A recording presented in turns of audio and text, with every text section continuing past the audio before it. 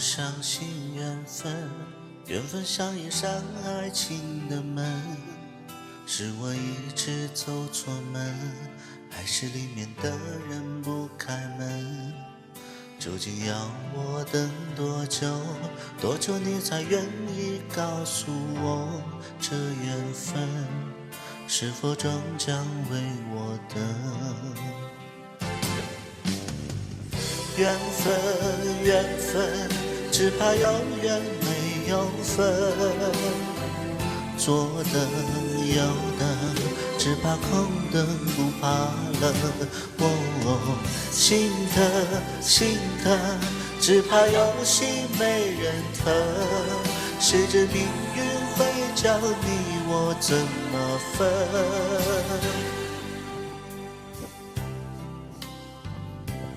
缘分像一扇爱情的门，这扇门是否终将为我等？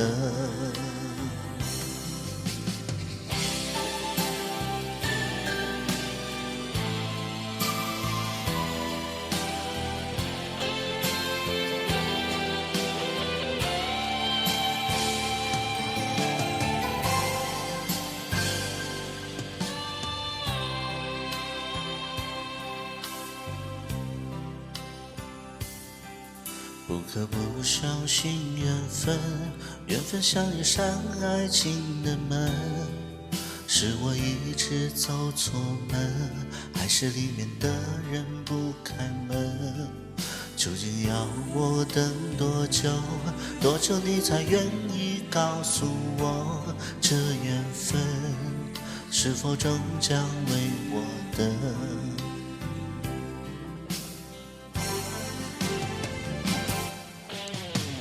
缘分，缘分，只怕有缘没有分。左等右等，只怕空等不怕冷。心疼，心疼，只怕有心没人疼。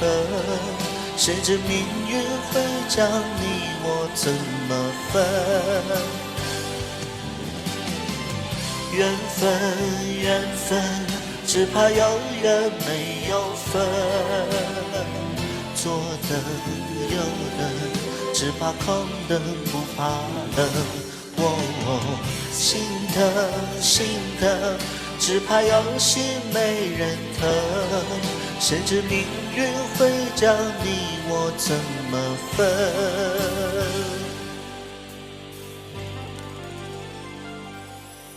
不可不相信缘分，缘分像一扇爱情的门，这扇门是否终将为我等？这缘分是否终将为我等？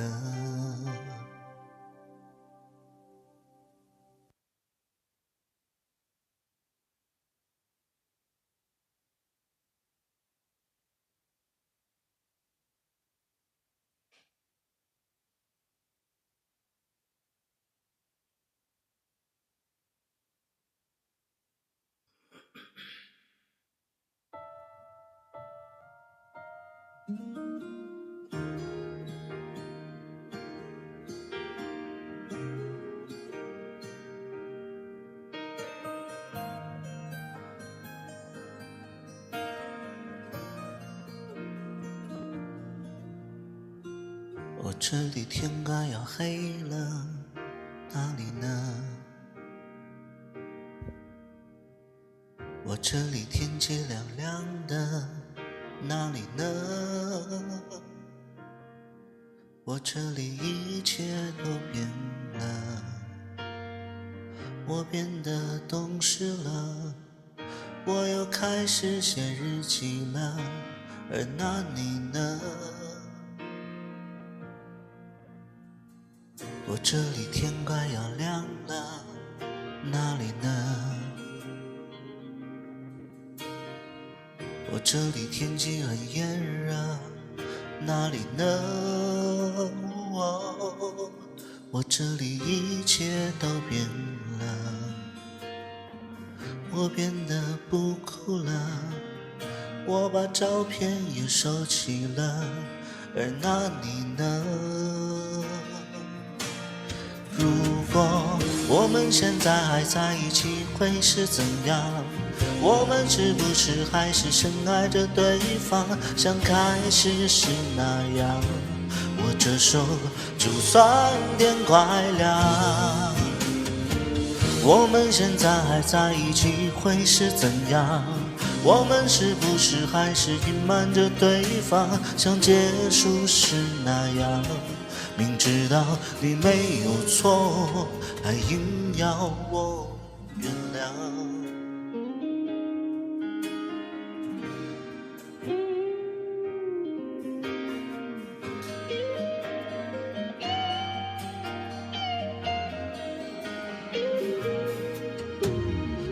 我这里天快要亮了，哪里呢？我这里天气很炎热，哪里呢？我这里一切都变了，我变得不哭了，我把照片也收起了，而那你呢？如果我们现在还在一起会是怎样？我们是不是还是深爱着对方，像开始时那样？握着手就算天快亮。我们现在还在一起会是怎样？我们是不是还是隐瞒着对方，像结束时那样？明知道你没有错，还硬要我原谅。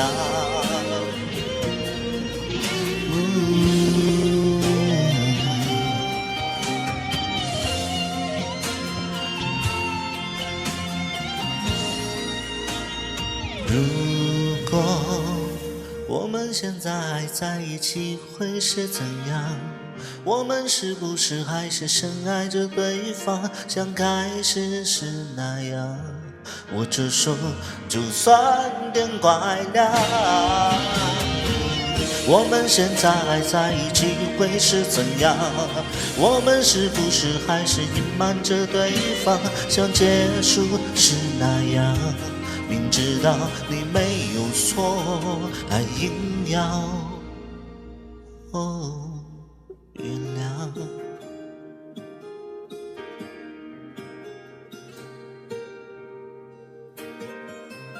谢谢全全。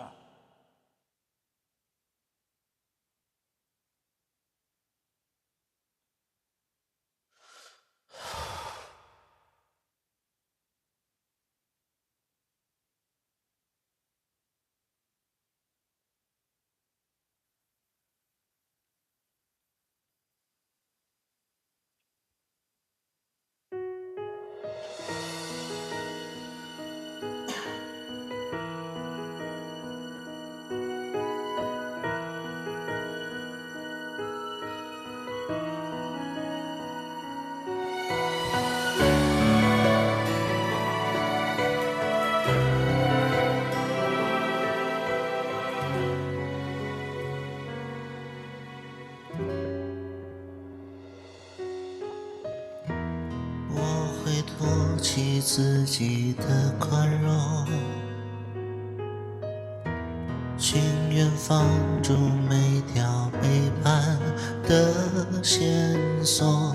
你的沉重闹闹的震耳欲聋，嘲笑我永远的自穷。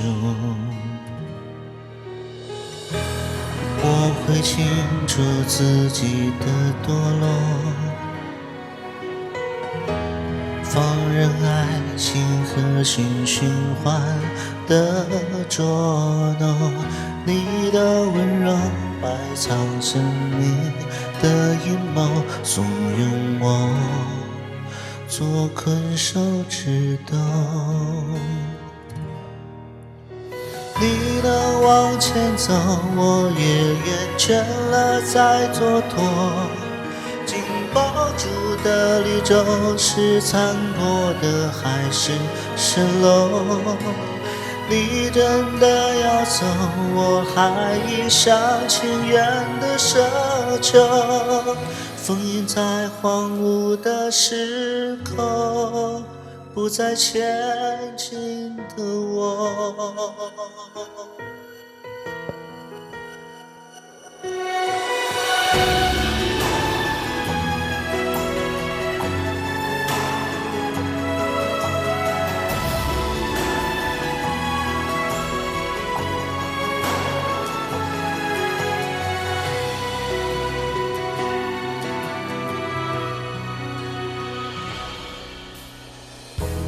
我会心疼自己的承受，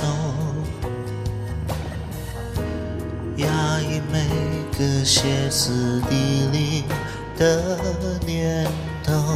你的借口浅薄的像根烟头，熄灭我最后的奢求。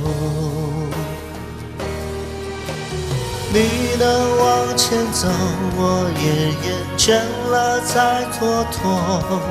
紧抱住的绿洲，是残破的还是蜃楼？你真的要走，我还一厢情愿的奢求，谎言在荒芜的时空。放你向前走，我才看清爱的缺口。怀抱里的绿洲，是泪水灌溉的朦胧。现在只能够无视一心情愿的倦弱，封印在荒芜的时空，不能再爱了我。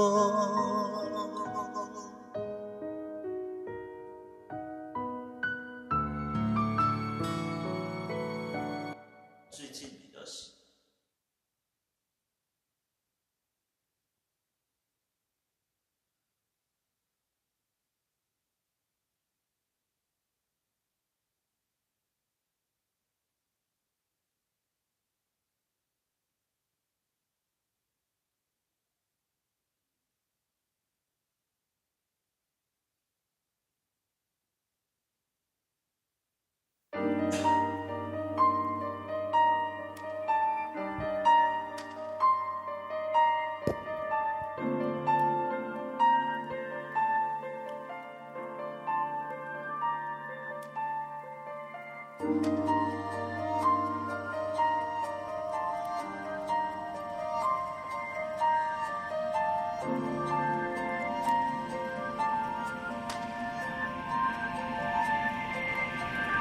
我好羡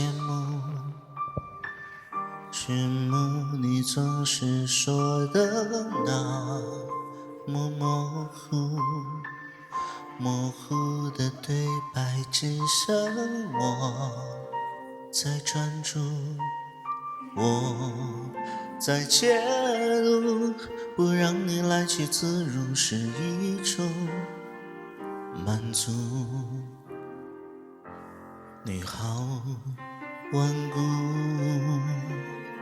顽固的让我觉得我好荒芜，荒芜的世界只剩你的地图，你的恍惚，不让我说苦就苦，你看得好满足。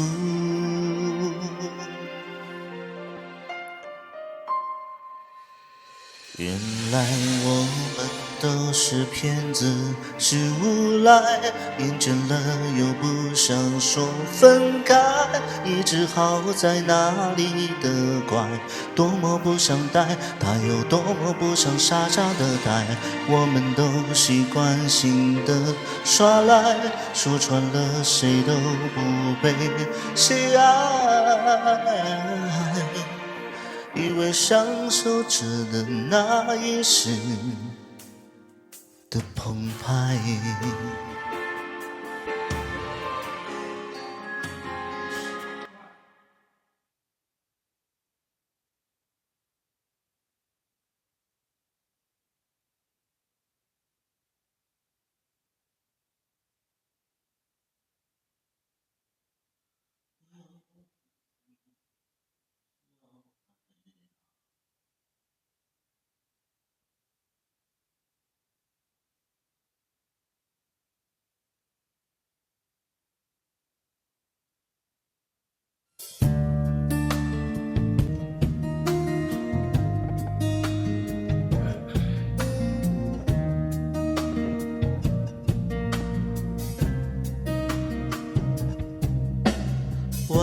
面下着雨，犹如我心血在地。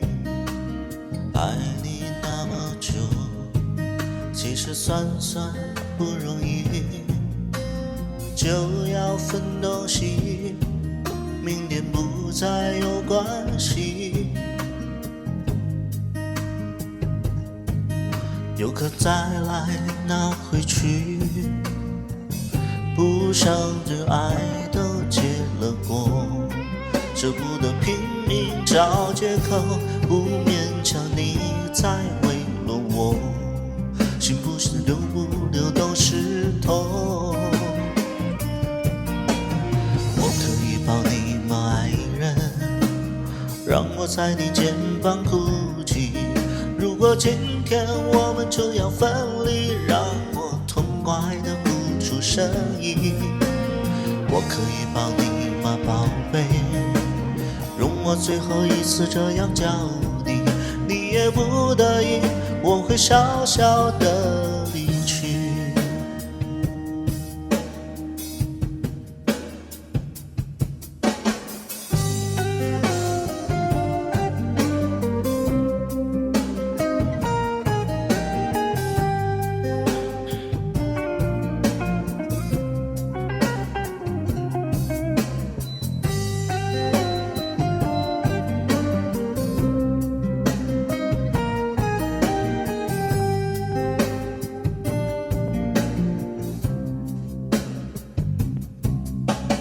外面下着雨，犹如我心血在地。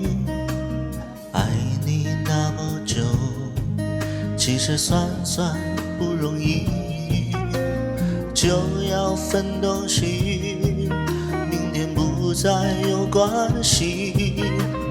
留在家里的衣服，有空再来拿回去。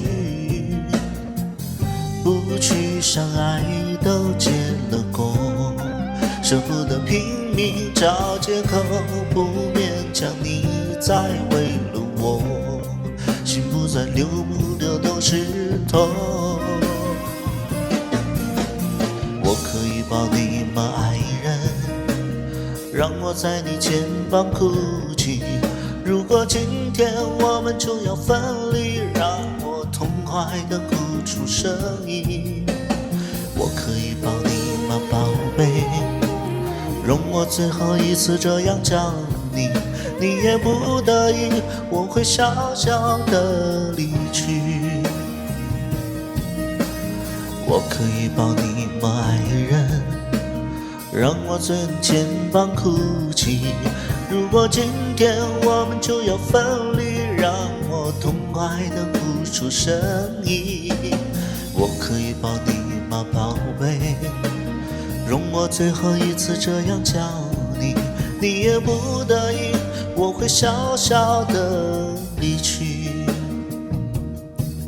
你也不得已，我会小小的离去。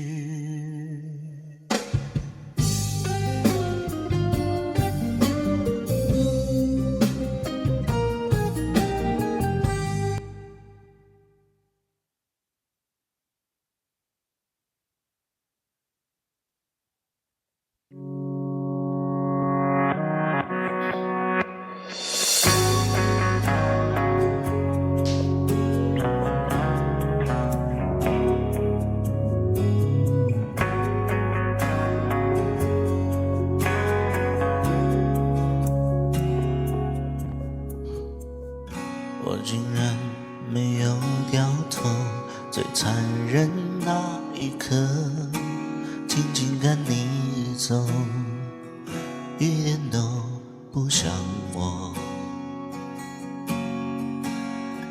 原来人会变得温柔，是透彻的懂了，爱情是流动的，不由人的，何必激动着要理由？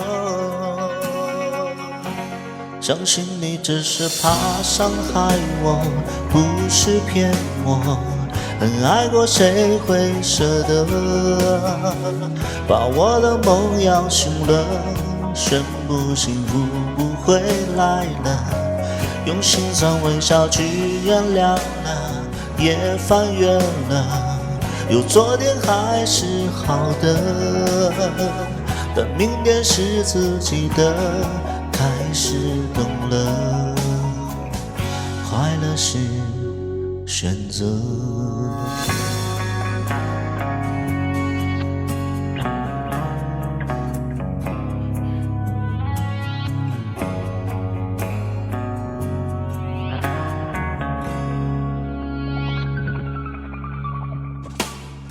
我竟然没有掉头，最残忍那一刻，静静看你走，一点都不像我。原来人会变得温柔，是透彻的懂了，爱情是流动的，不由人的，何必激动着要理由？相信你只是怕伤害我，不是骗我，很爱过谁会舍得把我的梦摇醒了，宣布幸福不会来了，用心酸微笑去原谅了，也翻越了，有错点还是好的，把明天是自己的，开始懂了，快乐是选择。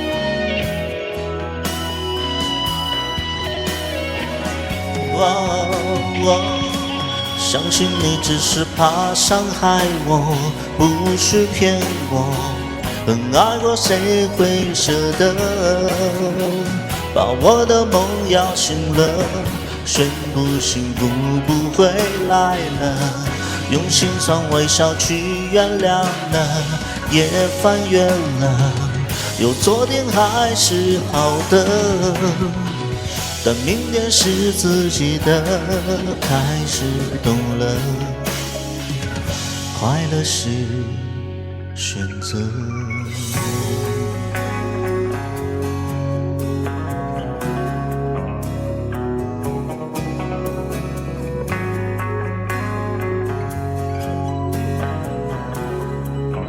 谢谢圈圈。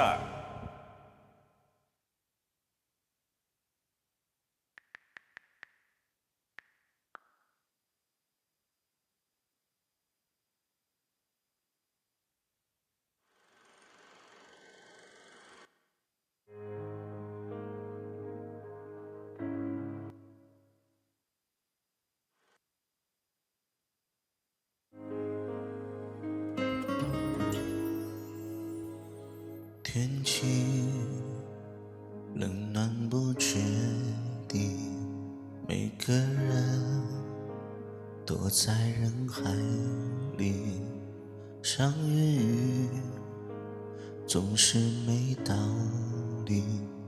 弄清后轻轻说对不起，没关系，无论失去了什么都没痕迹。每一次让泪水流回心底，去灌溉梦想，开出奇迹。我要的坚强不是谁的肩膀，怀抱是个不能停留的地方。这世界多拥挤，就有多匆忙，有所有寂寞的时光，给自己鼓掌。我要的飞翔不是结双翅膀，自由是个不能代替的远方，用旅途的孤单来收获成长，直到遇见了你，一起分享。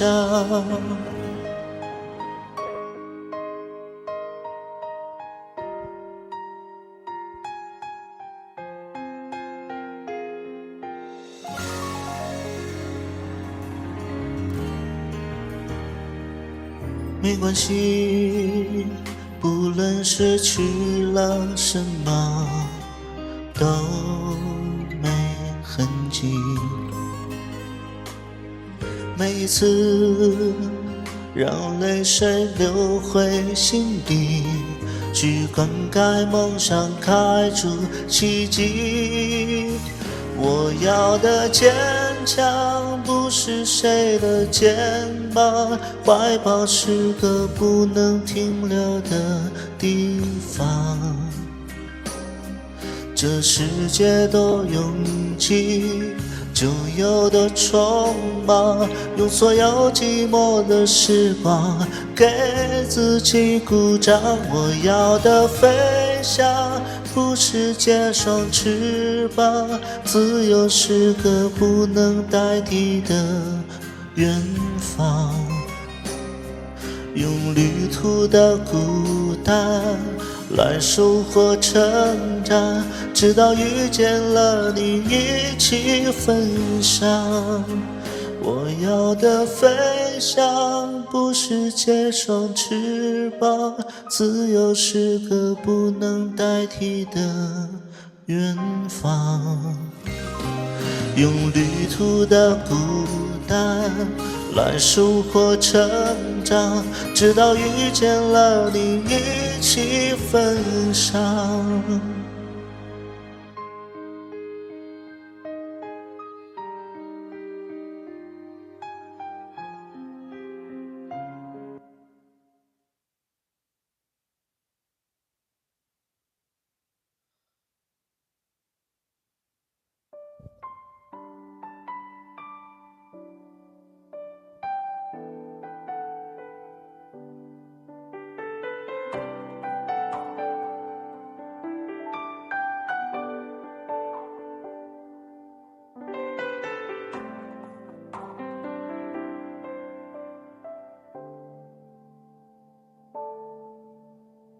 多一秒停在这里就好，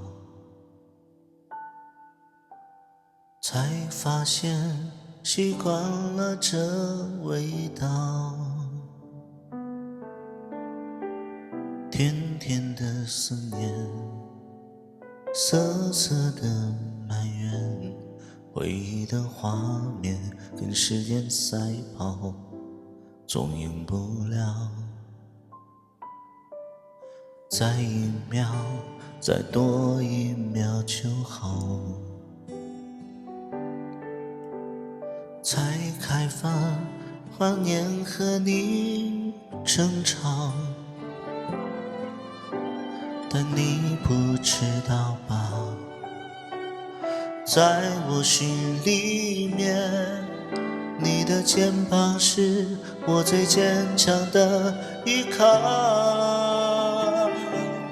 梦是远远飞翔，你就是我左半边翅膀。天空再大再远，和你并肩，我也勇敢闯。梦是远远飞翔，你就是我左半边翅膀。感觉不到你的细细的心跳和我一起，我宁愿不要飞翔。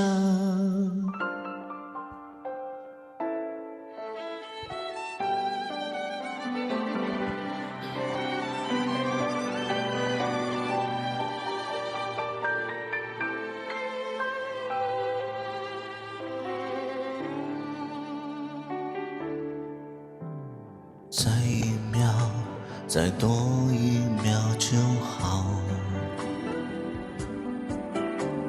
才开始怀念和你争吵。但你不知道吧，在我心里面，你的肩膀是我最坚强的依靠。梦是远远飞翔，你就是我左半边。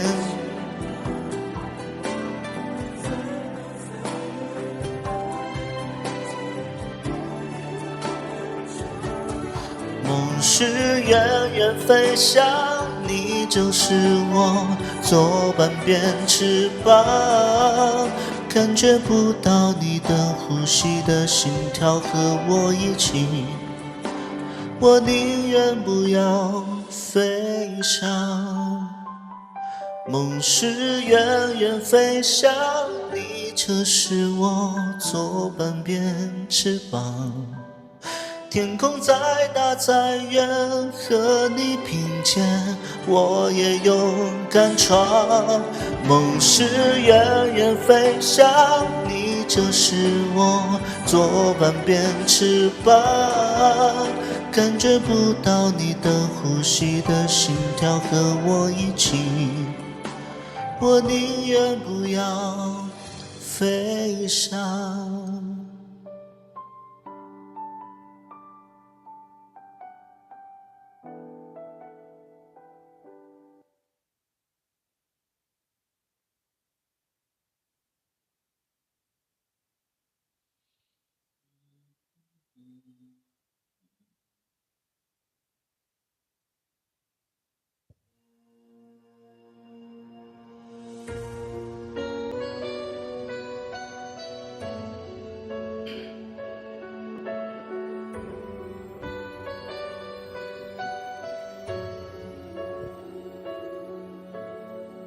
回首成长路上跌跌撞撞，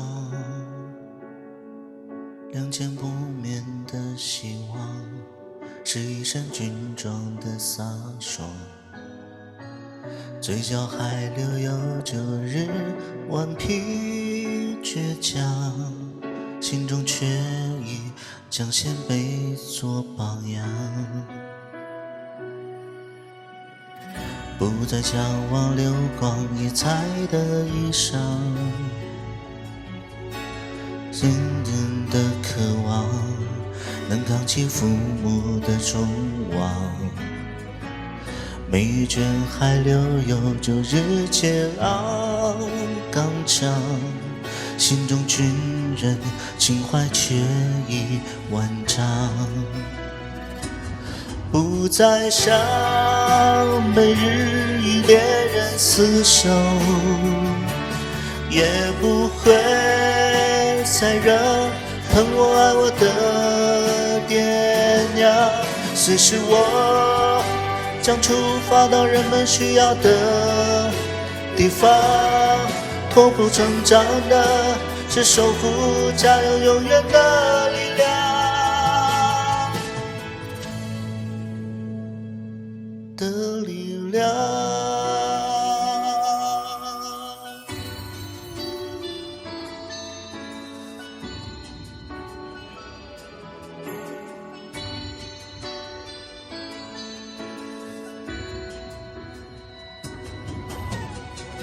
不再向往流光溢彩的衣裳，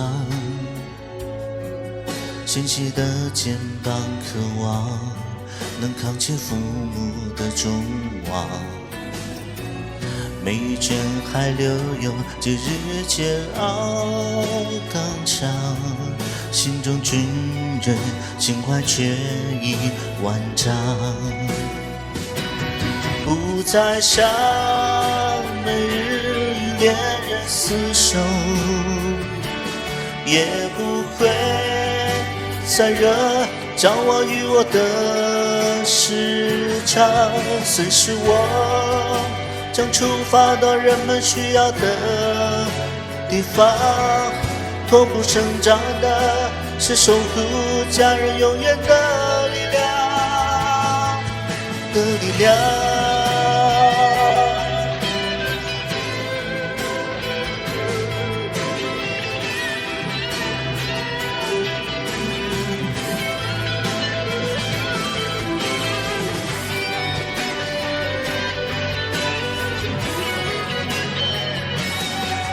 再像每日萤火般出游，也不会再惹与我说的时差。随时我将出发到人们需要的地方，托付成长的是守护家人永远的力量，不再像每日与恋人厮守，也不会再惹疼我爱我的爹娘。随时我将出发到人们需要的地方，托付成长的是守护家人永远的力量。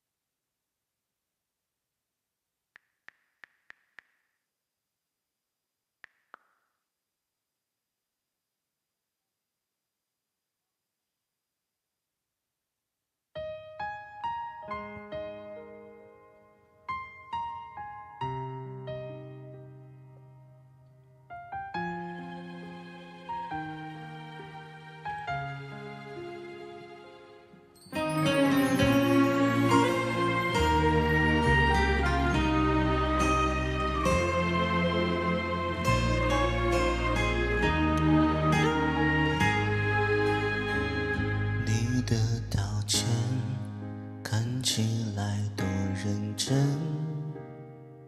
态度越诚恳的拥抱会更冷。请你转身，就别留下余温。如果还有悔恨，你怎么启程？想起我们曾计划的旅程，换一个人想删一段剧本。那故事里最笨都是男生，幸福我没完成，愿你梦想成真。请不要再对我说一声 sorry， 不要再抱歉，以为能给我安慰。狠狠的掉眼泪，就让我心碎。就算伤悲也曾快乐，对不对？就不要再对我说一声 sorry， 感情没有错对，谁才得到结尾？你温暖的包围，你给的昨天，不能留在身边，留在心里边。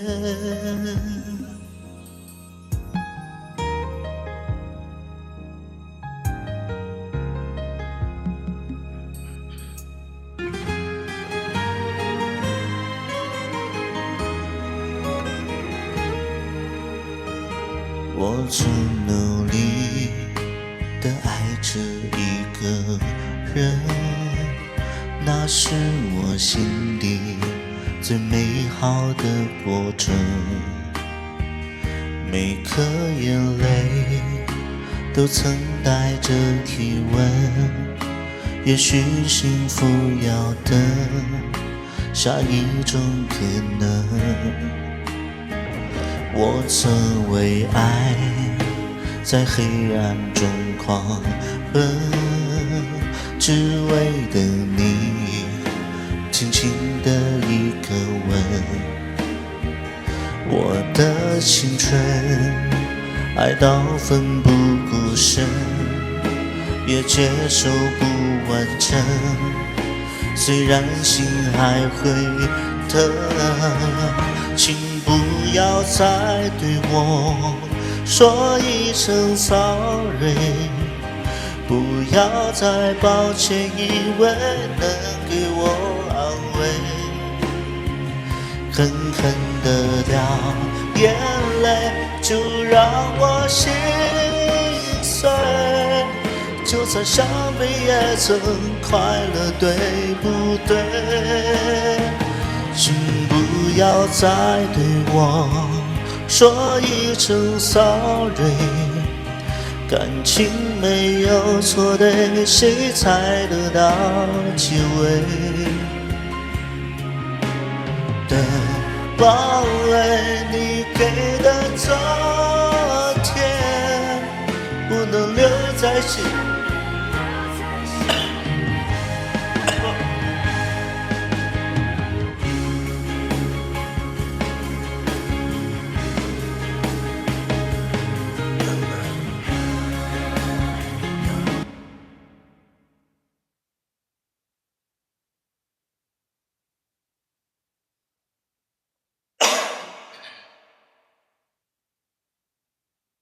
呛奶了。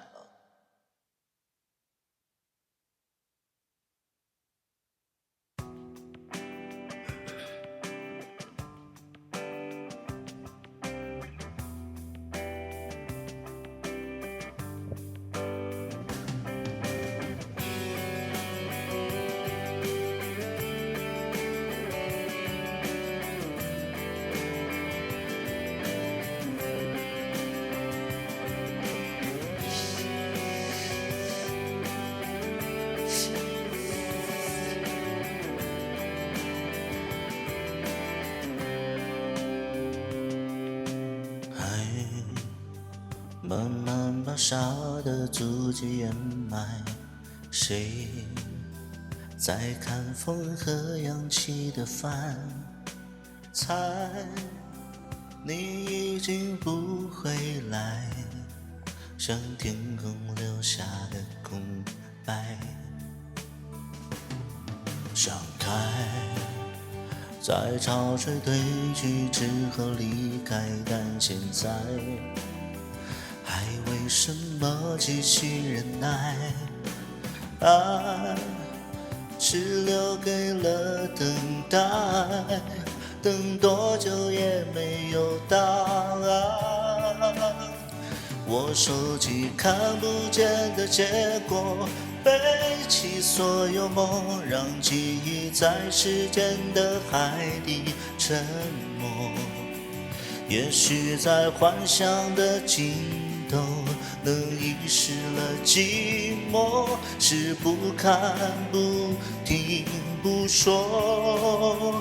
我写下带不走的承诺，放下所有痛，就让它被退去的海水冲走。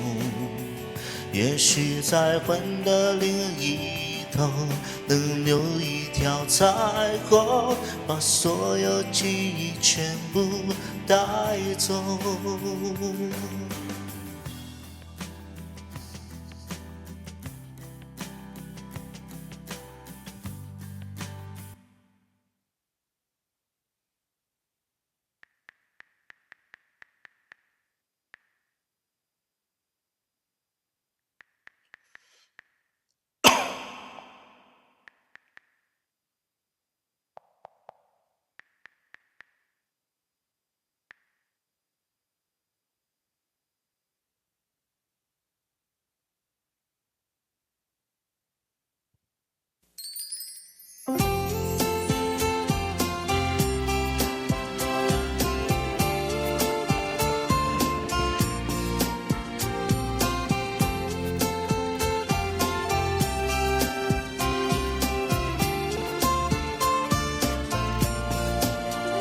就像星星落在地面，记忆才闪烁时间，游乐园颜色像卡片。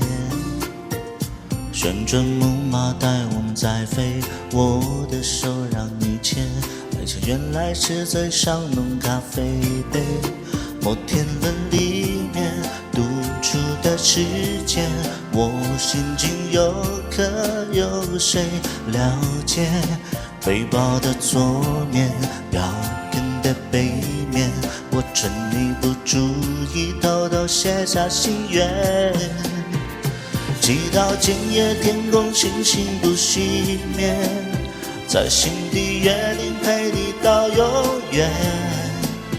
抬头看一遍你的眨眼，现在你就在我身边。我祈祷今夜只能停在这瞬间，不聊天静静散步也很美。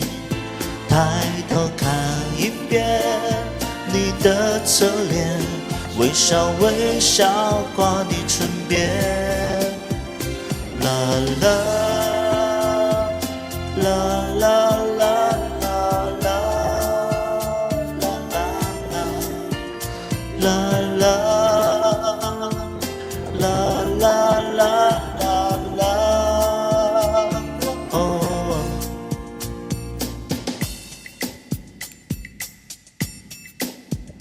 就像城堡前的花园，爱着幸福感觉，能不能这样就不变？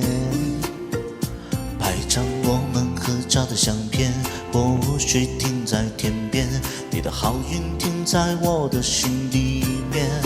爆米花香味待可以种甜，喜欢看你那大笑的脸。背包的左边，票根的背面，我趁你不注意偷偷写下心愿，祈祷今夜天空星星不熄灭，在心底约定陪你到永远。抬头看一遍星星眨眼，现在你就在我身边。我祈祷就让地球停在这瞬间，不聊天静静散步也很美。抬头看一遍你的侧脸，想到微笑挂你唇边。我祈祷今夜天空星星不熄灭，在心底约定陪你到永远。抬头看一遍星星眨眼，现在你就在我身边。啦啦啦啦啦啦啦啦啦啦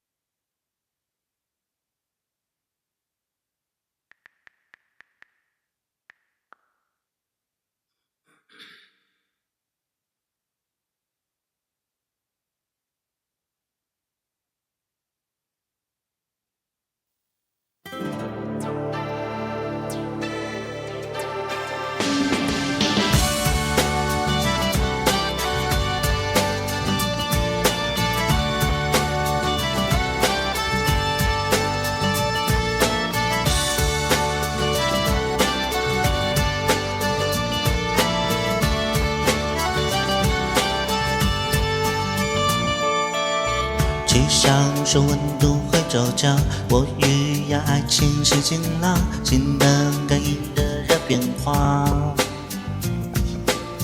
眼神它反映着温差，直觉就时间的刹那，这回真的被颠倒了，怎么办？梦里向你装傻，怎么办？知道我要什么 My God， 如果爱像微风和你一起吹过，连空气味道都变成甜的，当我在发觉就是爱，世界变了。当你在传达你爱我，手牵着我。当我正想你就是爱，天空晴了。当我抬起头，你在眼前了。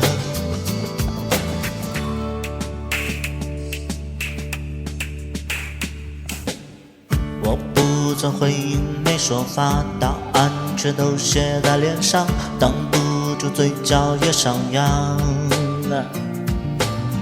你眼睛突然眨一下，表情就瞬间停在那，心怎么跳得不像话？怎么办？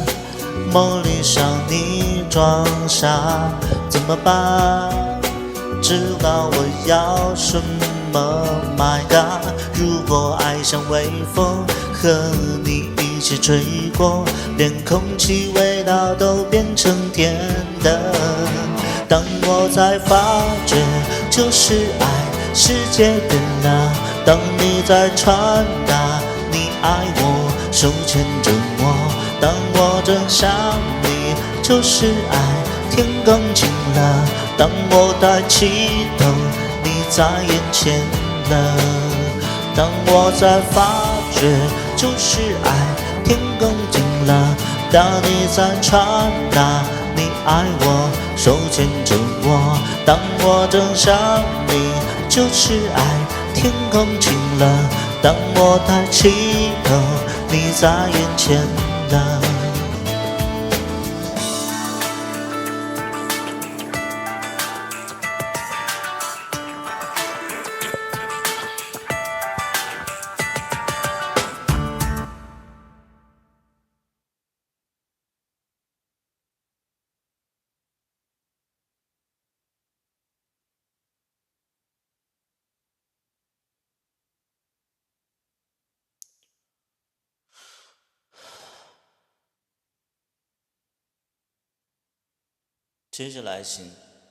接下来请欣赏特务沟特务 J， 谢谢。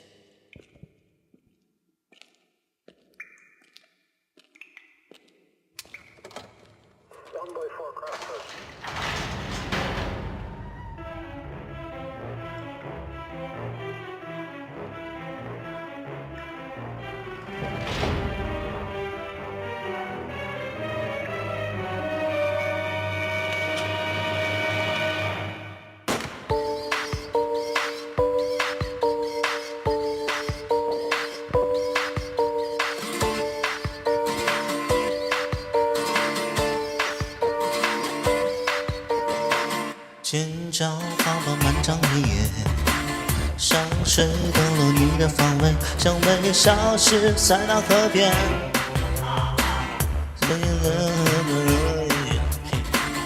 蒙着面我跳过生命园，转身我来到美丽的街前，冒险代言。那些谁像一支线，鲜艳的刺是我的识别。我爱谁也不爱谁，我是爱情派来的间谍。完美的误解，运动常常交叠，把你定格在爱情盲点。完美的误解，兴奋难免摧毁，爱的不知不觉，却永远无法兑现。尖叫划破漫长黑夜，像水抖落你的方位，像微笑时在那河边。离得越来越远，蒙着面我跳过生命园，转身我来到美丽的街前，冒险开演。那些谁像一支线，鲜艳的刺是我的识别。我爱谁也不爱谁，我是爱情派来的间谍。完美的误解，平等全场焦点，把你定格在爱情盲点。完美的误解，气氛难免摧毁，爱的不知不觉，却永远无法兑现。爱情有世界。解闷，解爱，解如烟。爱情也是解，解债，解失恋，解烟，解永远没主见。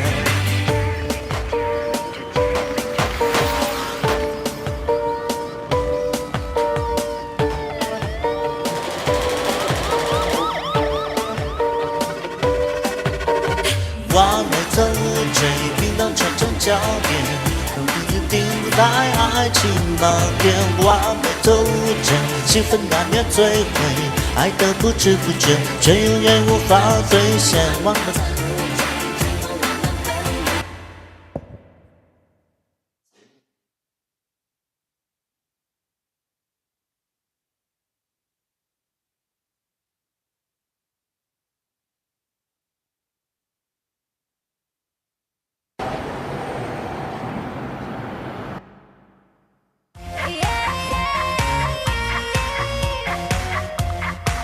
聆听寂寞，秘密之音，别为单身无病呻吟。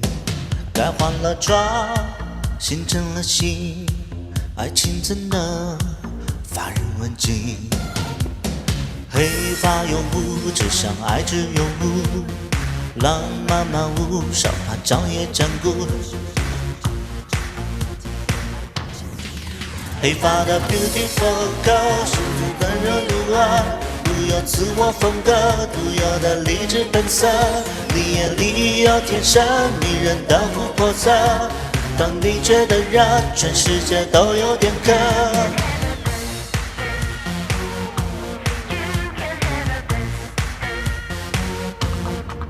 别对爱情生疑生病，配了王子又成了病。海灵的棒，温度烧瓶，生意更改，进成血瓶。黑发有雾，最爱呼小动物，欲爱有术，不想当大丈夫。黑发的 beautiful girl 是温柔很角色，美得浑身不涩，让男人三从此德。你的心有天生优雅气泡裹着，当你恋爱了，全世界都失恋了。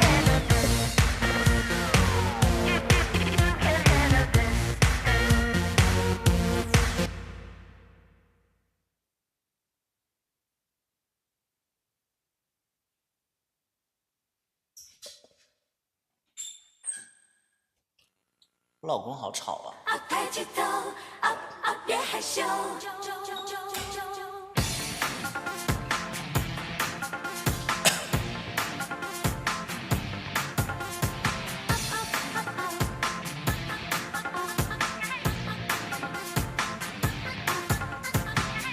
衣服穿什么，做什么风格？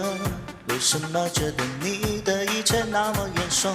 你的颜色，那走路的动作，努力当个分身干什么？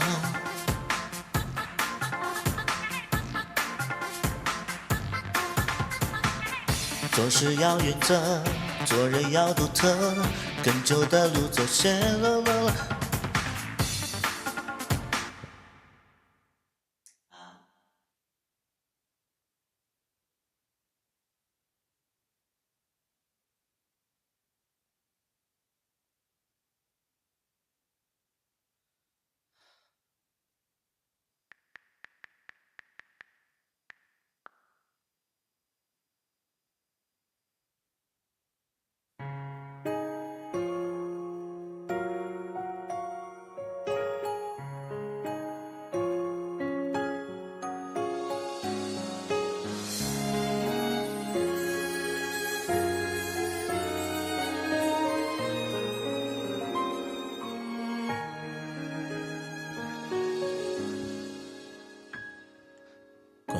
气满是不足的氧气，沿着眼底回味你的呼吸，搜索脑里委婉的处语，对着空气缓解着你的问题，对自每次真实的相遇，困着自己，渴望着你的消息，沾沾自喜，拒绝的美丽，不着痕迹，享受着与你的距离。也许喜欢怀念你，多于看见你，也许喜欢想念你，多于得到你。关起满是不住的想起，踮着眼底回味着你的呼吸，散落一地断续的谜语，对着空气还记着你的问题。每次真实的相遇，困着自己，渴望着你的消息，翻来覆去，绵密的话语，故作神秘，延续着你的好奇。也许喜欢怀念你，多于看见你，也许喜欢想念你，不需要抱着你，也许喜欢想念你。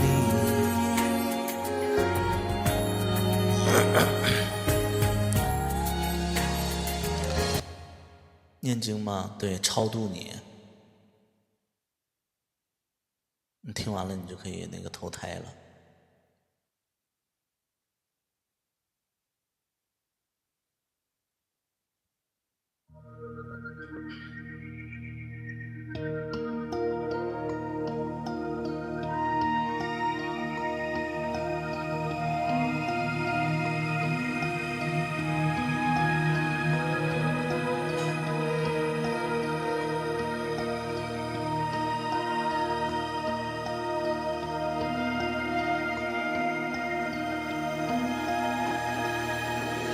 上满天，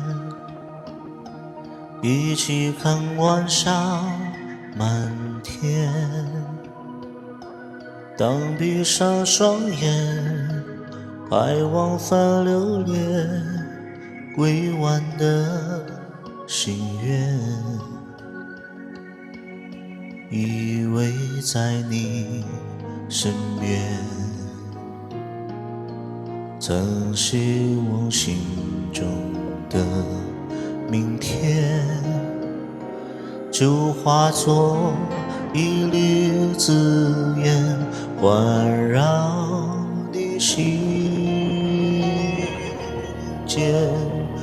若能再多看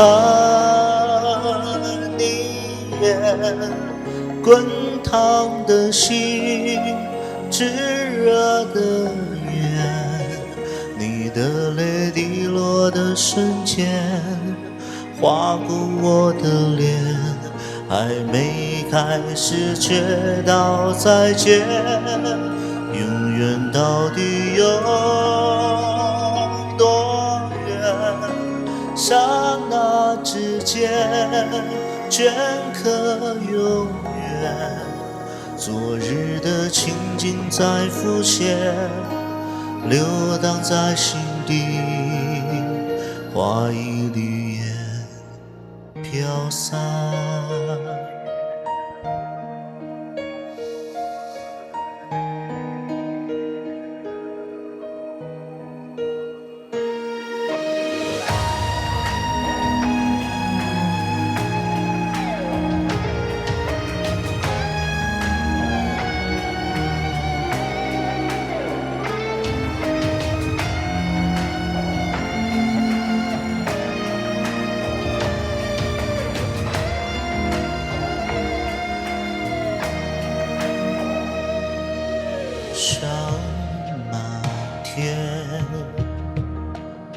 一起看晚霞满天。当闭上双眼，还往返流连未完的心愿，依偎在你书面，曾是我心中的明天，就化作一缕紫烟，环绕你心间，来不及好好告别，空留一段记忆的线，系不下长长的爱恋，却环绕梦前，恍惚中又和你相见，永远到底有多远？星星之间，年年之缘，在一片晚霞放心间，那是我对你最后的眷恋。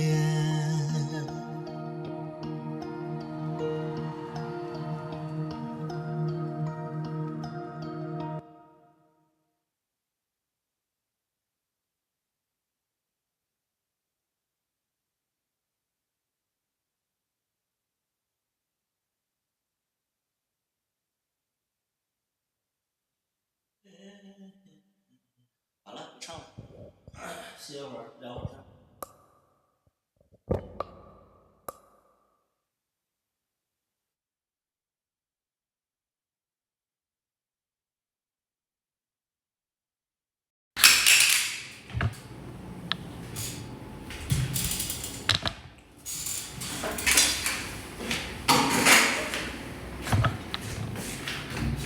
脖子好点没有？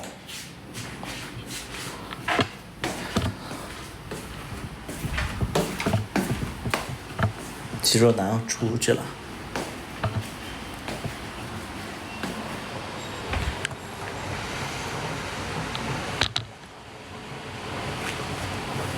哎，头发怎么白这么多？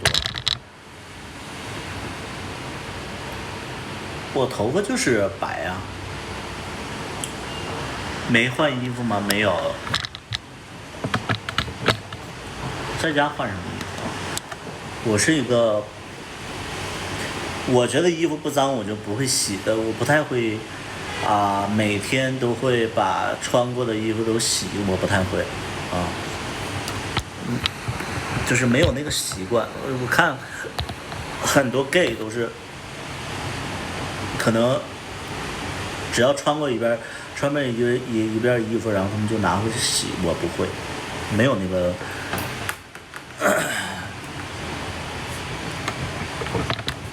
白头发买维生素 H 就吃回来了，我朋友吃了效果非常好。白头发分很多种啊，我从14岁就开始白了，而且是我其实也一直都不喜欢染，因为染完了头发会对头发有损伤，但是有的时候吧，就是怎么说呢，就是有的时候可能因为拍戏，然后就会染，对。然后我要是也20多岁的话，那我就会染一染头发，对。平时其实我就不爱染，我觉得越染头发越少。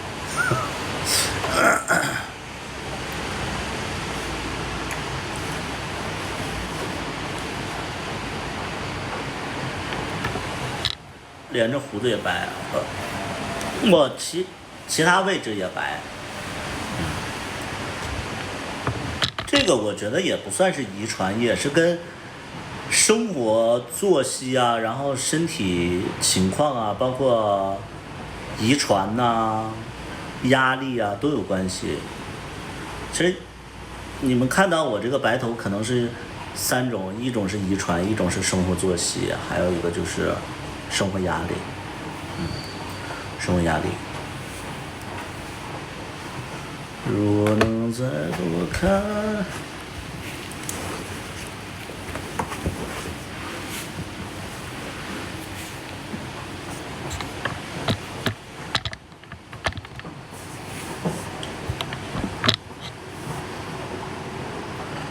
是说我自己的，对啊，有的人是遗传嘛，我也不知道我算不算遗传，反正我爸头发也白，但是我觉得白头发这个事儿吧，大家都白，我身边得有40%的人其实都需要染头发，就是比如说二把刀，他其实也是白的，他其实白的也挺多的，但是他不像我那么夸张，其实他也。之前也总染，包括我身边有好多朋友，就是表面上看着头发挺黑的，其实他们都私底下染，这没办法，现在生活没有几个不操心的，就是生活当中，如果你不操心的人，可能就是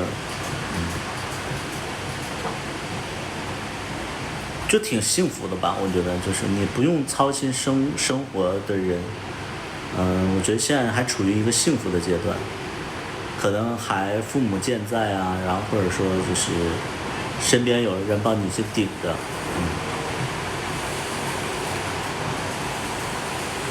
我要不把那个窗户关了。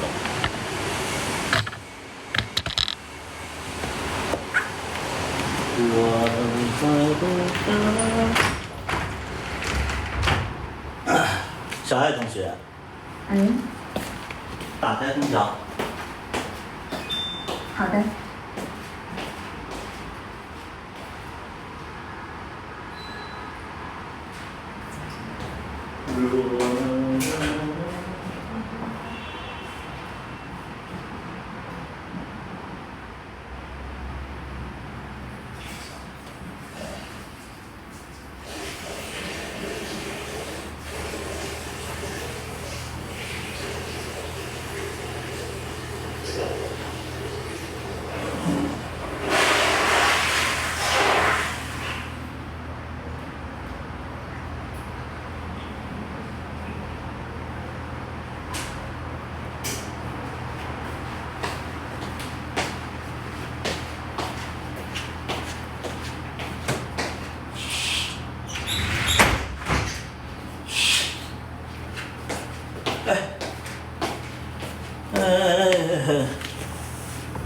连续下雨，虽然说有一些路段积水啊，然后包括我们这边其实水都，就是我们这个路段其实水没淹，但是很多包括深圳的一些小区啊都被淹了，很夸张的，就是因为降水量太大了，然后它那个地下停车库都已经灌溉了，就是倒灌了啊。交往对象会送纪念品或者定制啥的吗？不会。我在感情里，其实我是一个比较节省的人。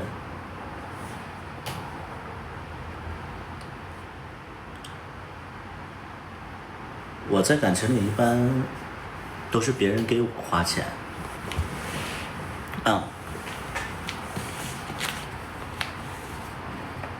我几乎不给别人花钱。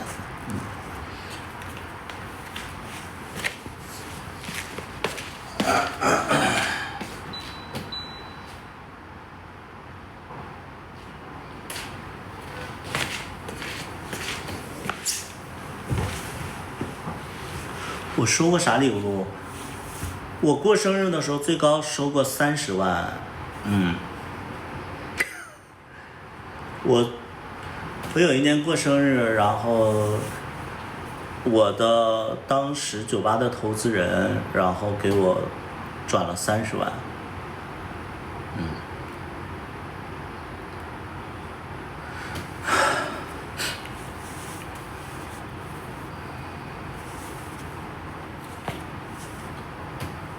我觉得这个算是最大了。最大的，当然他这30万也是用于电，就是他用作电的一些那个东西，但是他也没说的特别清楚，反正我也是用在电上了。然后他就说你过生日，那我给你转30万，然后好像也就是用在店里了吧。对，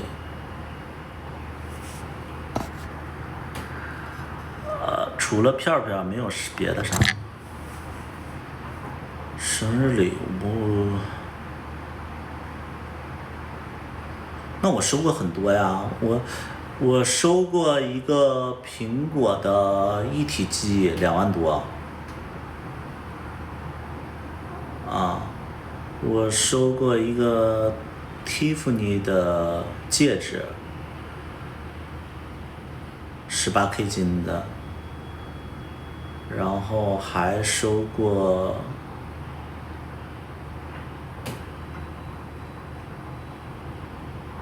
那都不是生日礼物啊，生日礼物接收啥呀？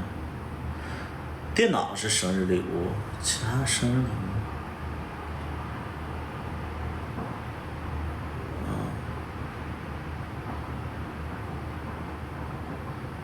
你人气这么好，我靠，什么？我人气这么好是啥意思？什么意思？我只能说就是其实现实当中大家谈恋爱交朋友其实不看重外表，就是只有网络上大家看外表，其实现实当中大家其实不那么看重外表，更看重能力。就这个东西，可能等你们以后有钱了，然后你们进入到有钱人的生活，就是有钱人的圈的时候，你们会就是非常认同我这句话，就是其实就是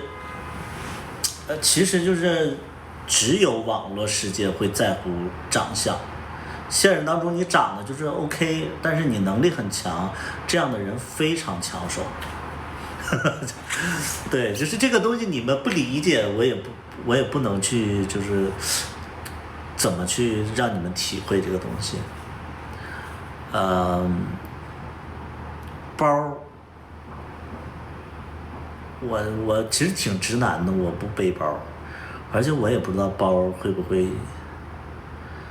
就是会让人疯狂，我其实不懂，因为我觉得包这个东西你得装东西，我平时出去我基本上啥也不带。主播把头发染黑还能跟小鲜肉抢市场，我为什么要跟小鲜肉抢市场？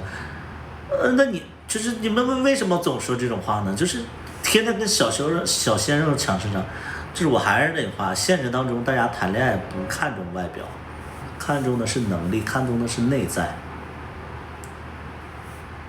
就看重的是能力和内在。网络世界，如果说你就是比如说你长得好看，然后有人给你花钱，其实花钱也就是花那么一点钱，人家也不会跟你在一起，甚至人睡完你，人就把你扔一边去了，因为你达不到跟人相处的方式，就是我怎么去跟大家就比如说我给大家演变一下，我就给大家那个演示一下，就比如说一个网红，我都能就是如果说一个主播。其实大家都很羡慕长得好看的主播，是不是？因为你们没有长相，所以你们羡慕长得好看的主播，能明白不？就是人越没有什么，你越在乎，就是就是在乎别人有什么，明白不？就是因为你们没有长相，所以你们在网上看到一些有长相的人，你们就疯了，因为你们没有，明白不？就比如说一个好看的主播，然后呢？他可能因为长相特别突出，然后又直播，所以就被很多表面上有钱的人惦记了。就是一个好看的主播，很容易在你们眼里就被就是好多有钱的金主惦记了。但其实真正的生活是什么样？就是这个好看的主播确实会吸引很多有钱人，但是有钱人或许只是看看。刷点礼物，能勾的就勾的能出来就出来，玩一玩。但是玩的过程中，就是玩的这个之前其实这个好就是这个有钱人也会对这个好看的有好感，但是一旦见了面，比如说这个好看的主播，他跟有钱人他生活不搭嘎，就是没有关联，他俩就不会相爱，你们能懂不？就哪怕这个人长得跟天仙一样，如果话聊不到一起去，或者说三观不同，就没有办法到谈恋爱的目的。可能就是在这个约他出来这个过程，可能给你刷点礼物，可能你能赚个8万、10万的，但是你没有办法走到下一步，因为圈子不同，明白不？因为好看的人，有一些好看的人，其实他非常的浅。我说的浅是什么意思呢？就是你的思维特别浅，你的生活方式跟人家就完全不一样，你的，对吧？就是人家可以睡你，但是人家不会跟你在一起，很少有就是说又有好看的，然后又有内涵的，只有有内涵有内在的人，俩人才会涉及到谈恋爱啊。当然我们在追那些就是主播的时候可能会送点礼物，但这对于那些有钱人就是九牛一毛啊，就九牛一毛。其实花点钱追个主播，其实这是九牛一毛，人家也没当回事儿，那些主播也不会就是说作为恋爱的方式去跟他相处，可能就是我没得到你的时候，我还拿你当心情晚上，我得到你以后，你再联系我，我不跟你联系了，也就这么简单。叨叨那个衣服还能发货，能发货，但现在只剩 XL 和 L 了啊！如果你太胖的话，可能就穿不了了啊。要 XL 和 L 啊，还能包括我们专辑也还有啊，所以就是。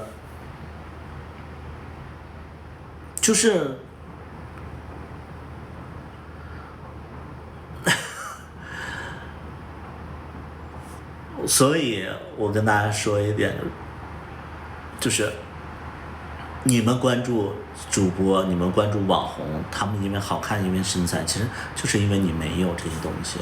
那些有钱的人，其实他们有的人长得非常好看，有很多有钱的人，他们已经长得非常好看了，他们需要的是内在，就需要的那个内心的一个交流啊。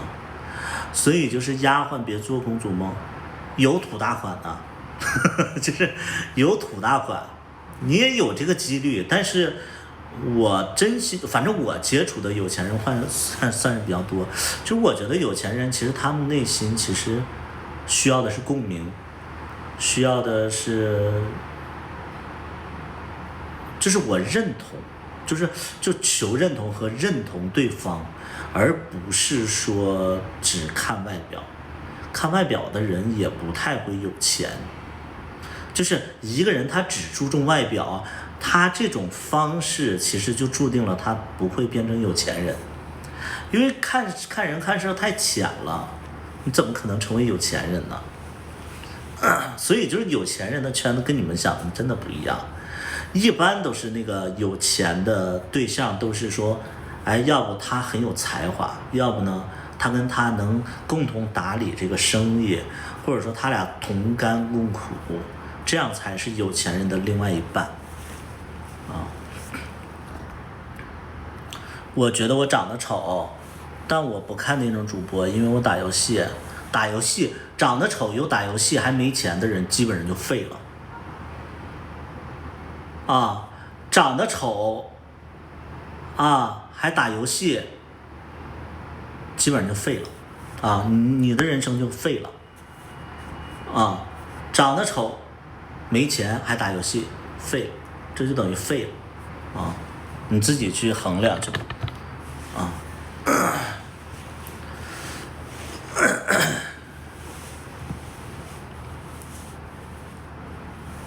所以就是我们现实当中就是所谓的我接触的比较有钱的人的另外一半。有的可能也长得比较好看，但是绝对是非常非常有内在的人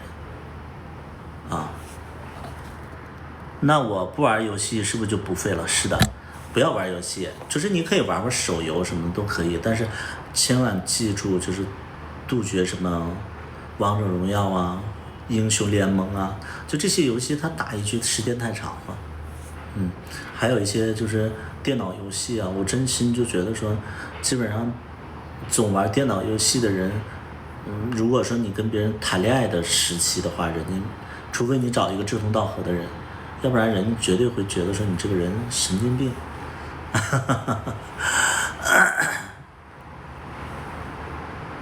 对，就打那个简单的手游可以啊。我要是碰到一个什么打游戏的一个网游的一些人的话，我会觉得他把时间就是都用在电脑上啊，无论说是谈恋爱还是生活上，我觉得都有点偏离重心了啊。我打游戏嘛，我现在也很少打，我现在就是玩那种卡牌类游戏。叨叨打游戏嘛，他也是玩那种是那个塔，那叫塔防类嘛，这个圈子分手还能做朋友吗？还是看人，就是我从来不会觉得说分手了不可以做朋友，分手了不可以做朋友的主要原因就是两个人可能就生活这个差距太大了，我觉得这个可能做不了朋友啊。再有一点就是有的人可能权衡不了自己的生活，就是左右不了自己的生活。就比如说你像我跟小大夫是能做朋友的，但我觉得小大夫要谈恋爱的话，他就跟我做不了朋友了。为什么呢？不是因为我的问题，也不是因为小大夫的问题，是因为小大夫的另外一半就会有点介意。那我这边我觉得我能说服二把刀啊，就是分很多种情况。我会觉得说分手了是可以做朋友的，而且我其实不是允许啊，我就说允许吧。我其实允许分手了之后还喜欢前任这种事儿。就比如说我觉得二把刀跟我在一起的时候，他还是会想着前任。我觉得我允许这个事儿，因为我觉得一个人如果说跟他前任分手了，立马就不喜欢了，相反我会觉得这种人是没人性的啊，就是多多少少还会就是会回想跟前任的一些事儿，或者说就是有一些担心啊，或者说一些思念啊，我觉得这都能理解。因为真的一段感情啊，我们其实这个年纪，其实感情是蛮纯粹的啊，感情是蛮纯粹的，所以就是所有的感情中我们都认真了，我们都付出了，怎么可能结束的时候就戛然而止呢？那种人那多可怕呀！啊，那他就没有人性了，对不对？他没有人性。我不会想着前任，因为他和我分手都挺断崖式的。你总被断崖式分手吗？如果说你被断崖式分手，我觉得其实是你的问题。我不相信有什么断崖式分手，我觉得是人家可能就说了很多次了，或者说人家已经表现得很明显了，可能你自己不自知，或者说你对待这段关系里边，你就是一个不去在乎别人的那种状态的啊，所以我也经常会就是碰到这种说法啊，我经常会碰到这种说法，就比如说有的人会说，哎呀，他那个跟我分手之后，迅速的就开始下一段感情了，啊，迅速的就开始下一段感情，我觉得不是这样，这个小白鸭我不去反驳你，但是我觉得你就说你说的这些东西都是你自己理解的，因为我没看过你对象。我不相信一段感情里就是单纯的就是说我觉得你不好看了，我就跟你分手了。我觉得这种情况下，就比如说小白鸭，我要是你前任的话，我要说出这种话的话，我说咱俩分手吧，然后你就会问为什么呀？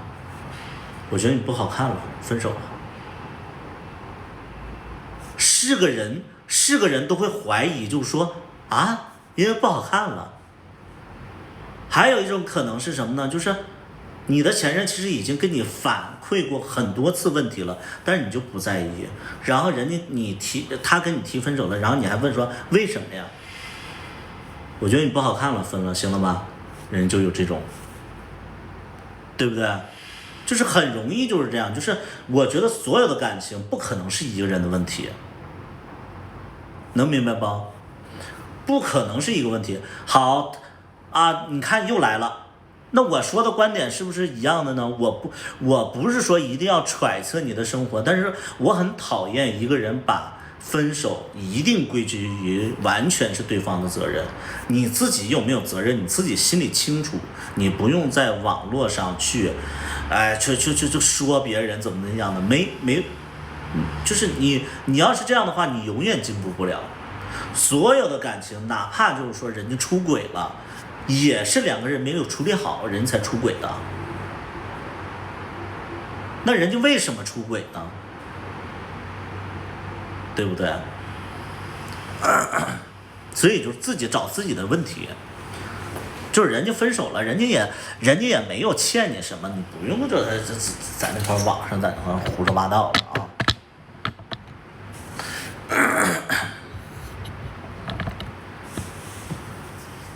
因为其实我自己的观点，我自己的观点我是一个很怕起冲突的人，而且我是一个就是 ENTP， 我是个金牛座，我是偏土象星座，就是我也不是说就星座了，我就说我这个人其实是很愿意求安稳的，我不太去爱在感情里有变化，我不太接受有变化。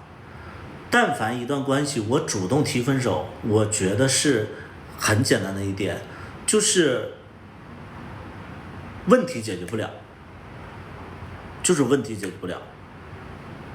就我跟他已经说过很多次了，包括就是思想完全就我说东西他不明白，他打岔，那这种我一定会分手。就是你没有，就有的时候就是我们其实很想解决问题，但是一解决问题就被别人说成 PUA。现在这个社会很奇怪的，你知道吧？我们只要在感情里解决问题，就变成你 PUA 他了。如果说你不解决问题，他就说你无缝连接了，说你是一个情感漠视，说你是一个就是渣男怎么样的，怎么的都不行怎么的都不行。就是一段感情里出现问题了 ，OK， 我们来修补，我们来解决，变成 PUA 了那我就觉得我没有办法解决。我现在只要看到一段感情不合适，我不敢去跟别人解决问题，就是我不敢跟对方解决因为不知道他在外边说什么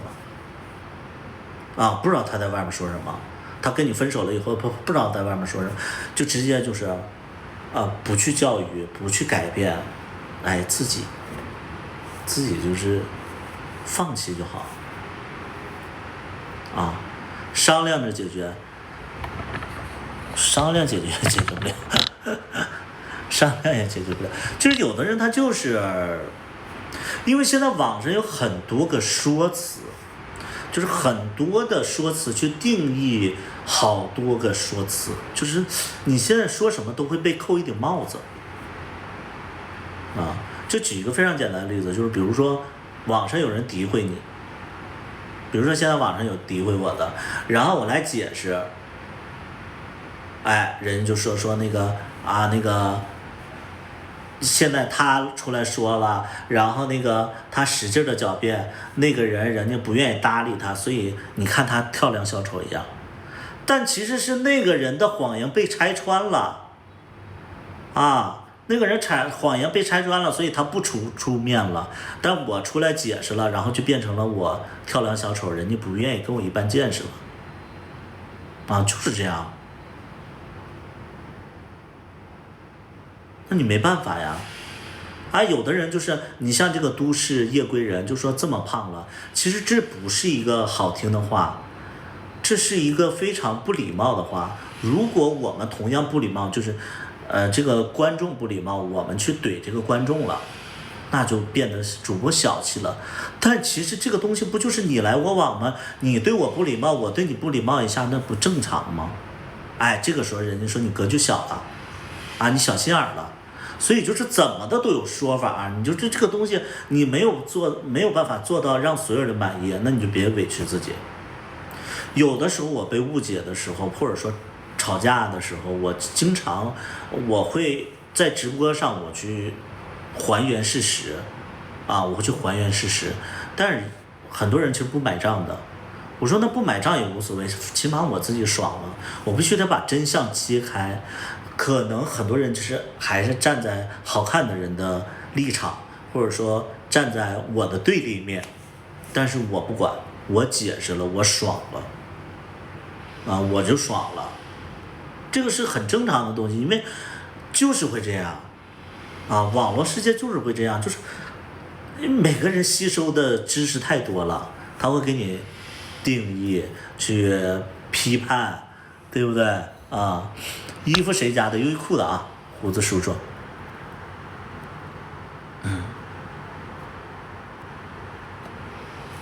我不喜欢其他人介入其中，我只想让我对象和我沟通问题。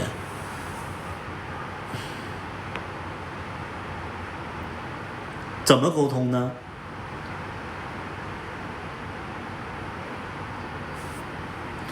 这你们天天说沟通问题，你怎么沟通呢？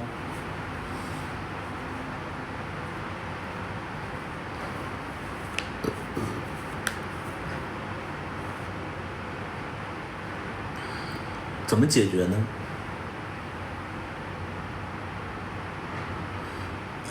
我给大家建议就是什么呢？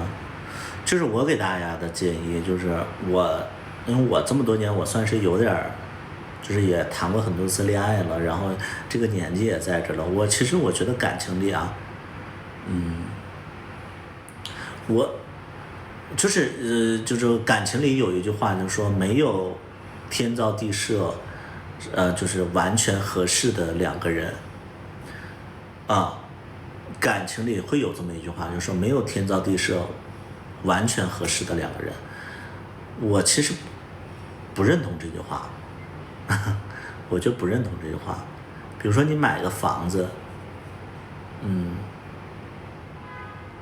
其实这个房子会有很多的缺点，这个房子的综合分不高，但这个房子如果跟你契合的话，你就会买这个房子，而不是说所有的房子都是这样，啊，没有什么包容不包容，我觉得不是，没有，我觉得这个世界上没有说谁要包容谁，其实一开始就会有更合适的人，就比如说你跟他可能在一起。性格不合，吵架，然后认知不同，很累。你为什么要将就呢？你为什么不找一个性格合适一点的？你为什么不再换一换呢？你非得就守着这个人就死在这儿是吗？你天天痛苦着，彼此就是那个争吵着，然后就是就是那个流着眼泪，没必要啊，没必要啊，换一换呢，谁规定谈恋爱不能分手呢？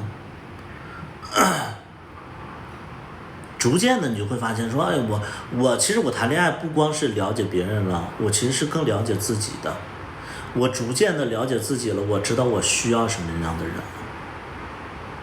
啊，我的感情会越来越顺，而且就是人生就是一个体验啊，谁他妈给你天长地久啊？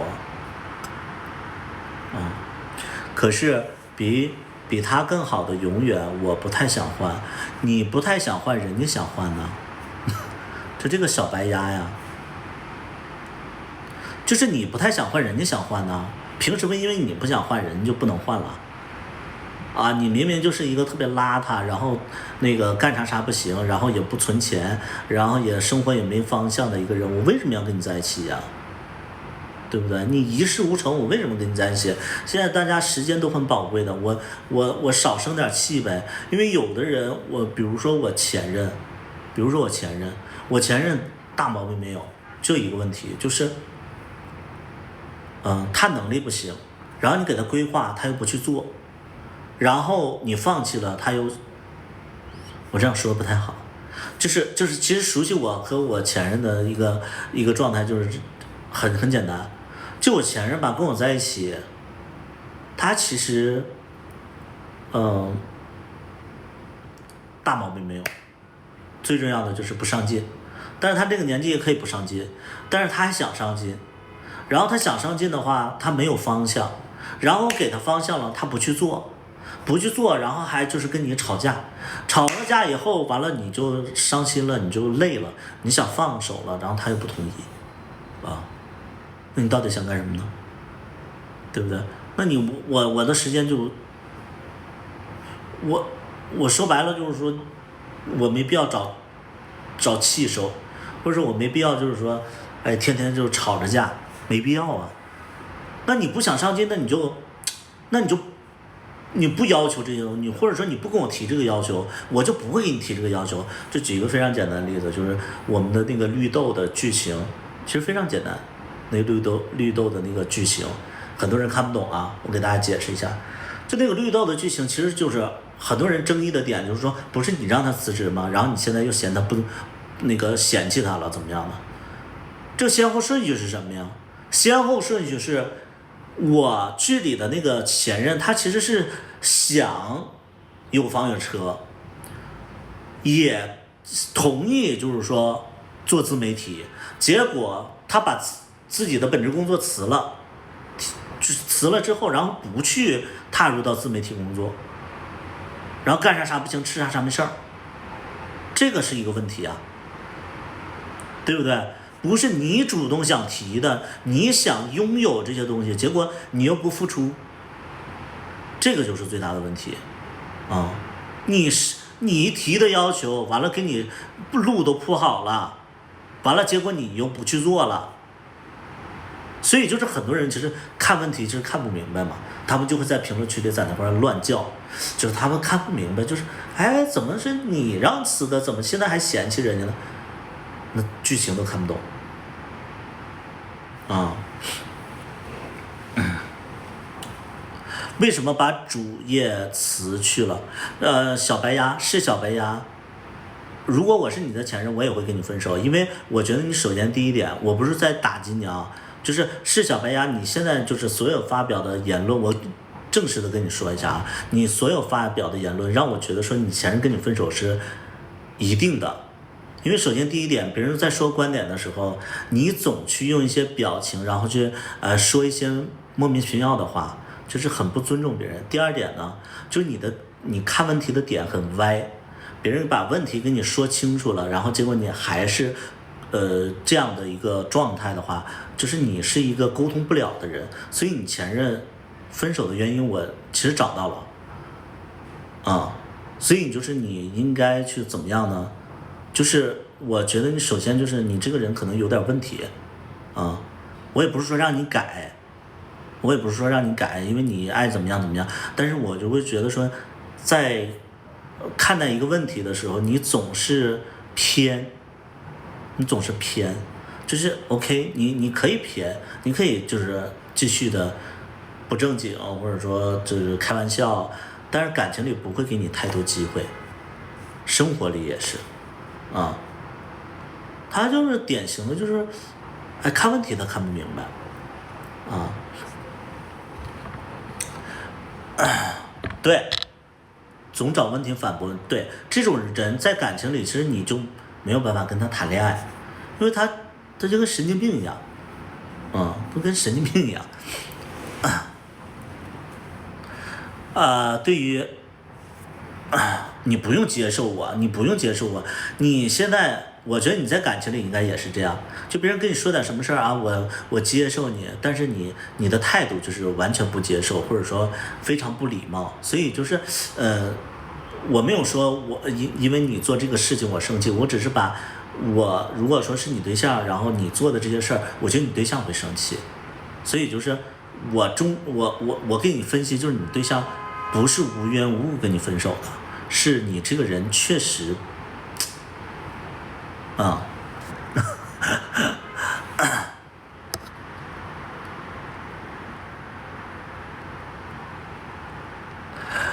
对于对象来说，自然想找合适的，但是对于我们自己感情不合适就要做好，自然想。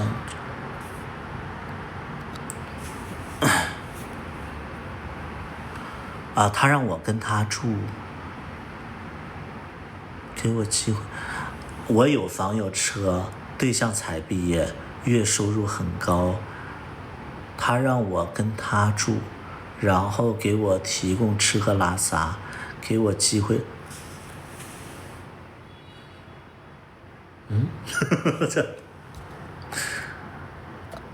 我该跟他走吗？去哪儿啊？就是那个夕阳红，夕阳红你就是去哪儿啊？就是别的城市还是怎么着？你26，然后去哪个城市？是不在一个城市是不是？哦。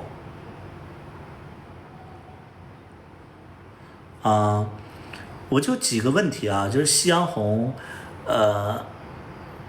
敬赏夕阳红啊，就是首先第一点，你为什么取这个名字啊？你为什么叫敬赏夕阳红啊？你26岁为什么会起这个名字？反差玩梗啊，那我就懂了。那我觉得你如果说你是反差玩梗的话，那可能你就是一个比较那个跳脱的一个人。那我觉得首先你有房有车嘛，那第二点就是说你去找他，他让你付出什么呀？他有没有就是说让你付出一些东西啊？就是你如果去找他了，你觉得你牺牲了什么？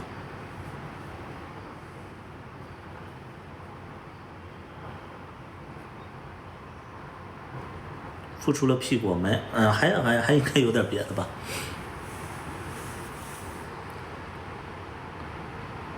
现在不稳定的事业，你现在是做什么呀？你现在是做什么行业？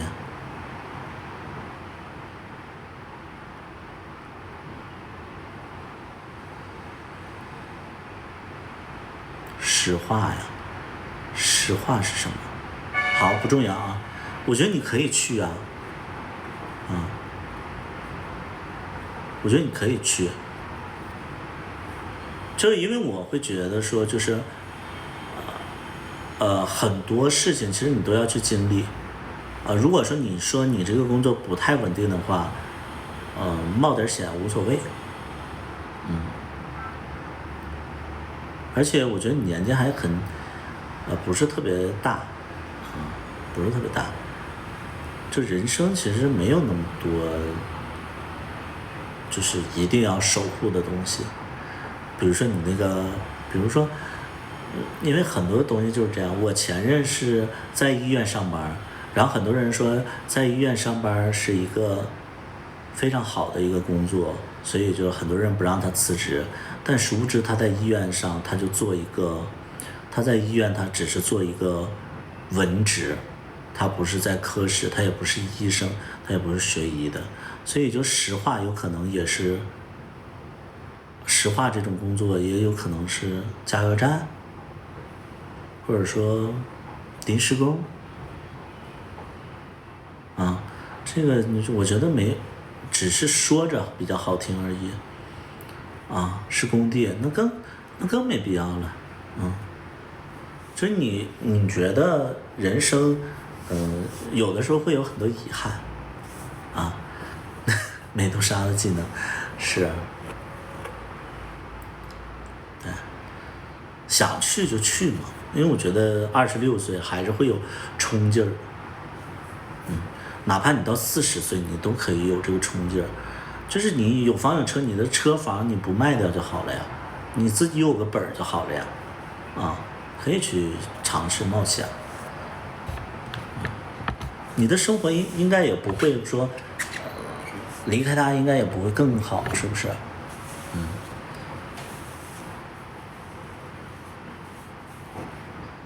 对，有试错的。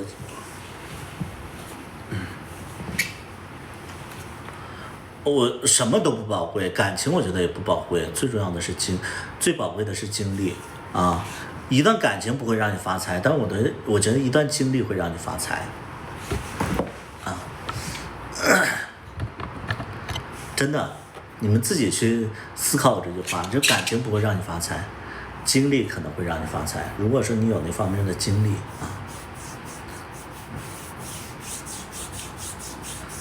经历了好几段，我经历了蛮多的，但是其实我是一个比较，我觉得我一直都知道我心里需要什么啊，我一直都知道，所以我在感情前2-3个月，我基本上就能判定这段感情适不适合我，然后大概2到3个月可能会决定这段感情要不要继续下去啊。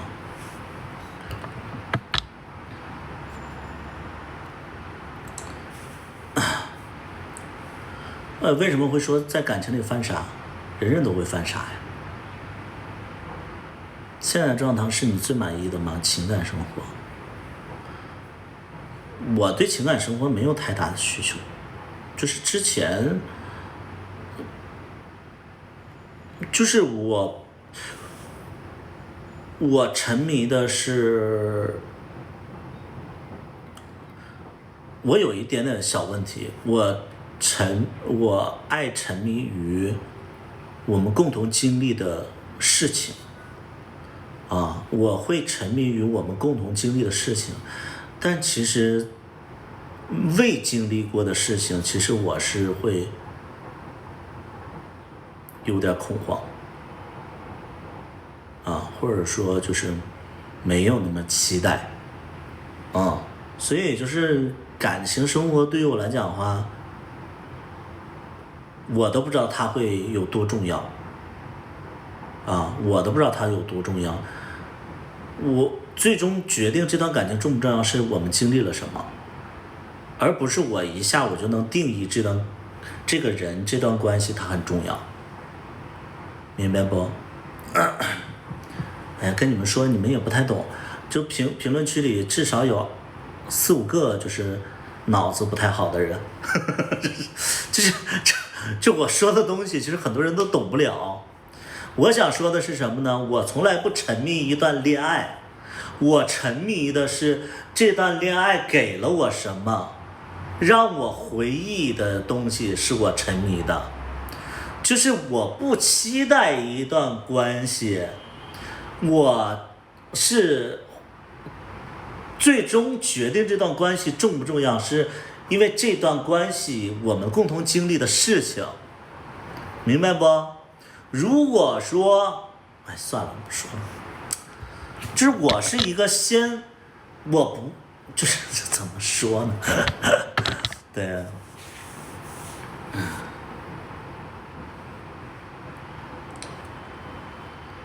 恋爱只是衣服，可以随时换。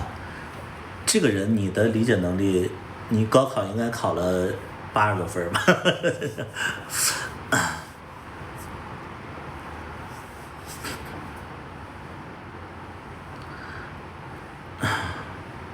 就是评论区里有一些人，就是你们的理解能力非常的差，所以就是你们别在评论区里总结了，就让我会觉得说，让我会觉得说你们真的有，就是脑子真的是，就你们找不着对象，我都觉得，就你们跟对象交流不了，啊。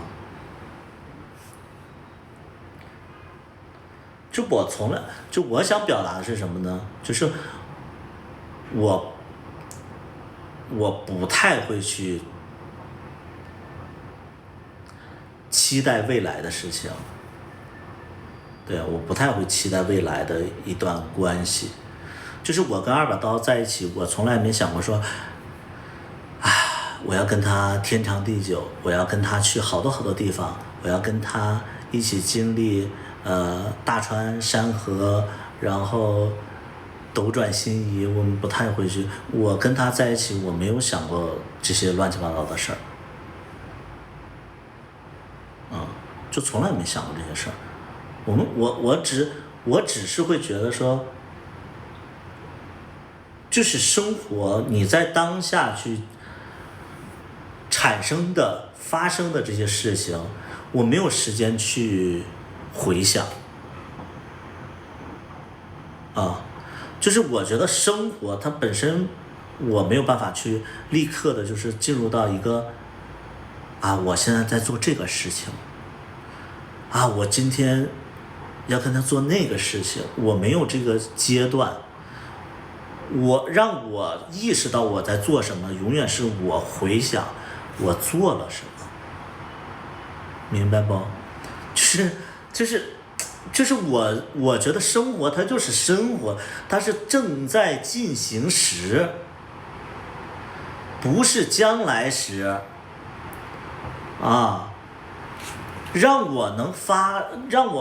我发现不了我的现在进行时，我也总结不了我的现在进行时，我只有就是我能总结的是我的过去时，能明白吧？就是我觉得有些人，我不知道你们怎么做到的，就是正在发生的事情，你们会觉得很美好，或者说很开心。其实我做不到，对，我做不到，我没有时间去，因为我做什么事情，比如说我做这个事情，我就是沉浸在做这个事情的当中，我没有办法跳出我在做的这个事情的当中去总结它。我只有说这个事儿发生了之后，我才能总结它，能明白不？这样我说的能理解不？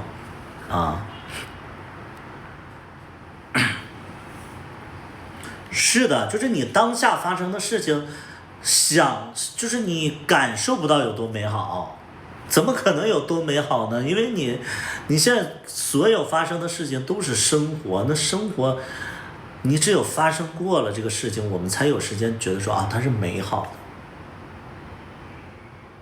的。这个能懂吗？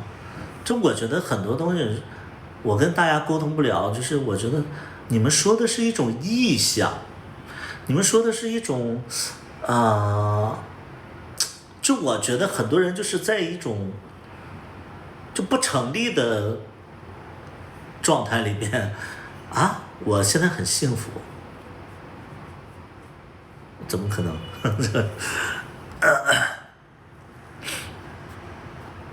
怎么可能啊？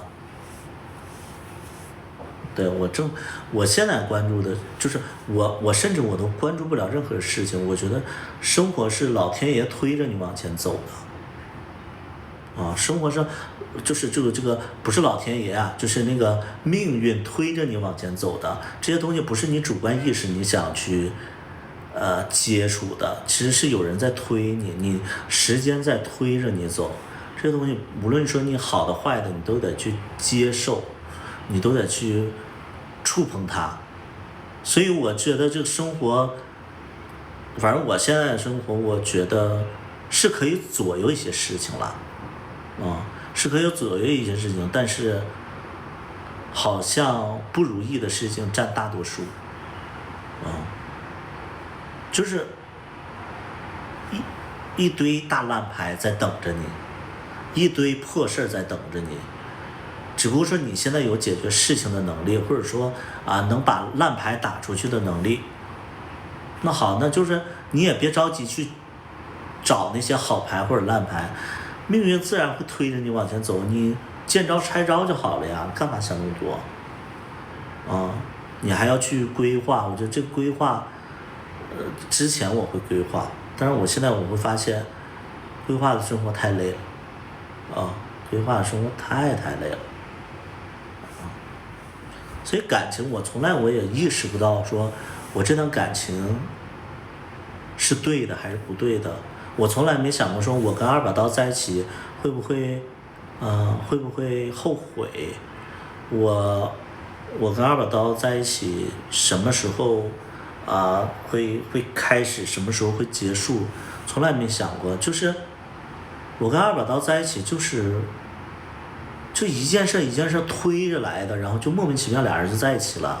我跟他在一起我也觉得很突然很意外，我没有计划着说跟二把刀在一起，就是这个东西谁会啊？因为我生活有好多其他事儿要处理，感情它就自然而然的就是到了这个感情了，就是它，我能定义它是什么？是我俩什么时候会结束吗？不太会吧，就我觉得我俩现在，我觉得幸福也是之前发生的一些事儿，我觉得我很幸福，不太会那个莫名其妙的那种，我正在进行时不太会啊。你们现在主业是什么？现在主业直播，现在直播，现在就靠这个挣钱，然后一个月能挣比你上班挣的多呢。我直播间里有个大金主，天天我都不知道他长什么样，他就没事就是给我刷礼物，给二把刀刷的更多，他没事他就给我刷点，给二把刀刷点。没见过。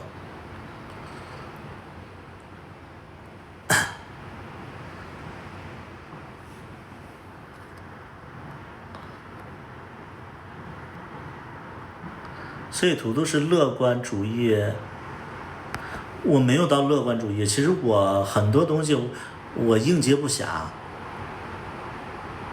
我应接不暇，就是很多发生的事情我都觉得我没准备好，但你发生了就得解决嘛。我现在已经不是说主动的去寻找问题了，我是现在就等着问题来吧，你来一个我解决一个，你解决不了就时间过去了就还好了。我觉得没有见过家长，见家长可能对于你们来讲的话很重要，对于我来讲的话，我家里就是开明的，我家里就是知道我是 gay， 所以什么见不见家长，我回家的时候我就带着我对象，那就他们愿意见不见呗，也没有什么正式不正式的。什么叫正式啊？正式干嘛呀？过门啊还是咋的？没有这些说法。就我回家的时候，我会带着二把刀一起回去，然后跟家里打声招呼，在家里吃个饭，也不太会什么要就是叫人呐之类的。就是我觉得现在的小孩都会叫人吧，叫个阿姨怎么样？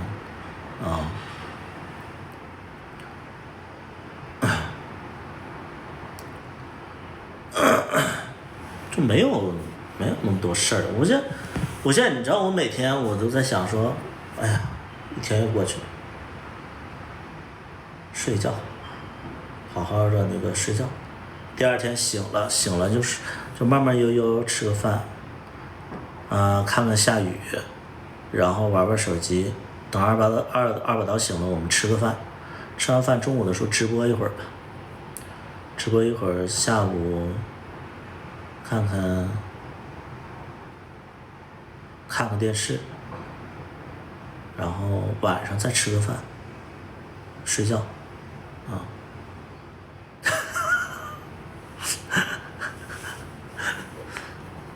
然后又有聚会就聚一下，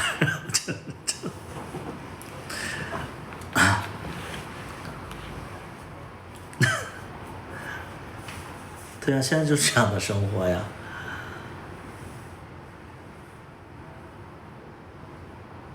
现在没有其他工作呀，你比如说就是剪辑的工作也没有。我现在我觉得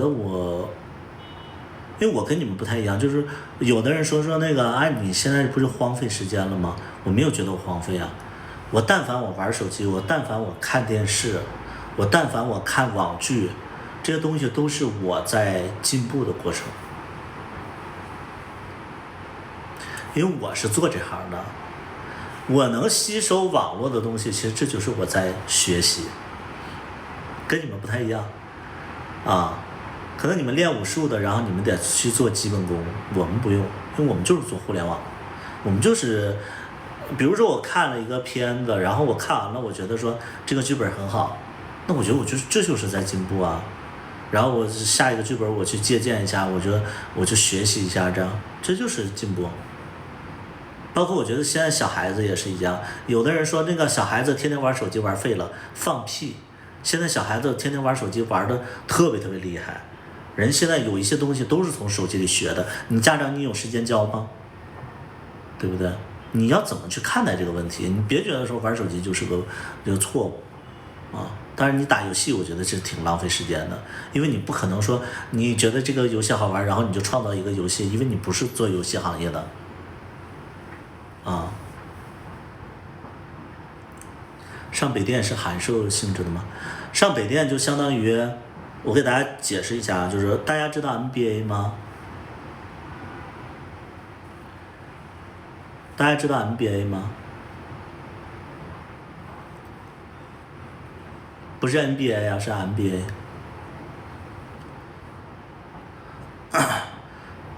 大家知道 MBA 吗？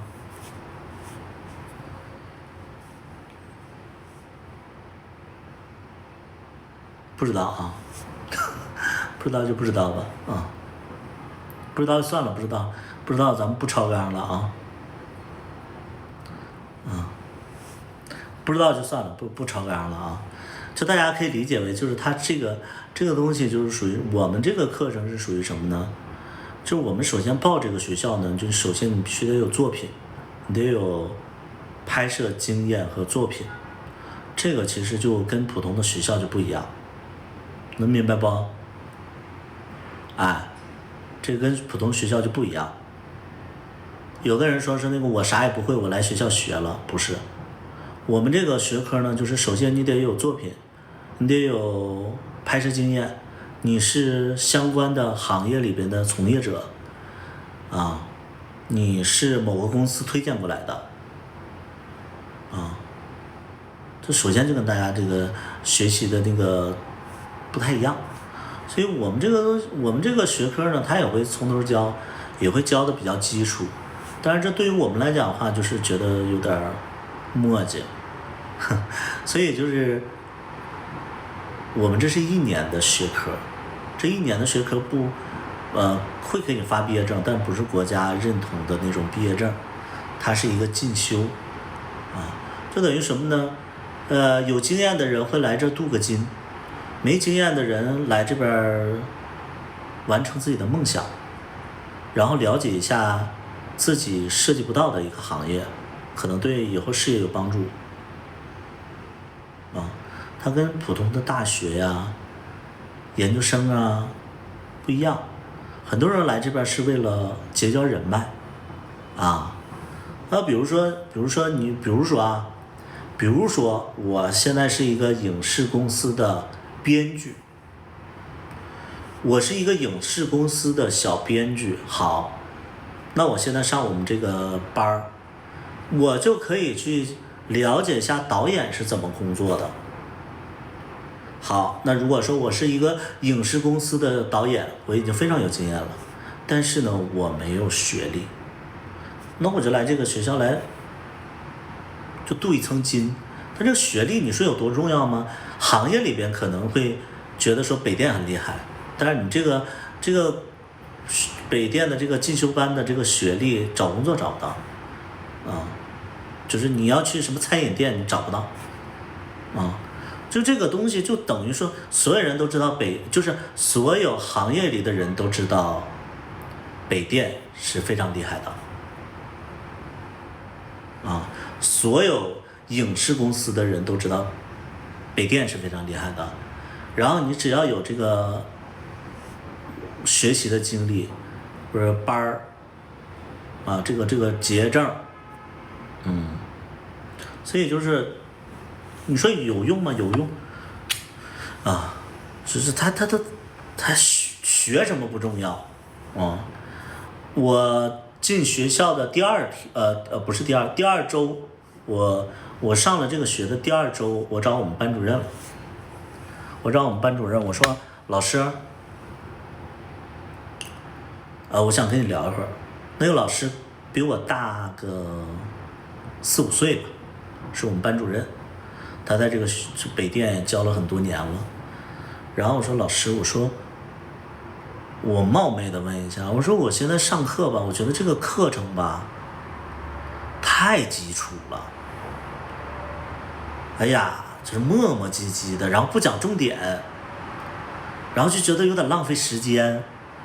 我说老师，我说那个所有人都这样感觉吗？还是说我自己的问题？老师说所有人都就是只要有经验的人都会觉得说太磨叽了，但是后边就有用了。我说哦，我说第2点，我说老师啊，我说我们上这个学是学习课的内容比较重要，还是结交人脉比较重要？他说都重要。从这句话来讲的话，其实他证明了一点是什么？结交人脉其实也是来这个学校最大的用途啊。我们上了这个班，上了这个班课程，我们要结识，我们这个班有80个相关从业者，有很多人是通过这个班去认识相关从业者啊。最终我们上了这个1年的，因为我们1年的学费是12万啊，很高了啊，1年的学费是12万。最终我们能做到什么样的一个状态呢？没经验的在这块了解一下啊，了解一下这个导演是什么。有经验的可能会从这里结交一些人脉，没学历的在这里边镀一层金。其实这就是我们上这个课的最主要的目的啊，这就是主要的目的。所以你说对，就是每个人其实是需求不一样，但我们这个班确实是算是很贵了吧，我觉得算是很贵了啊，一般人上不了啊，只能说一般人上不了。有的人可能啊有钱没时间，有的人可能是有时间没钱，有的人可能没有经验，就是对啊，没有经验必须上手，没经验必须上手。就我没说嘛，就是没经验的人，就比如说你不懂怎么拍摄的，你这1年你学不明白，就是它不适合没经验的人。就哪怕是你推荐过来，如果说你没做过导演，你没进过组，你没拍戏，你通过这1年的课堂学习，你能学到个屁呀？我们导演是不是实操啊？所以他这个学科其实对于没有经验，万一悟性高，悟性高是什么意思啊？比如说你是做一个厨师，然后你只学文化课，然后你不上手颠勺，那能成吗？什么叫导演呢？啊，什么叫导演呢？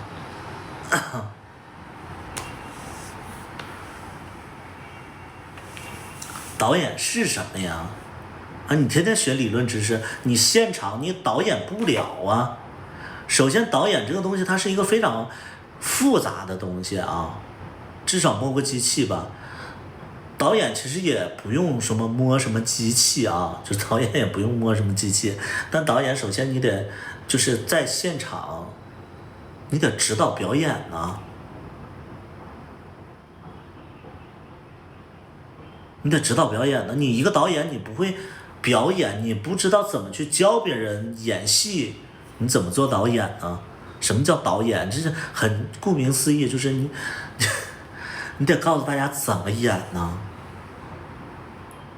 引导着大家把这个剧拍了呀，这叫导演呢，是不是？所以这跟天赋没关系。所以有些孩子就是说，虽然说是推荐过来的，但是他们没经验，他们一年学个屁，啥也学不着。就算学了也松松垮垮的，也就大概听一些概念性的东西，他们根本就不行，就根本就不行。所以就是上了我们这个班，还有30%的人，30%人就知道自己适不适合这个行业了。比如说他之前一直都想做一个导演，我们这个班上不光教怎么去拍，不光教怎么去导，不光教表演，还要教的是什么？导演行业里边的一些日常的生活工作。比如说非常简单的例子，非常简单的例子，有些就是没当过导演的，幻想当导演的，或者说他在剧组里还没到一定的高度的管理层的人，比如说他是一个常务，比如说他是一个小制片，他想当一个导演他想当一个导演，他就满心的欢喜，满腔的热血，他想当一个导演。但是上了我们这个班，可能他就不会当导演了。为什么？因为我们这个班上会讲说导演日常都做什么，导演私底下都做什么，导演怎么去跟客户怎么去拉赞助，这些其实都是导演要参与的。怎么去应酬这些其实都是导演也在参与的。所以就是有的小制片是什么意思呢？小制片其实他就是在某一个部门他打杂的他打杂的，所以他觉得当导演很神圣。但是其实你上了我们这个班，你就知道说，导演真的不好当，你要知道这个电影圈片子的风向，你要知道做一个导演，你的作品怎么能排上片儿，你要知道这个片儿怎么样能迎合大众市场。如果是迎合不了大众市场，你怎么让自己在所有的导演里脱颖而出？你是要拿奖，还是你自己砸钱拍这些东西都教你。你听完了以后，你就会觉得说，这个行业，我能说吗？这个行业其实这个行业其实没有说多少潜规则。其实我们做导演吧，也不学这些潜规则，我自己拍戏也没有潜规则。但这个行业其实是很有一些自己的规则的。这个设定规则的人，很多人巴结他，有点小黑暗，明白不？就是这个行业是很黑暗的。举一个非常简单的例子，就是如果说我跟大家讲过吧，你就说导演他怎么脱颖而出呢？首先一个东西，如果说你一开始你最简单粗暴，就是你要自己拉赞助去拍片子你要自己拉赞助去拍片子。如果你拉不到赞助，你自己砸拍自己的片子，只有这2点。还有一种什么呢？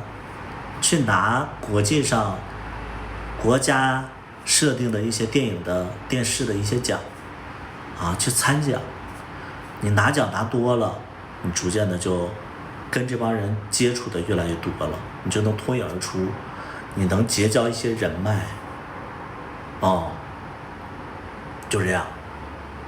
但是呢，一般拿奖的人呢，你就得了解这个评委会他是怎么评的。他今年你的片子要求什么，评委喜欢什么啊？因为每一年的要求是不一样的，每一年的审美是不一样的，评委老师是不一样的。那你是不是要拿钱去啊？对吧？你要不要运作一下？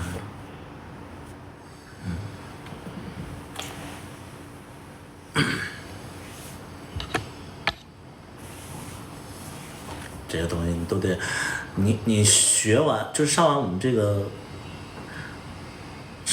班以后，就是了解了很多真实的一些情况啊，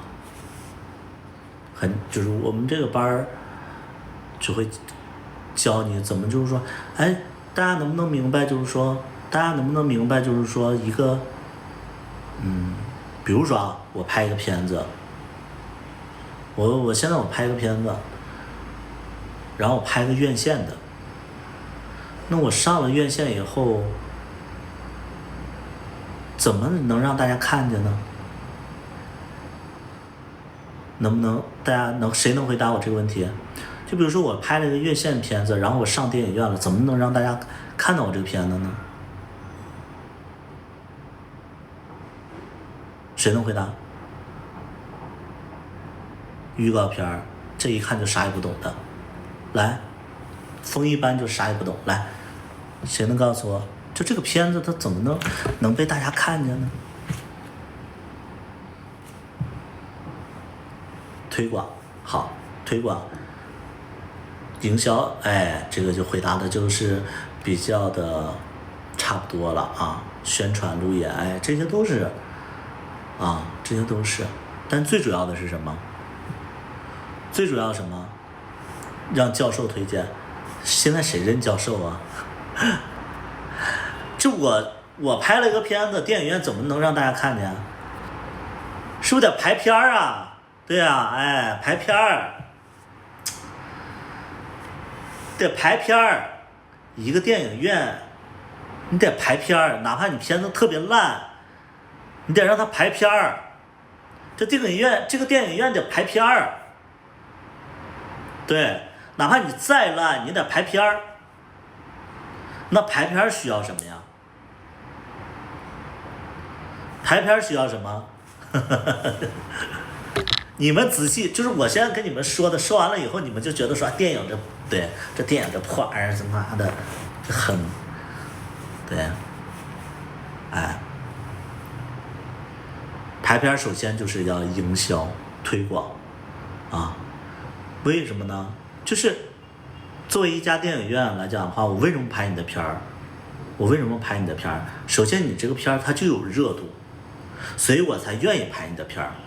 比如说啊，这个时期有3部上映的那个电影，然后为什么我家影院我拍你的片儿拍的很多呢？因为我觉得你这部片子是非常有潜力的。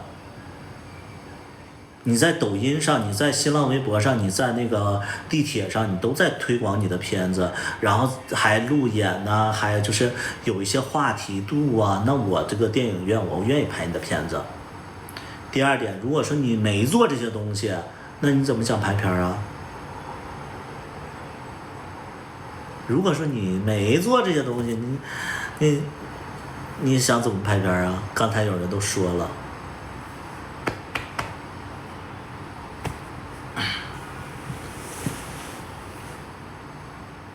对不对啊？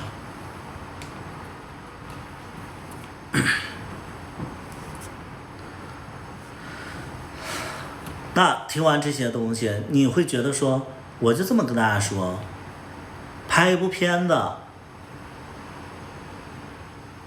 都是一个人的，就是可能是一套别墅的钱。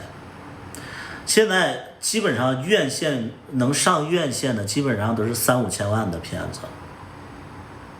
好，能上院线的是3、5千，可能你还需要花个1000万去做一些宣传推广，以及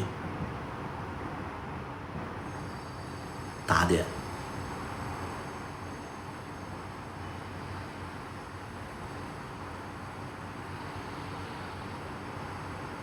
无穷无尽，没有盼头。哪怕你的作品再好，你得符合人家的要求，人家的玩法你要玩明白。所以你们觉得上院线真的容易吗？不容易。那如果说前路有这么多障碍的话，如果你是一个很普通的人，你还向往吗？我学完以后我不向往了，因为我知道我几斤几两，我不向往了，我做我的自媒体，我做我的自媒体，我不做那些东西，好不好？你现在整个的市场就是非常的差，但是呢，所有人都捧着这个规则，本身就好比什么呢？就好比，这个楼盘，这个楼盘没有人买，但是大家都觉得这是神盘，所以都高价买。但是呢，其实里边没啥人，就是这些行业里的人在那块玩儿。到最后说白了就是说，如果说这个行业发展不好的话，可能真正的在看电影的人只是那些学电影的人，而不是观众。因为中国有太多的学表演和唱歌的孩子，学导演和摄影的孩子，那这些片子给谁看呢？就给那些学习的人看，而不是老百姓去看啊。我说白了，我们学校有几个影院，那个影院常年就是得排队，但你看看外边的影院，谁排队？外边的影院谁排队？外边的影院你们票能卖出去吗？但是学校的影院在排队。你就说什么什么剧组，什么什么那个什么团队，然后去那个电影院去宣传去了，能有几个人去看宣传呢？能有几个人去看那个就是那个首映礼啊之类的？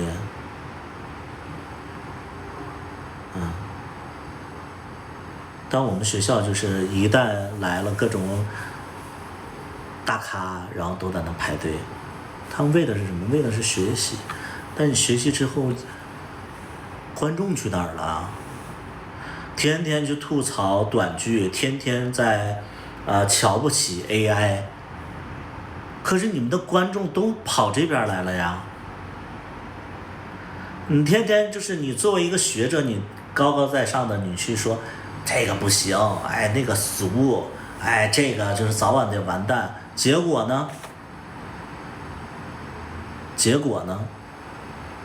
你们是高级，你们是牛逼，完了你们高高在上的，我们观众不看了，观众不看了，所以这是电影行业可能未来的一个发展，对不对？所以就是我就不想做电影行业，我就想做个网剧做自媒体呀。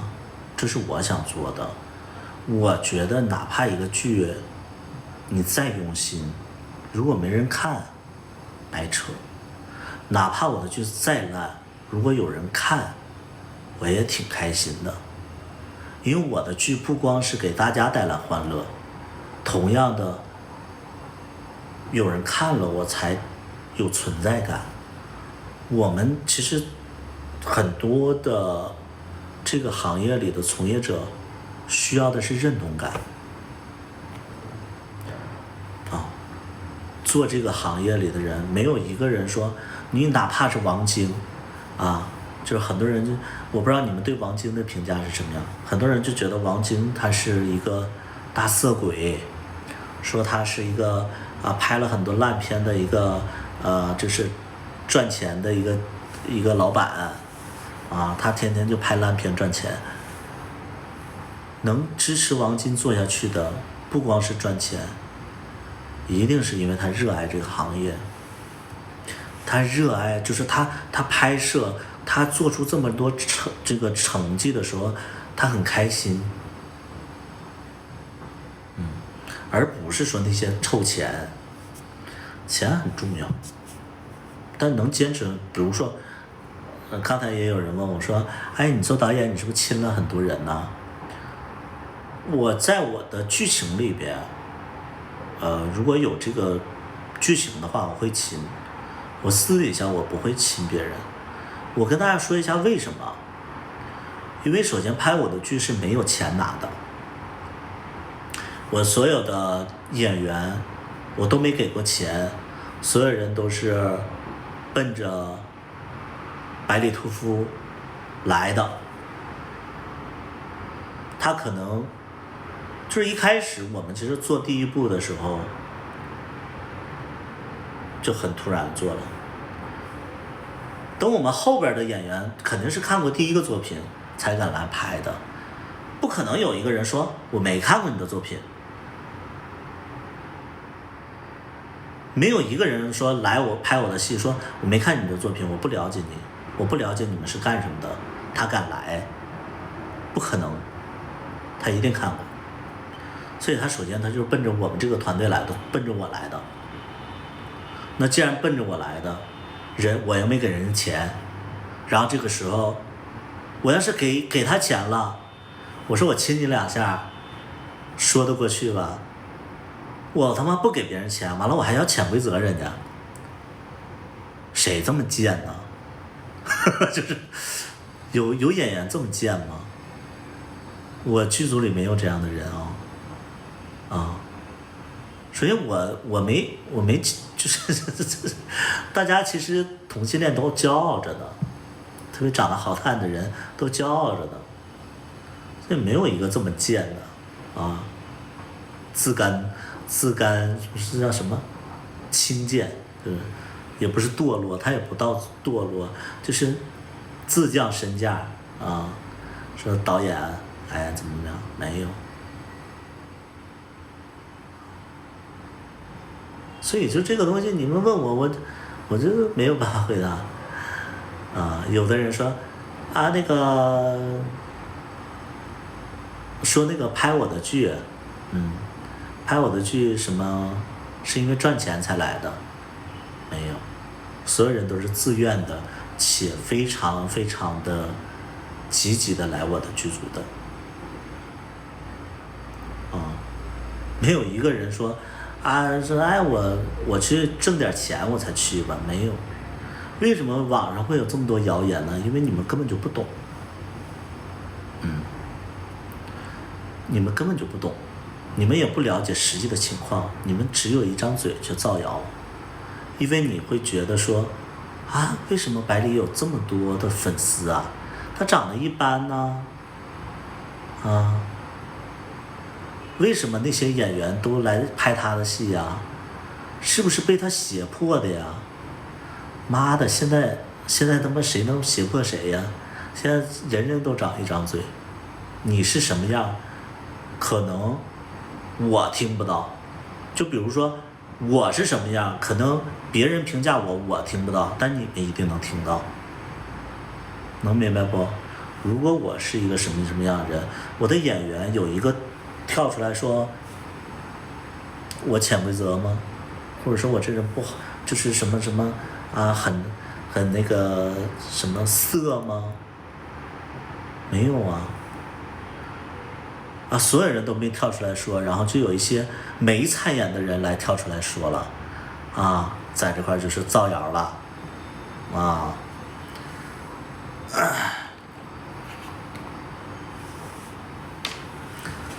对呀、我就很莫名其妙。有些人就是我都不认识他也没来过我们剧组，还造谣说百里屠夫，百里屠夫啊，当时那个他也找我了，我拒绝了，我觉得他那个名声不好，我拒绝了。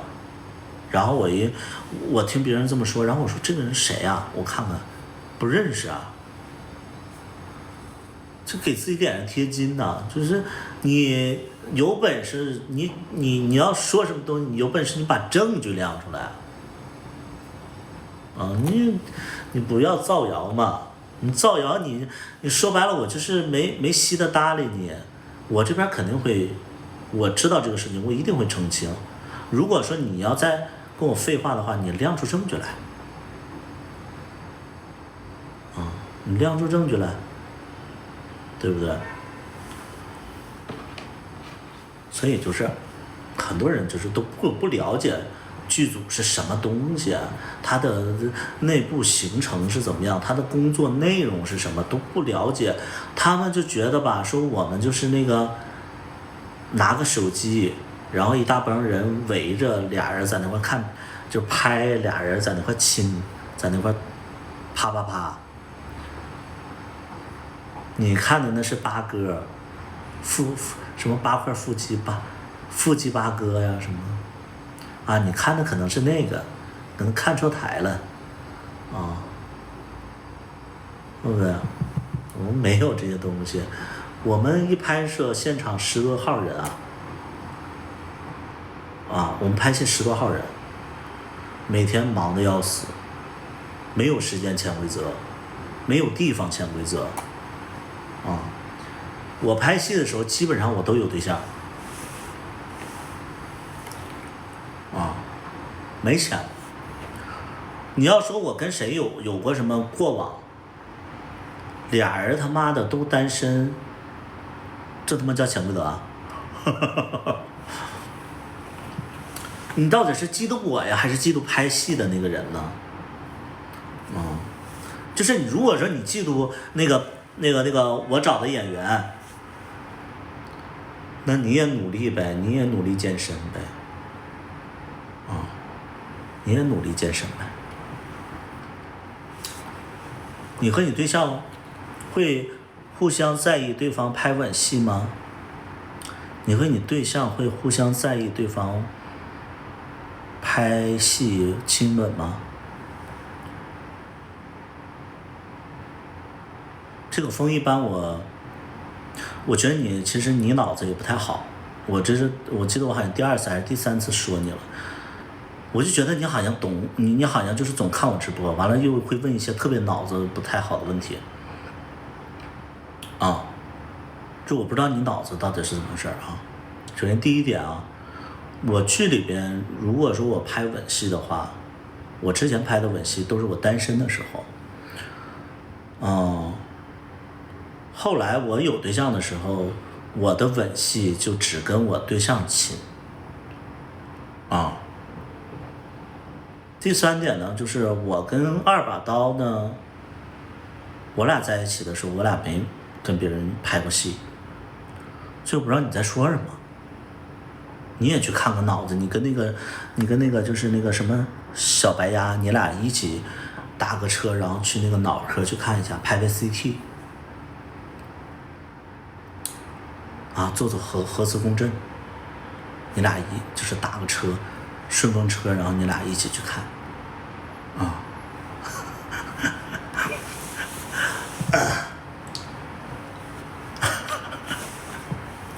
开玩笑，这样会问一些问题，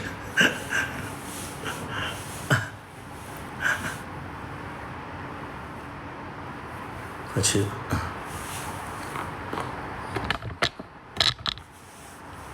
没有这些问题，就我经常其实我每次有人造谣吧，我其实都挺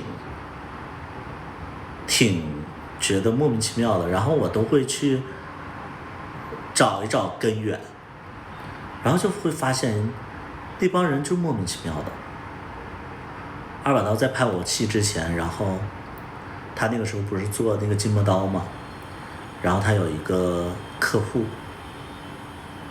还是一个公司的高管，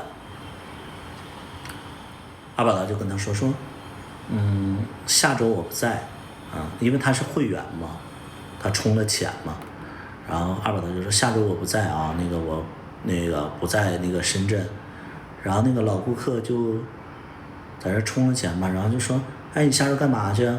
他说，二把刀就说啊，我去拍戏去，拍那个百里屠夫的戏。二把刀其实挺开心来拍戏的，因为二把刀首先他喜欢演戏，第二点呢，他也挺喜欢就是我们之前的作品的，就是芝麻的时候，他就是疯狂的粉丝，然后看了很多遍，看了20多遍，好像是10多遍还是20多遍，我忘了。啊，他非常喜欢啊，然后呢，他还挺骄傲的去跟那个他的那个客户说，啊，我要去拍百里屠夫的戏了。啊，然后他那个客户就说，啊，然后大概的意思就是说，我不建议你去。然后二把刀就说为什么呀？哎，我听说百里就是，可能潜规则之类的，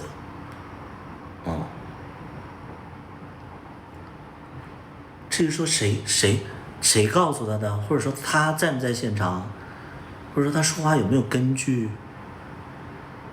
他为什么要说这个东西？我觉得非常简单。以我的理解能力就是什么呢？他这个事儿他肯定是造谣的嘛，因为没有过。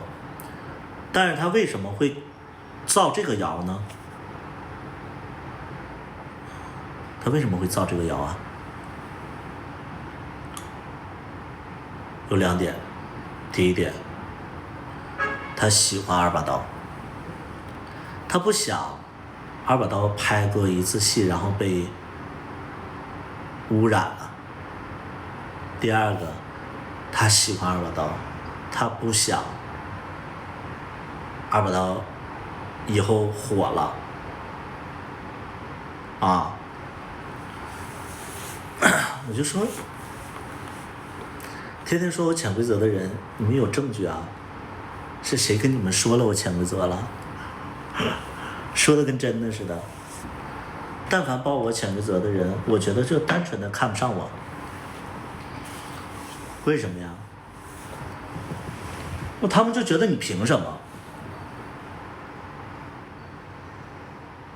啊，他们就觉得你凭什么？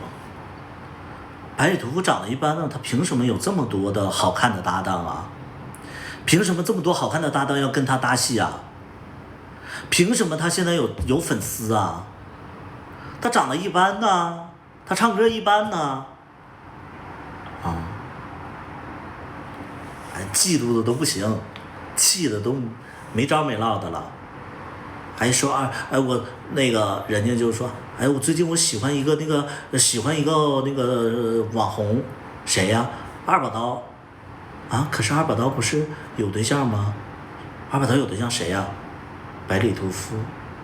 什么？他居然跟百里屠夫在一起？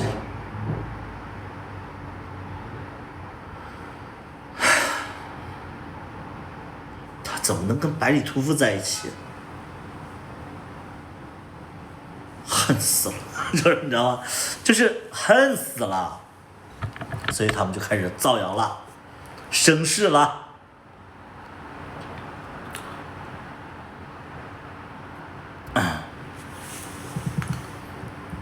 很多人就是被造谣、被污蔑，其实就是因为，他觉得你不配。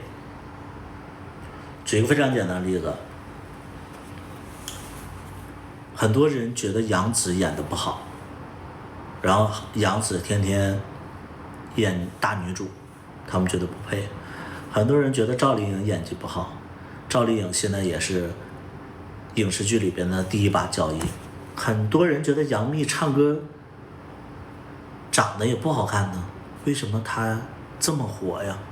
很多人觉得说李宇春也没什么作品呢，她为什么总是在那个颁奖晚会的 C 位呢？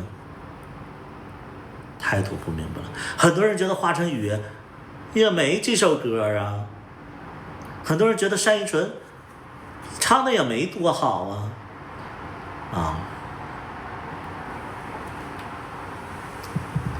所以大多数人都觉得说不配，德不配位，或者说你不值，没办法。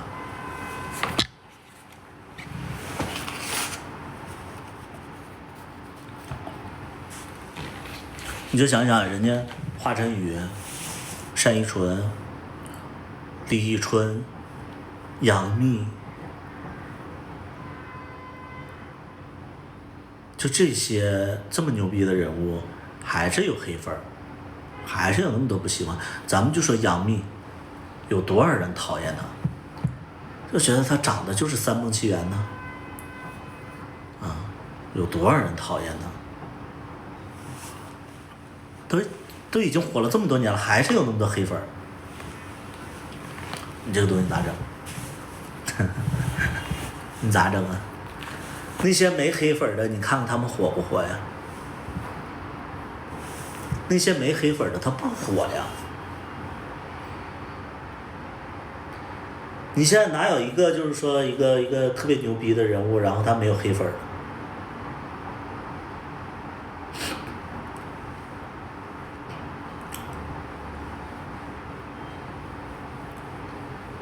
华晨宇他活该，让他唱什么癌什么癌呀？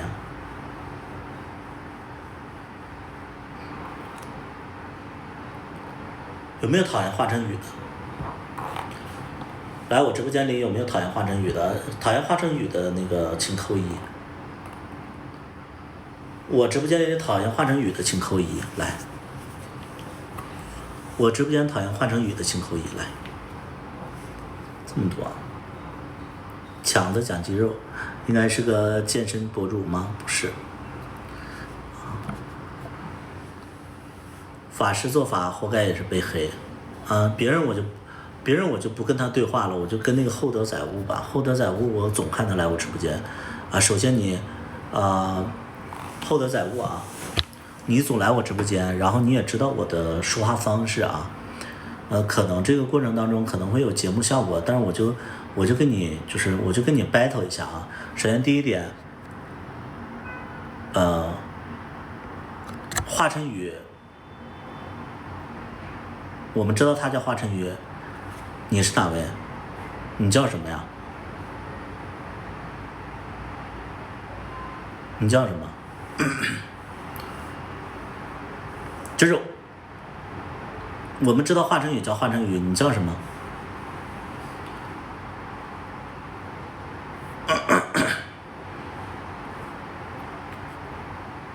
你知道我的直播方式，就我们知道他叫华晨宇，你叫什么？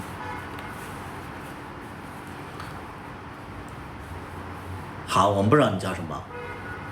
首先华晨宇赢了你一局啊，首先华晨宇赢了你一局。第二点，华晨宇的粉丝有多少？你的粉丝有多少？我们已知华晨宇的粉丝比你多，因为你的粉丝才4个。华晨宇赢了你一局。第三点，华晨宇出过歌，你出过吗？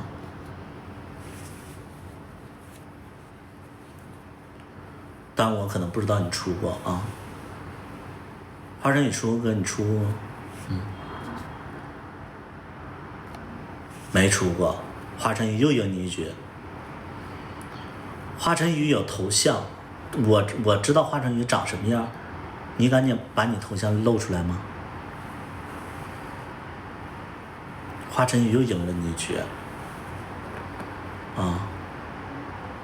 华晨宇又赢了你一局，你起码你脸你都没有，就是华晨宇有脸，他敢把脸露出来，你没有这个胆量。第五点，华晨宇有没有诋毁你啊？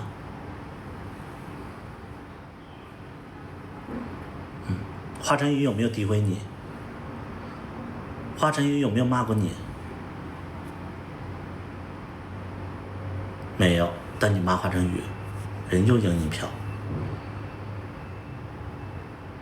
就综合现在就已经有大概赢了你6、7票了。我再想问一下，你听过华晨宇的歌吗？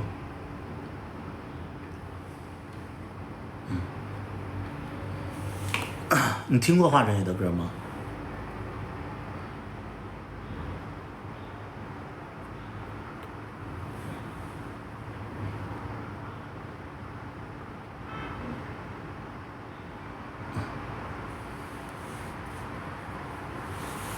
好了，就是我真心我就会觉得啊，我不是说让你喜欢他，但我觉得，与其你对一个人的恶意那么强烈，你要考虑有没有必要啊。我没有让厚德载物去喜欢他，但我觉得你对一个人的恨意没必要，或者说你没必要去讨厌一个人。你没有讨厌他，你说人家活该，说人这个那的，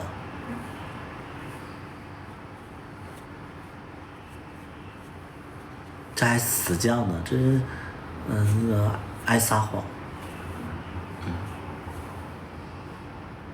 所以啊，我就说有些人，我就真的希望就是说，你可以不喜欢，但你别去攻击人，或者说讨厌人。跟你没关系。其实有一些人他存在是因为有人喜欢他，就有人喜欢他。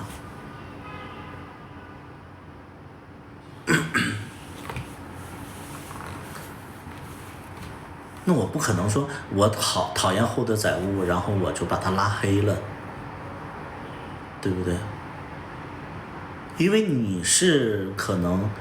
你可能是这个直播间里48个其中一个，你是这48个其中一个，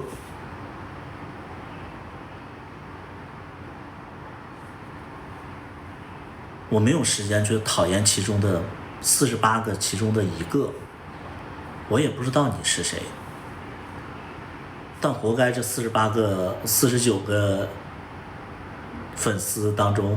大家都在看一个主播，然后大家都应该讨厌他吗？或者说他就应该被讨厌吗？他就是你攻击的理由吗？你必须得选中他吗？我只能说就是很多东西吧，我心平气和来讲，我觉得华晨宇吧，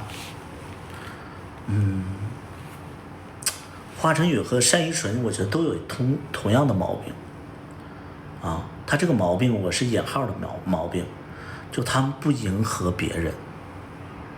华晨宇和单依纯都有一个问题，就是不迎合别人，而且活得非常自我。他们连自我都有问题的话，那你们是不是有点管得太多呢？他自我都有问题，他没有伤害别人，他没有攻击别人，他只是活得自我，他有个性，这样也是问题。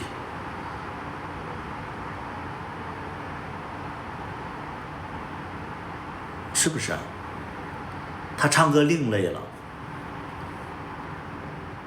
这个你也气得不行，跟你有什么关系啊？你不听就好了呀，对不对？你不听就好了呀，有至于到讨厌吗？你是讨厌他比你活得自我，还是你讨厌他比你赚的更多，还是你讨厌他比你更有名气，比你更有人去喜欢？你讨厌的是什么呀？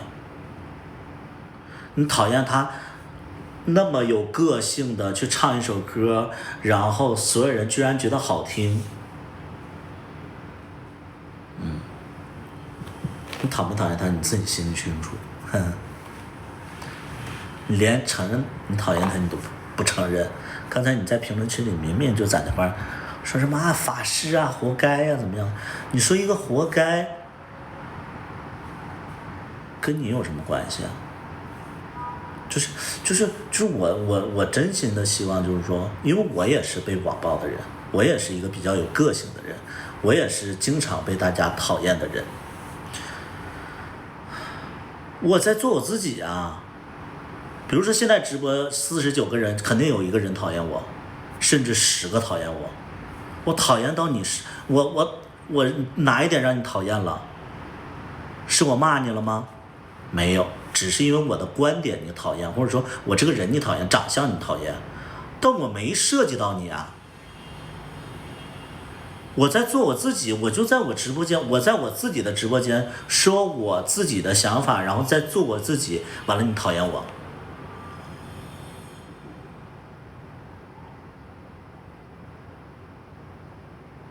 对不对？这49个、47个人都有人讨厌我，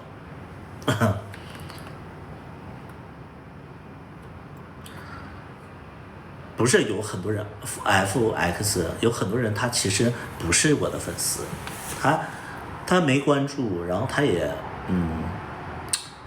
他没关注你，甚至呢，他有的时候他是想来看热闹的。甚至他现在没地方待，然后你这个话题吸引了他，有很多的直播间里的人是这样的。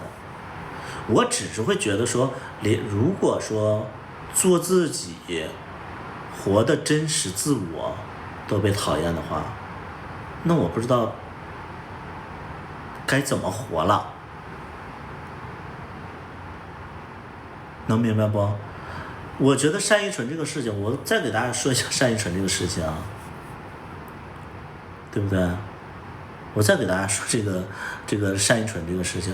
单依纯之所以被讨厌是什么呀？就是因为他唱了李白，他乌拉豪风的，他在那块就发了疯一样，然后在自顾自的表演，但很多人莫名其妙去买账，然后大家就是大家很多一部分保守的人就会觉得说。神经病吧，他发疯了吧，他跟华晨宇似的，啊，是不是？他就跟华晨宇似的，侵权吧，好像，啊，侵权。我们单纯说一下侵权这个事情，我不知道大家懂，就是大家有没有懂这些事情的人？一个团队啊，我不是说在给那个，就是别人错误去找借口，一个团队。单依纯作为一个歌手，作为一个要去做一件大事的歌手，要做一个演唱会的歌手，他肯定顾得了这头，顾不了那头。版权的事儿，我作为一个歌手，我要去盯着我的团队去干。我作为一个歌手，我肯定有不懂的地方。那我的团队的人，我觉得他能帮我去干，对不对？就忽略了，你不犯错吗？你感情里被断崖式分手了，你可能不会反思你的问题，啊，因为你不经意的，你没有恶意的，或者说不是故意的，啊，所以这个东西就很自然呢。包括他的唱法，就因为他太有个性了，就因为他太有个性了。就大家喜欢的，就是我觉得大家喜欢的是什么呀？啊，大家喜欢的是什么？就那种迎合你们的人。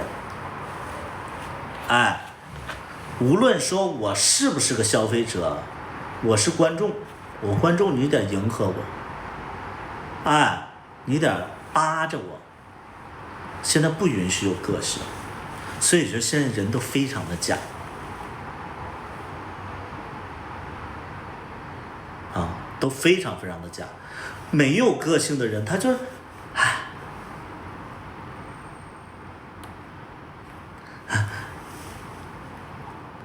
老师好，老师就那种，现在我经常因为我之前我接触过一些练习生，或者说接触一些学表演的孩子，接触了一些所谓的想进娱乐圈的孩子，他们说话真的好无聊啊！他们真的好无聊。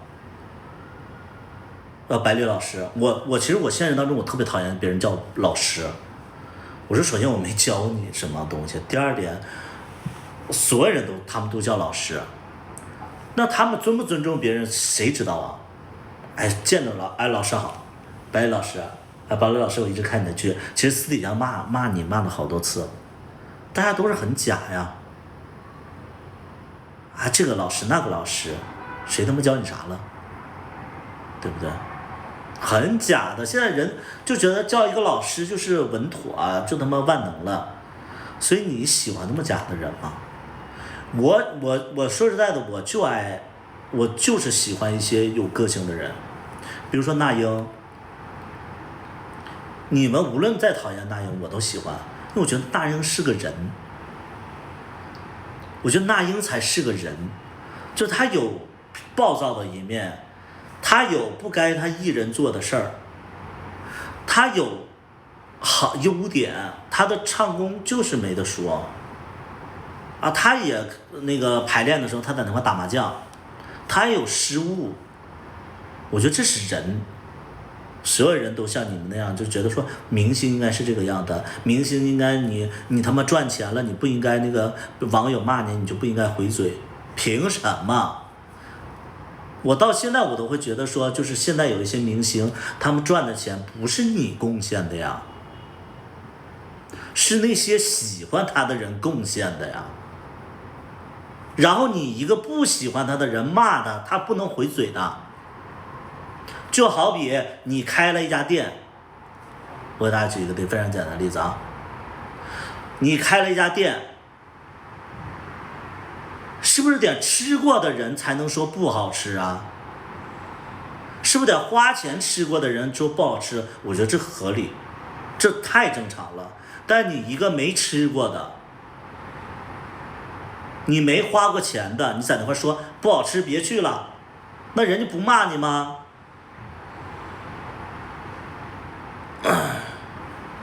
骂不骂你啊？我作为商家，我不能骂你诬陷我，不能骂你他妈多管闲事儿，道理何在呀？就因为我比你有钱，我就应该受这个气。为什么呀？大家为什么呀？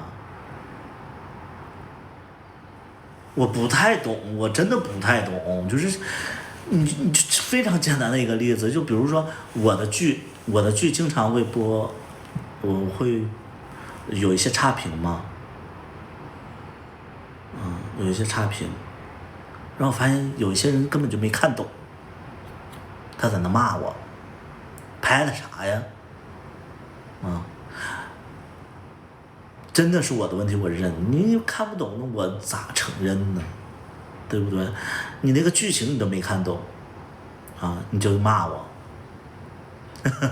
其实我觉得太莫名其妙了。所以你不能说你网络世界就是真的，你可以就是说稍微的释放一下自己的情绪，但是你别攻击啊，你别恶意的攻击你要知道这个社会可能你今天你攻击别人，别人有可能就攻击你。比如说有的人，我不知道大家知不知道这个东西，就是有的人可能会攻击圆脸络腮胡，这个大家都能看见吧？就是大家现在都在攻击圆寸、圆脸络腮胡，这个大家认同吧？就很多人在网上就调侃了，有的人就在调侃这个东西。但有没有可能你是个同性恋，别人也在调侃你呢？对不对？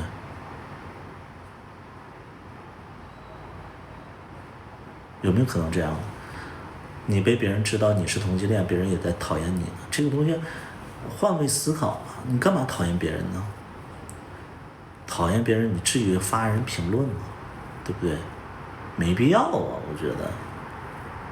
就像我其实我讨厌我讨厌那种就是，我特别讨厌那谁，我特别讨厌那个叫《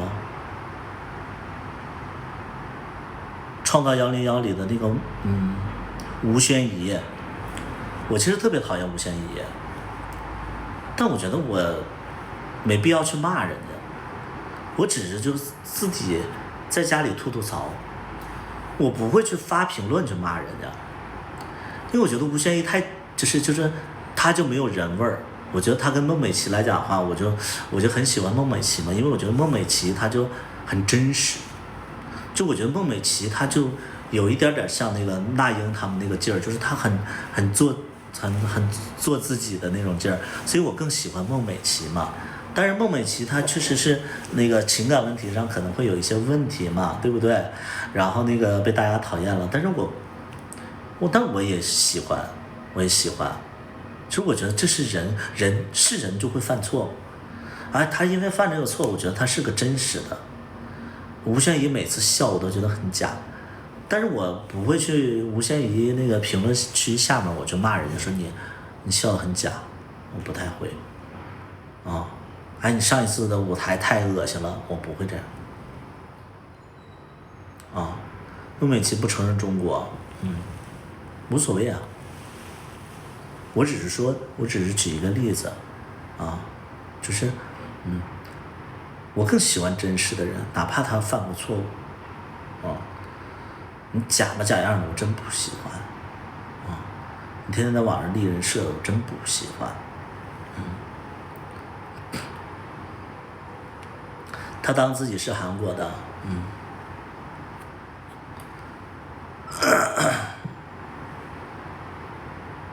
是啊，跟你有什么关系啊？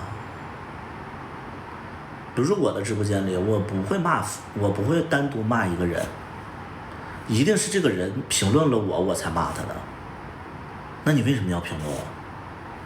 我骂你，而且我那个也不算骂，是因为你先对我不恭敬，然后我也对你不恭敬。其实这是大家都是平等的，所以有的人上来就说，头发老这么多呀。现在怎么老这么多呀？有的时候我心情好，我也就无所谓了。那心情不好的时候，我就回怼一下，我说你活不到我这个岁数呢。然后有的人就说你这个人怎么骂粉丝啊？我说首先你不是我的粉丝，第二点呢，我的粉丝也不会说这种话。第三点是你没脑子在先。我作为一个就是直播的人，我跟你是平等的关系，你对我不礼貌，我对你不礼貌，这不正常？那我咋没骂别人呢？因为别人不说话，我根本就骂不了别人，对不对？很简单的道理。就很多人就是恶意，就有一些恶意，但是真没必要。对，真没必要。大家就是允许这个世界跟自己不同的东西吧。对，允许它不同。都相同多无聊啊。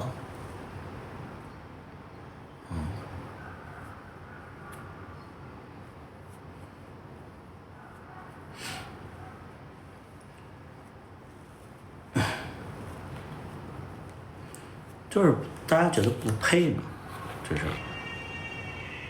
就他不配，所以就讨厌了，没有必要讨厌。我觉得这两天我还在看那个江夜2呢，江夜2，杨超越里边还有杨超越呢，是不是？大家都一样，多恶心啊！哎呀妈，特别是现在的练习生。我真的不夸张，我们在外边就是有的时候会碰到那些学表演的孩子，我们在外边就吃饭的时候会碰到一些学表演的孩子，比如说就什么，我之前遇到什么北电的呀、中戏的呀，还有那个什么，反正就一些学表演的孩子，我没有比他们多牛逼，但是我不是就是拍过作品嘛。他们上来就说，哎那个老师，白李老师怎么样？然后敬酒的时候，就那种就特别特别夸张，就是我都会觉得说，啊，你这样的话你能脱颖而出吗？你们能懂不？就比如说，如果说你作为一个刚毕业的表演的孩子的话，你在这个饭局里边，你想结交一些人脉的话，结交一些有本事的人，非常简单的例子。我这个直播间里有没有学表演的孩子？我给你们示范一下啊。你作为一个学表演的孩子，你想在这个饭局里结交一些影视圈的一些大佬，或者说一些导演，你就不用那种就是别人跟你喝个酒，哎，老师，这一杯我算敬你啊，我这杯干了啊，老师我这杯干了，我就是特别特别喜欢你，然后老师以后我就是你弟弟，有什么事儿你就跟我说，我随叫随到，哎，我干了，您随意我干了，就这种这，我说实在的，就是哎呦，我的妈呀！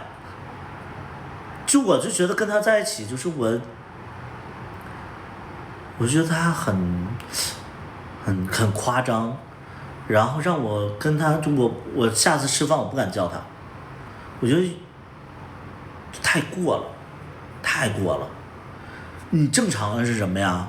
学表演的孩子，比如说我现在是学表演的孩子，我告诉大家，你不用表面功夫，你就直接这样。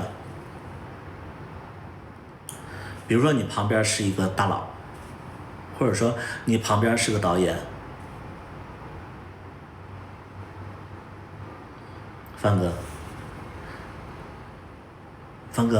你把你杯拿来，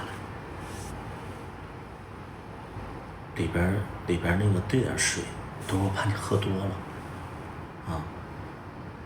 没事，这个菜你夹不到，我给你，范哥。这个菜你吃，没事，我给你倒酒，就可以了，就可以了，你就不要这种疯了吧？对，你就是暗暗的、低调的，然后去想办法对他好一点，或者说就是比如说人家嘴角上沾了一个什么东西。然后你这个时候把纸巾递给他，你也不要傻不拉几的说，范哥，你这边沾了个米粒儿，你不要这么说，你就直接就是你看到别人沾了个米粒儿，然后这个时候你就转一圈把那个纸巾拿过来，范哥，纸巾。这个时候一般人就知道了，擦一擦或者怎么样的，而且你就递起纸巾这个过程当中，就是浅的一个东西，然后人就能看到你的细心，就是不用做的那么夸张，好恶心的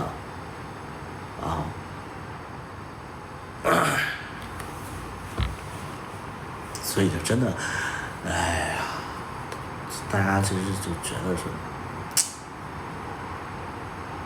刚才有人说你喜欢别人叫你什么？比我年纪大的就叫我那个百里，比我年纪小的就是百里哥就可以了。我不太喜欢别人叫老师，因为我觉得有一些，当然我之前我会觉得就是学表演的孩子肯定比我们强嘛，但是其实现在我接触的孩子，就是接触学表演的孩子都不行，就都是不太好的，就是不是说他们的专业技能不好，是他们的就是能力确实就是不行，确实是不行，这个咱们就是。哎呀，就那么回事儿就是你刚毕业的孩子就是那德行，就是他们就可能实操经验太少了，你就叫百里哥就好了百里哥你知道我姓什么，你叫范哥都行，这都很简单嘛大大方方的，不要就是说那种就太客气，你太客气，你说白了你太客气。我也不拿你当回事儿，对。你比如说我在我也会遇到一些大佬嘛，我给大家模仿一下，就是我遇到大佬的时候，这我也跟大家说过嘛，比如说一些饭局上，这个饭局上有大佬，我就是会那种就是不卑不亢，在那块儿吃东西。这个时候你也千万在这种饭局上，你也千万别自己像个欠儿灯一样啊！你不要像个欠儿灯一样，你就说大哥我敬你一杯，就这种特别傻逼啊！这个时候你就不说话，因为大佬一般都是比较主动型。这个时候你在那个饭局上，你越他妈像个跳梁小丑一样，人家越不喜欢你。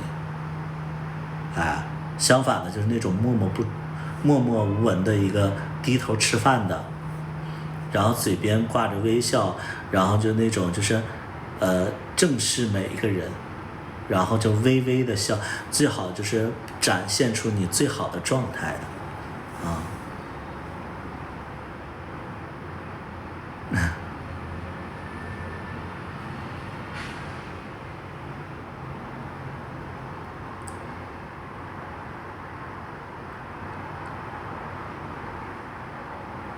哎，啊，我行，来，谢谢，啊，我叫百里，哎，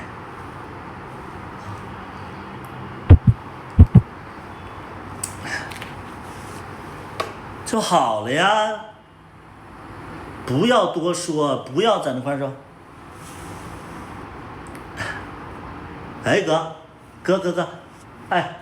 大哥你好，我叫百里，哎，我叫百里，哎，很荣幸见到你啊，我跟你喝一杯吧，咱喝三杯，哎，你好，来，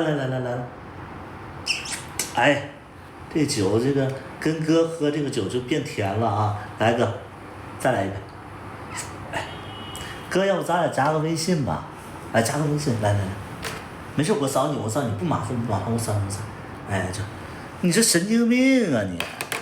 冒不冒犯？那有点长得不错。厚德载物，我还是那句话啊。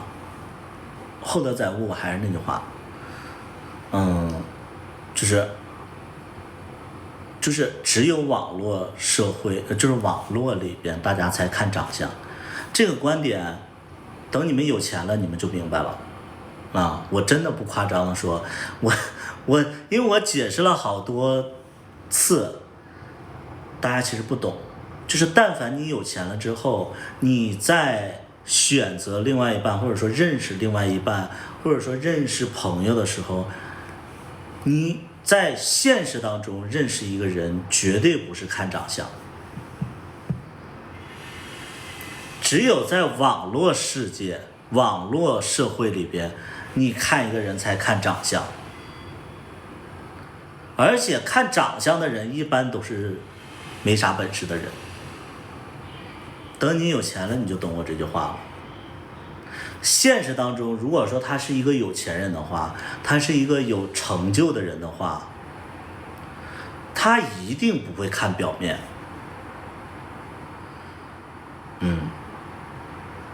你就像长得天仙一样，人家从你的细节就知道你是一个轻浮的人，知道你是个母货。因为其实一个人就是比如说有钱人，他观察能力特别强。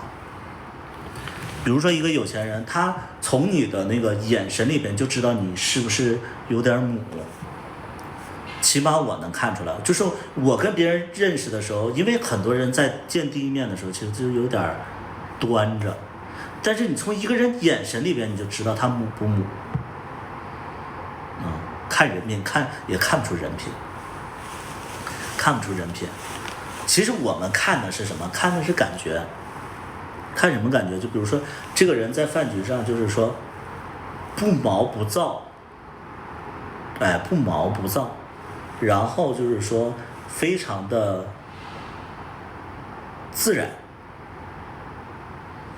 他妈见一面能看他妈品行。评论区里有一些孩子傻缺，我觉得你也去那个小呆呆，你也去那个脑科去挂个那个 CT，你跟那个小白鸭，还有那个风一个什么人，你们仨打同一辆车去看，啊，扫个 CT， 你们去看一看，哎，见第一面能他妈看品行，这妈的，我他妈的，你他妈算卦的呀？你是能看出来他那个前世今生是不是？看不出来，最主要看感觉。就一个人如果说他，就是我们饭局上不太喜欢青涩的人，不太喜欢那种就是还比较紧张的那种，然后说话嘚嘚瑟瑟的，不是。啊，不太喜欢这种，但是呢，我们又不太喜欢那种过分自信的人，就那种不卑不亢就好了，啊，不卑不亢就好了，就是你就很自然就好了呀，啊，你就很自然的，就是端端正正的，然后就是云淡风轻的把这顿饭不多言不多语吃完，你已经超过了桌上的大多数人了，啊。当你没有什么说的时候，或者说你怕你犯错的时候，不说，不做，这是最好的。所以就是什么长相啊，我们也不看长相，因为我个人会觉得说，你光有长相，但是你吃饭的礼节呢，哎。你说的这些都是有一定基础的，就和找工作，你连文凭都没有，连面试的资格都没有。你说的这些都是有一定基础，有一定。你在跟我聊什么？我现在有点不知道你在跟我聊什么。我们在说的是，你刚才聊的不是说那个什么好不好看吗？啊，你现在又扯到什么这个东西了？我有点不知道你在说什么。你不是说那个大家首先要看好不好看吗？啊，他说没有颜值就没有后续的东西啊，没有颜值就 OK， 我懂你的意思了啊。没有颜值就没有后续的东西了。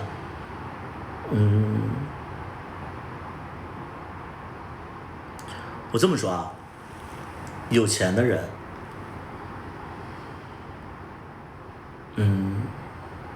同一小船哈，你们同一小船的是不是？不是同一小船，同一小船，对，同一小船。然后那个风一班，就是同一风一班的人，扣一来看看。我们就来探讨嘛，我们来探讨同一风一班的人来扣个一，我看看。同一小船的。同一小船的这个不扣一，同一那个风一班的请扣一。风一班只有你自己同意你自己啊。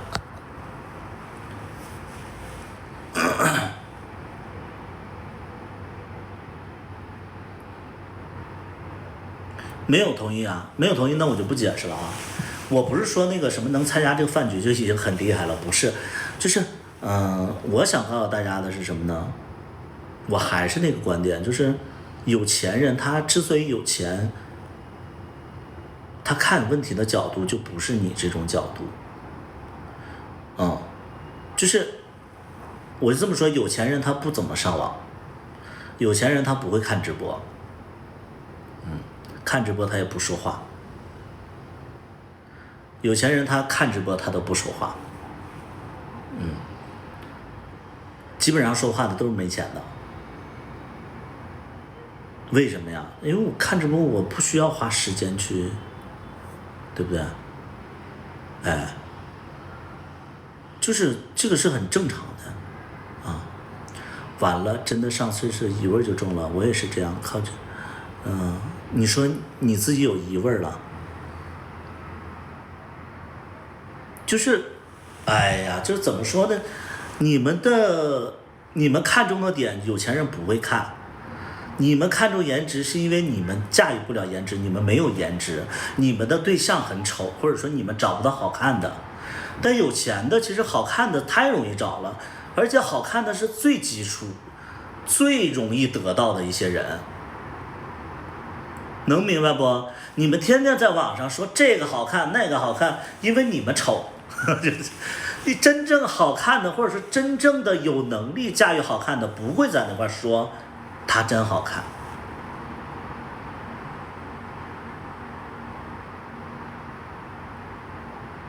这个是非常扎心的。如果说你看中的只是颜值的话，你就是没钱的人才会看这些东西啊。你丑的人你才会看中别人的好看呢。一般有钱人基本上他哪怕长得不好看，他能把自己打扮的好看，他能通过气质、气场、衣服啊。胡老师有讲课吗？是不是？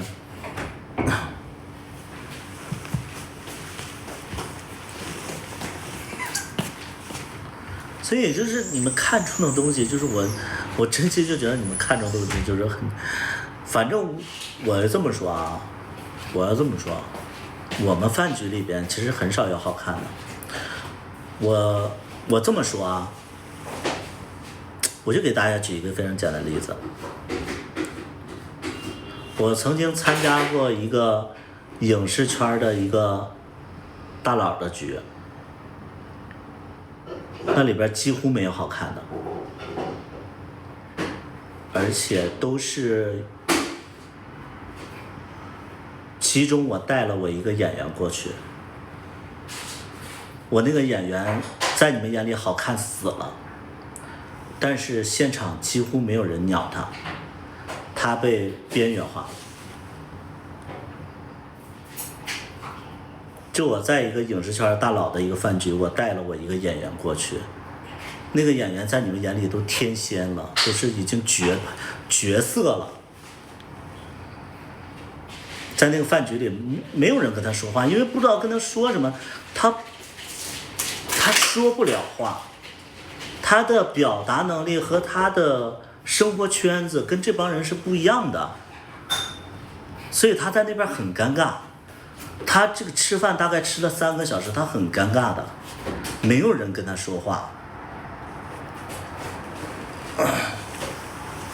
因为他不是属于这个圈层的人。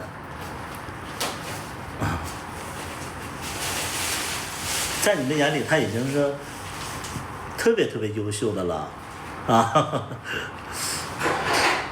真的是这样，我不夸张的说。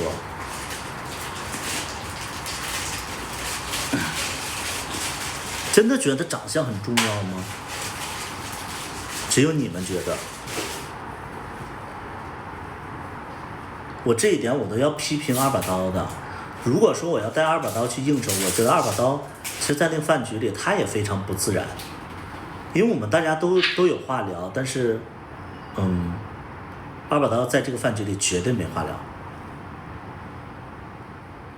就是你真的你想进入那个圈层，你得知道怎么聊啊，生活是什么呀，然后包括你的你气场啊，包括你整个的心态呀，对不对？你光好看的一点用都没有。估计他也不能陪我去，他能陪我去，我也会带他去。但是我觉得他要去了的话，就会，他也不知道该说什么。其实二把刀现实生活当中，他见我的朋友基本上都不说话，他就是一个，你们聊你们的，我吃我的，对，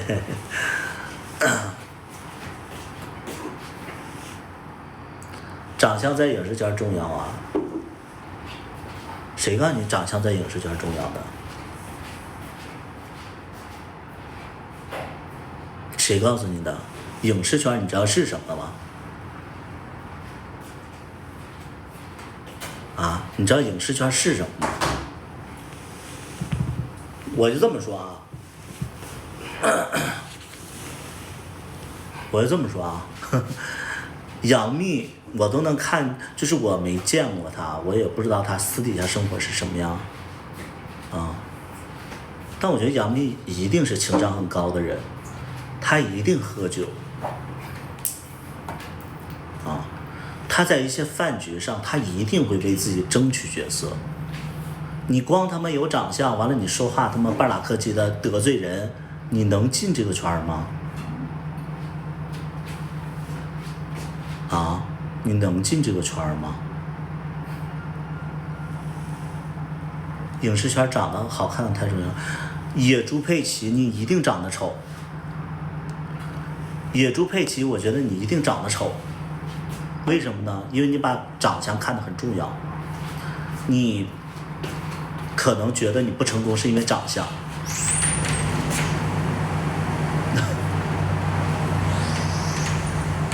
现实当中是什么？我这么跟大家说，我这么跟大家说，你们可能觉得影视行业长相最重要，但是你们要知道，学表演的孩子哪个长得丑？基本上做影视行业的都是学表演的孩子，人人都好看。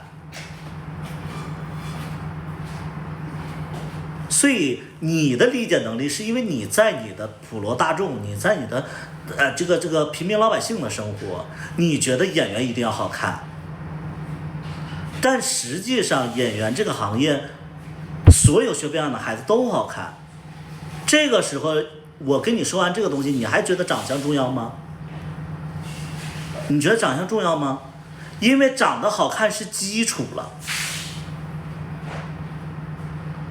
这就是你定的这个点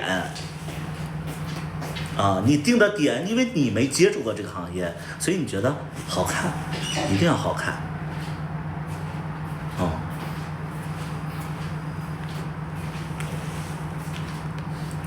对呀，是基础呢，不是成本。我觉得你手机，我觉得我跟你聊不通。就这个孩子呀，你先别急着反对，或者说就是回应，你先理解我说的话吧。你先理解我说的话吧。就举一个，就是如果说表演这块你理解不了的话，我再给你举一个唱歌的一个例子。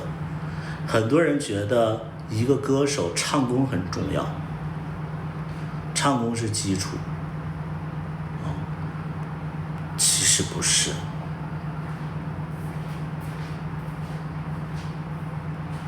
谁说内涵修养了？我的妈！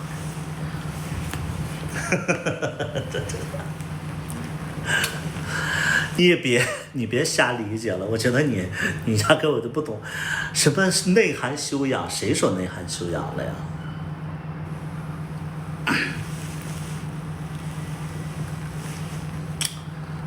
我不想跟你解释了，你能理解你就理解啊，你能理解你就理解，理解不了你就是真的你就随意吧，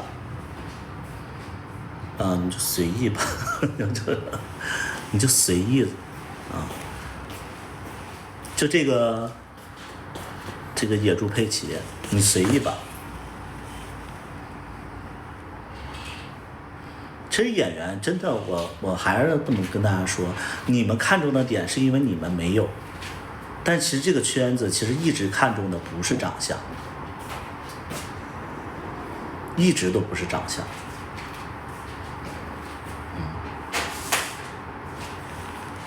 包括谈恋爱一直都不是长相，因为学表演，你们知道中国每年学表演的孩子有多少？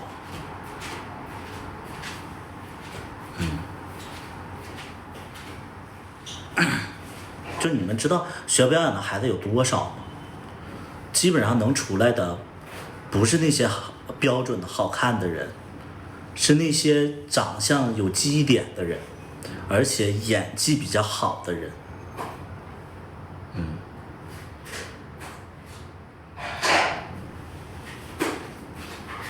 这回能听明白吗？就是每年北京的艺术院校的孩子，几万的，都放弃了这个行业，因为他们没有办法脱颖而出，没有办法出来。因为他们没有特点，他们学的东西都是老师教的东西，人人都是这样的。长得不好看的都不会去学表演了，早就是。这个样你是学表演的吗？你们别在这块胡说八道了，行吗？我在北京电影学院，不是所有人长得都好看，是那个北京电影学院的，不是说长得不好看的不能学表演。你们别在那胡说八道了好吗？你们在说什么呢？北京电影学院在乎的是颜值，卡掉一些颜值的了。你们在开什么玩笑啊？你们胡说八道什么呢？学表演的孩子不是看长相，可能好看的少。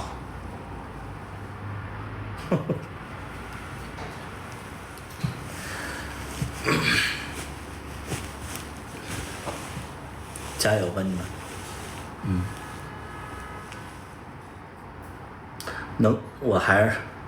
我不说了行吗？我不讨论了，你们愿意怎么想怎么想吧。你们活在自己的精神世界里就好了，你们胡说八道就可以了。啊。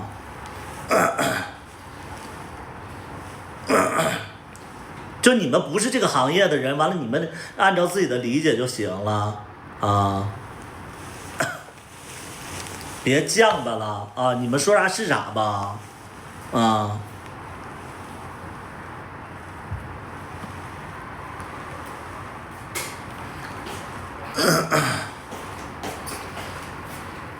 爱咋说咋说吧。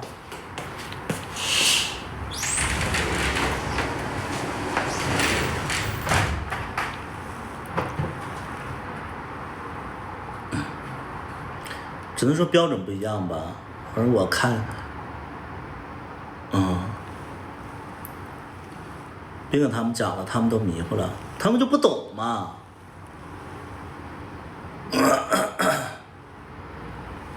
还什么挑演员一定会挑好看的，那玩意儿他妈的角色他妈需要丑的，我非常长得好看呐。你大剧本那就是有丑的呀，有坏的人。那你非得找一个温柔的人，啊，那怎么可能呢？演员是要符合这个人物的，我们挑的演员是要符合这个人物的，怎么可能都好看呢？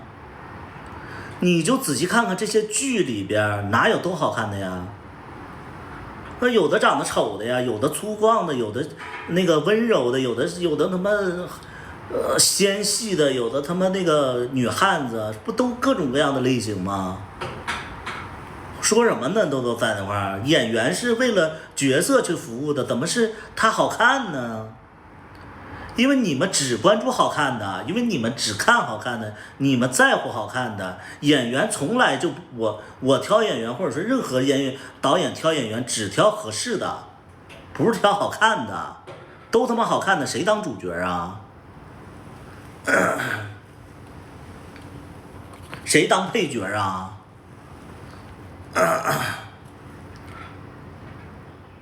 那为什么会有小昭？为什么会有阿朱呢？为什么不都是赵敏？那不都是周芷若呢？为什么有黎姿有佘诗曼呢？因为他们长得有辨识度。难道他们是好看吗？这个东西大家不明白吗？佘诗曼和黎姿都是好看的吗？对不对？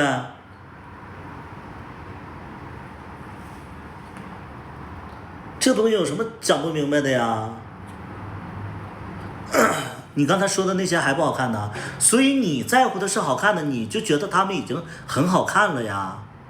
就像你们一直都觉得二把刀好看，觉得卡卡好看，我不觉得呀。我看中的是他适不适合这个角色呀。那我的标准就是龙二啊。你们可能觉得他们已经很好看了，因为你不如他们，所以你们在乎的是这个东西。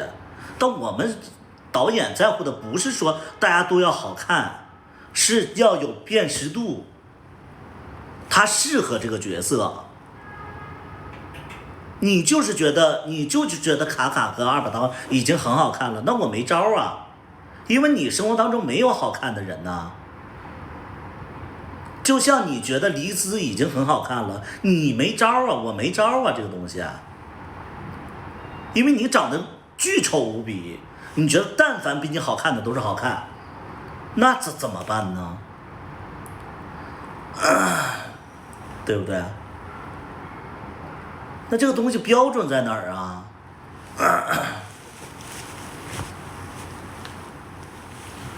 所以你将这个东西不许人身攻击，我没有人身攻击啊，除非你是真长得丑，我只是说一个例子，因为你丑，所以你在乎的是别人有没有比你好看，你只要比你好看，你就觉得他是好看，但是我们不觉得说好看是标准，因为我们在乎的好看的标准也不是你那个标准，你就觉得他好看，那我没办法呀，能明白不？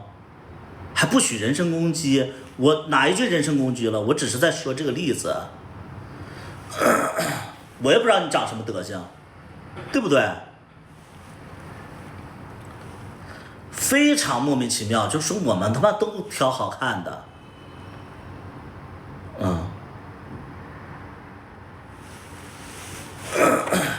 那好看的为什么他没一直演呢？因为他演技不过关呢。为什么我有一些演员在你们眼里都已经好看的都不行了，天天在那块说他什么时候再拍啊？那我就没用过他呀，对不对？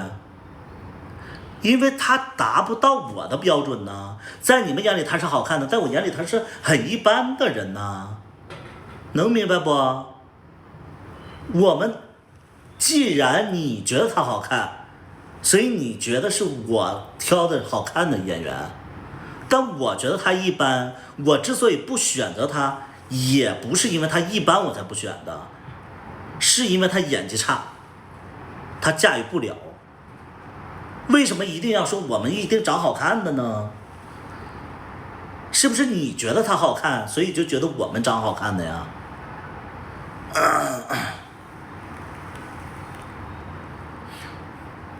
我想证明你是个特别专业的，我们从来不需要证明什么呀，我只是讨厌你总说这个行业是怎么看好看的，有的是好看的，他们能演吗？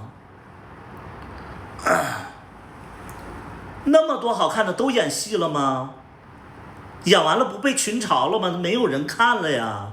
不是说我们，是说这个行业好看就能决定吗？那任素汐怎么回事啊？扛起票房的那些哪个好看呢？来，你来分析一下中国影坛哪个好看了？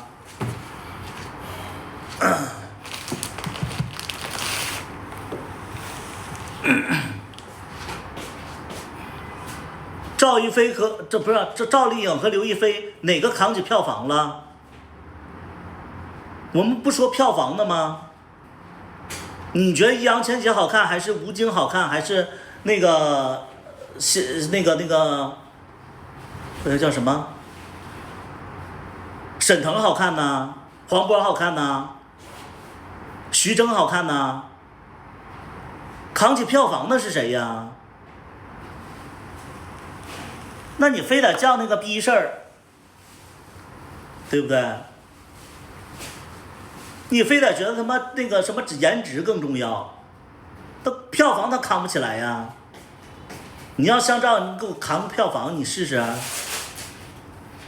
对不对呀？那放了个没味儿的屁呀！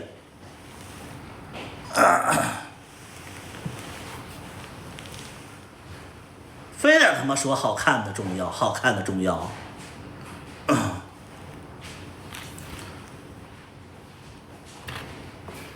你再说几个不靠脸的，关键你说靠脸的他没有成绩啊，对不对？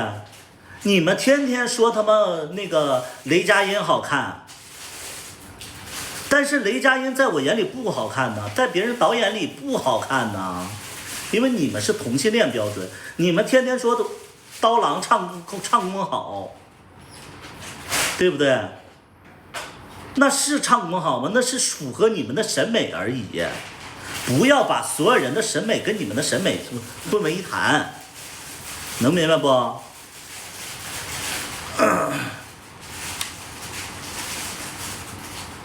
我们说音乐，那我们就看作品，我们就看你的销量，看你的那个流传度，谁他妈看长相啊？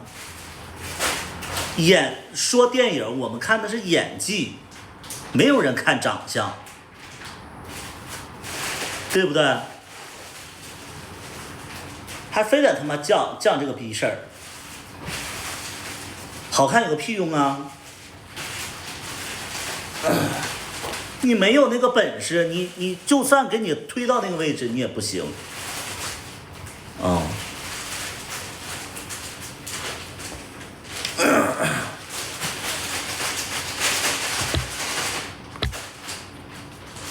我都解释不清了，我都解释不清了。这个人就是那个叫什么野猪什么的，这个野猪佩奇，非得他妈犟。这个行业都他妈是好看的，好看的是基础，是他妈是基础吗？怎么可能是基础呢？那不好看的都他妈死了，那神经病就他妈在那块犟这个逼事儿，对不对呀？你演戏最主要的是什么？演技呀，你的专业技能，明白不？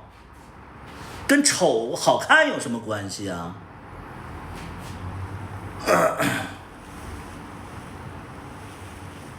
对不对呀？你演戏最主要的是演技，跟脸蛋有什么关系啊？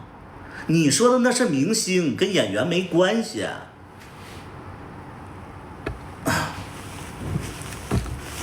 犟这个逼事儿，他妈犟不明白了。那你非得觉得他好看，那没办法呀，因为你没见过什么好货色呀，对不对？那你没办法呀，你非得跟我犟这个事儿，你非得就觉得在我眼里他长得就一般，你非得他说他妈天仙了，因为他就没见过什么好货色呀，你生活当中没有好看的呀，你周围都是一帮那个平凡的人呐。但是娱乐圈基本上都是从那个表演的这里边学表演的孩子出来的，每个人其实都是那个基础，最终脱颖而出的就是好看的是一大堆，好看的是背景墙，你只有特色的人才能在好看的当中去脱颖而出啊。所有学表演的孩子都必须好看吗？不是。我这个我说的还不够明白啊！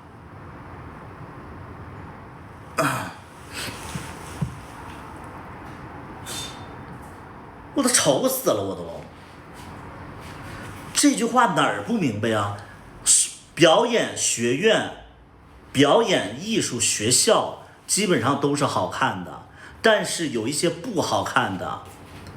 但是我们能脱颖而出的其实是演技突出且有辨识度的，有辨识度的怎么能跟好看的一起呢？相反的是那些长相一般的但是实际能力比较强的人，因为背景板都好看，所以你真正的能分辨出来他是因为他长得有特点。为什么任素汐能出来呀？为什么那个迪丽热巴她演不了电影啊？她演技不过关呐！你跟人家任素汐演技是有特点的，没有人替代的。这个还不明白？我他妈要解释多少次啊？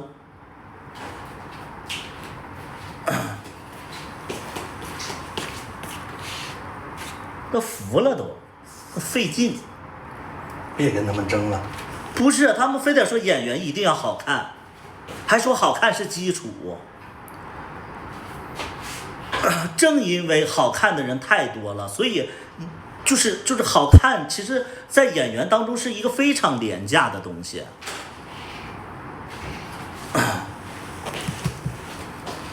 好看一占就赢了一大半了，那是因为你觉得，因为你丑，所以你觉得好看赢了一大部分。你们去电影院去看一看，你们看看现在的电影院的那个电影的那些演员，好看的基本上都是背景板，相反都是有特色演得好的人，一看他就脱颖而出，明不明白？因为基础都是好看的，这个行业他就觉得它是好看的。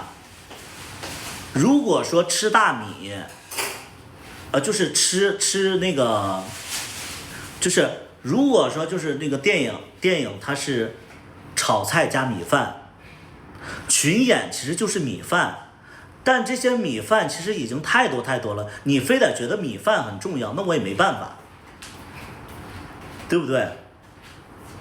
但其实是那些不同的菜比较重要啊。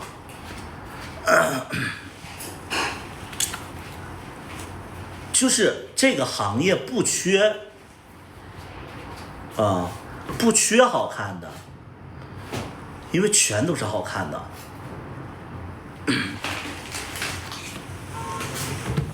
从来不觉得任素汐演技多好，你牛逼，就你好，你他妈你最牛逼了，你演技比任素汐演的好啊，你都可以评判世界了，你天不怕地不怕的，你最牛逼了，谁都不如你。你在家他妈那个指点江山，你最牛逼了啊，谁也不如你。你觉得好看最重要呢？你还，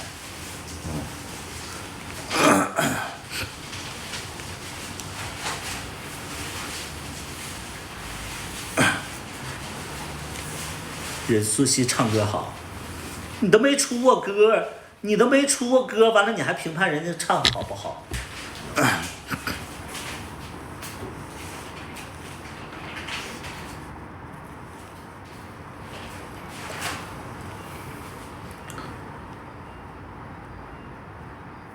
对，因为基础它就是高，就这个就是影视和那个平面模特，大家好看是基础他不是平民老百姓。但是你说那个就是平民老百姓，他怎么能去进这个圈呢？因为他要学习。正因为这些长得就是比较有特点的，没有传统意义好看的人，他们的理解能力就比这些好看的人要突出一点，或者说要另类一点，他们就能脱颖而出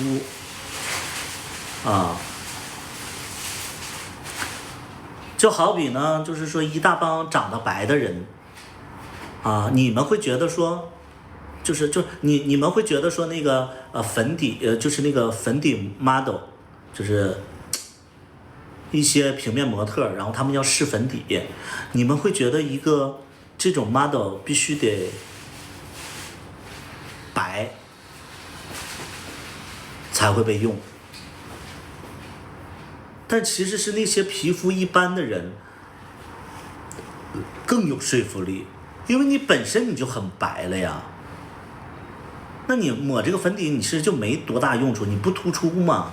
你相反，你是皮肤很自然或者说很平凡的一个状态，然后你抹完粉底，你能突出来啊，你这才能凸显我的产品呢。非常简单的例子，就比如说你是一个本身比较有钱的人，你演一个有钱人，大家不会觉得你有钱就是演技好。相反，你要是一个平民老百姓，你去演一个有钱人，你演得非常好的话，你尤其的突出，明白不？哎，费劲死！他妈的，非得他妈叫这个死字儿。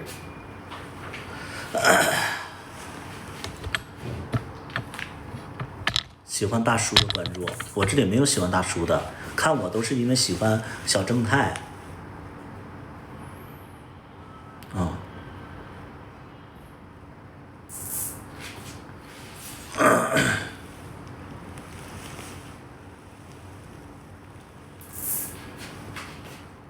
人他妈说的演他妈长得好看的，我就说白了，就是我现在的演员，我也就是觉得龙二算是好看的，其他人都是有特色的人，都是就是说不是那种，哎一打眼就是那种就是传统的那种 gay 的，就龙二算是标准好看的，没有啊，谁他妈好看呢？二把刀他也是因为有特色呀。那我没办法呀，因为你们的理解能力就是二把刀和那个卡卡他们都是好看的，因为你们分辨不出来二把刀和卡卡他俩有啥区别，那我就没办法呀，因为你看中的就是这些东西啊，对不对？所有人比你好看就是好看，那我没办法呀。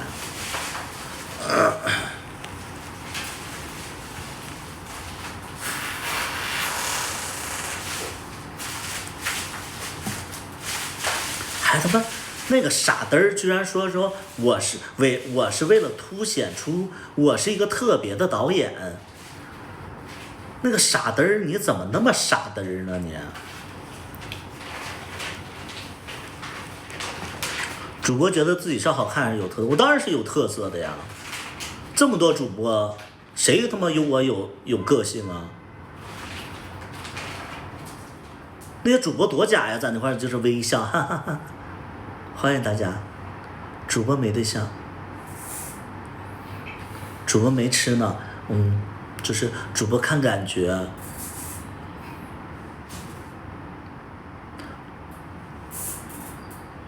粉丝灯牌，到5级可以加我的那个私人微信。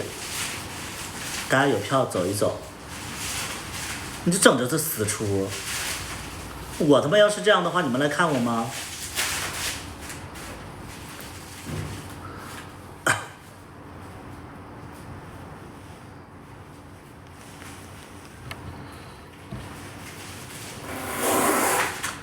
你就觉得我好看，是因为你长得丑，你没有看过好看的。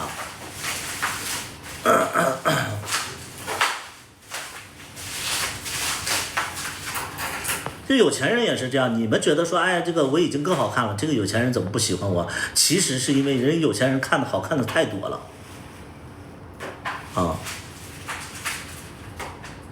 你觉得他已经是天仙了，但是人有钱人他妈接触的，啥让人睡不着啊？对不对？光他妈靠好看去评价一个人，你有什么出息呢？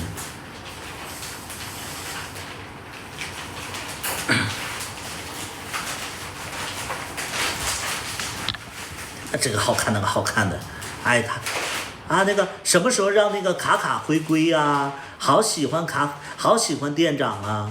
你们是喜欢店长还是喜欢卡卡呀？你们自己说一下，你们喜欢的是卡卡还是店长？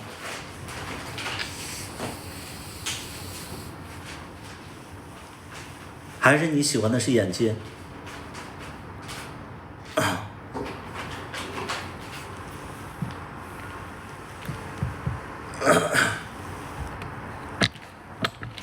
我懒得拆穿你们，就是，哎呀，肤浅的要死啊！就觉得所有人都像你们一样肤浅，觉得导演也应该肤浅，导演他妈拍戏就是为了潜规则，见一个潜一个，见一个潜一个，这跟我拍过戏都被我潜过，不合作了是因为不想被我潜了，那整那些没用的。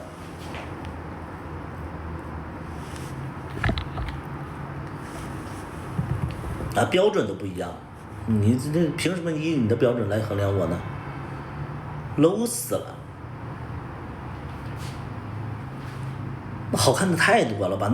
那抖音上成千上万的好看，我就这么说，我他妈刷了这么多年抖音了，完天天都没有好看的，天天有我没见过的，天天我就点赞，我点赞都点不过来，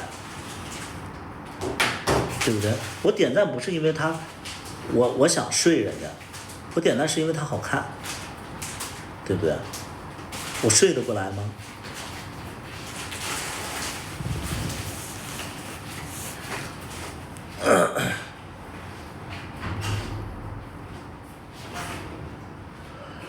你们拍的剧哪里看？在 B 站。哔哔这么半天还不知道我拍的剧在哪里看呢？在直播间里他妈在那哔哔哔哔哔。你怎么刷不到？因为你周围的人都丑。啊。哔哔这么半天还不知道我剧在哪看呢？我还以为你他妈总看呢。那你在这块就是说了这么多干啥呀？还他妈老输人似的。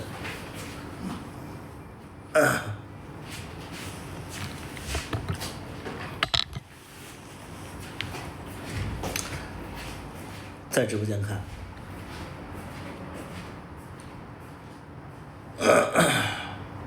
上新了没有？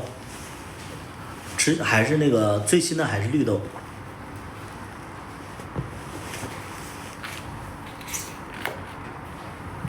好看不重要啊。我真跟大家说，你们找对象也不要奔好看的去，你们驾驭不了，啊，对，好看的你们驾驭不了。那好看的，我告诉你，好看的人有一种什么感受呢？就觉得说，应该会很多人喜欢他。好看的都是这样想的，就是，哎，我应该好多人喜欢我，他不会跟你安安稳稳的在一起。稀缺性。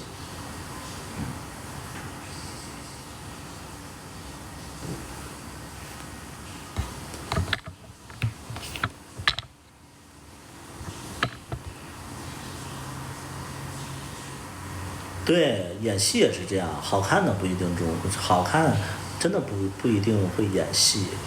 其实演戏演技最重要。好看的人会有一点点自恋，会。阿宝刀天天就觉得说这个喜欢他，那个也喜欢他。阿宝刀是这样，阿宝刀说，哎，那个人好像喜欢我，这个人好像喜欢我，他们会这样，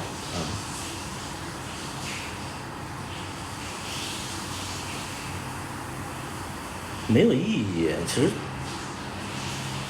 就是我会觉得说。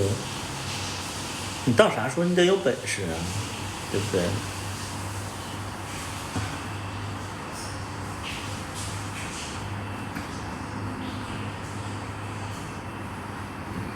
本事最重要啊，就是内在，得有内容。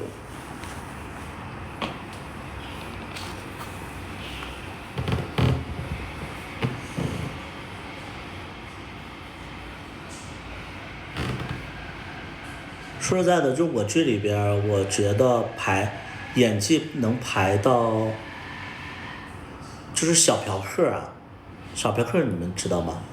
我剧里边有个叫小嫖客的，我觉得他演技能排到第3呢，他演技很好。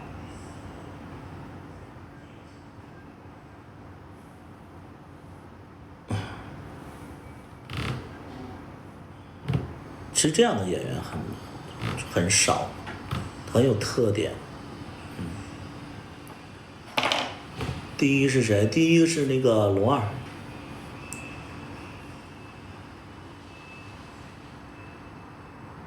第2应该是那个龚大虎，第3是小嫖客，小嫖客。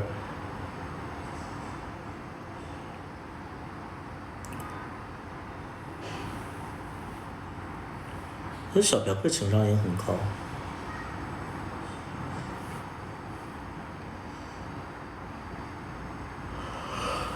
唉，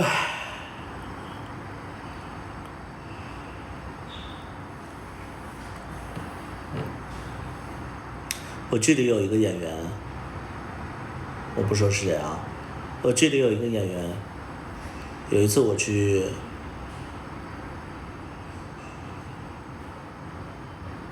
我跟他们喝酒吧，还是送他们。主播自己拍地基，我不在这里边，跟他们抿在一起。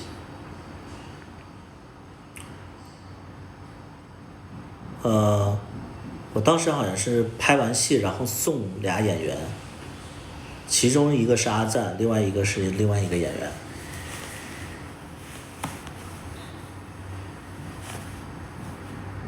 哎，我还是接还是那个接他还是送他忘了，好像应该是接他俩，还是去喝酒。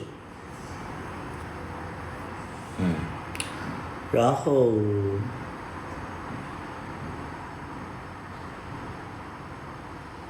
其中有一个演员上车了，因为他是我第一个接的，上车了，然后他就坐后座了，坐的老板位。我当时就觉得这个孩子就是不礼貌，这孩子不礼貌。然后我紧接着我就又去接阿赞了。然后阿赞上车，正常的，如果说你后边有一个人坐了，我觉得阿赞很大的几率会也坐后边，但是阿赞比他们要年长一些，阿赞坐的副驾，这就是差别。我说完这段话，有的人都听不明白。啊，坐后边坐副驾有什么区别吗？为什么阿赞就没问题，那个人就有问题呢？这些大家也听不明白。为什么那个演员就被我批没礼貌呢？这个有的人都不明白。所以你们现实当中就是衡量标准，这是。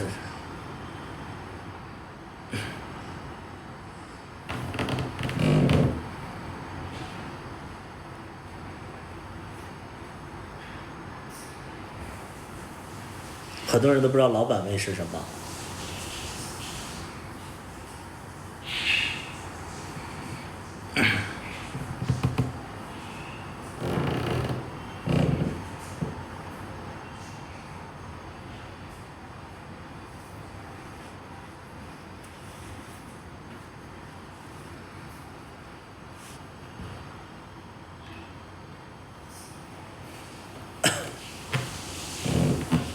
是啊，就是有些人他这个道理他都不懂，你还想在这个剧组里边怎么样呢？你觉得你情商不够。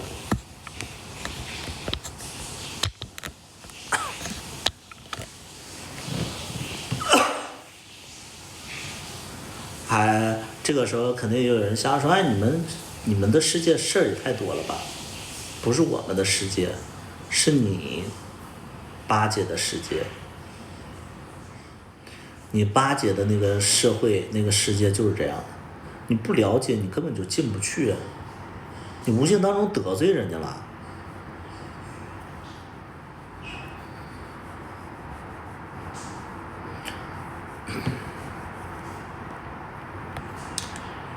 老板跟员工还在意这个吗？可是副驾不是一般人可以做的呀。你觉得你怎么理解？就你自己，你愿意怎么理解怎么理解。这叫阿红的，祝你也经历这种事情，然后你就明白了。就这个东西不是别人说的，你说你就在那块抬杠，对不对？你愿意咋地咋地，你自己怎么做你自己的人生，这是你自己的事儿。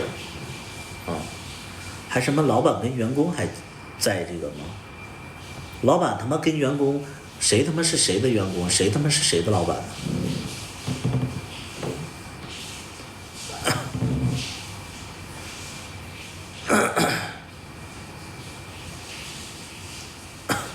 这个东西就是你自己吃过亏，你自己就知道了。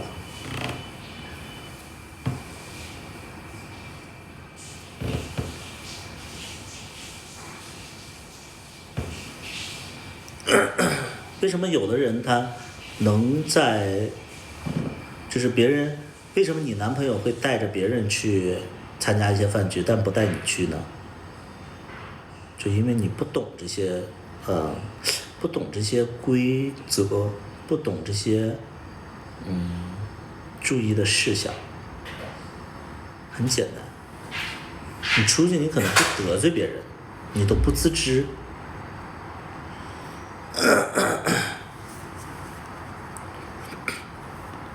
因为我长得丑，我男朋友说过，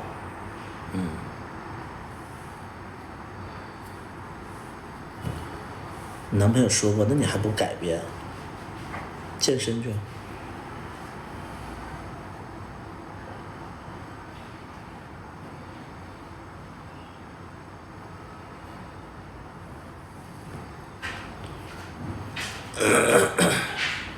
健健身就好。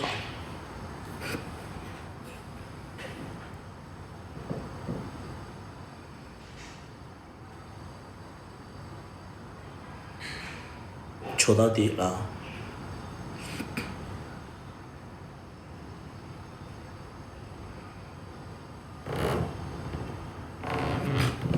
坐的少的陌生的车坐后面没问题了。这个叫阿红呢，你觉得没问题就没问题，你觉得没问题就没问题。那你要是想抬杠的话，别人跟你说什么都不行，你不用在这块儿就是在这块儿问了，你觉得没问题就没问题，那他妈的你坐出租车你非得坐副驾，那也奇怪是不是？你自己想怎么着怎么着。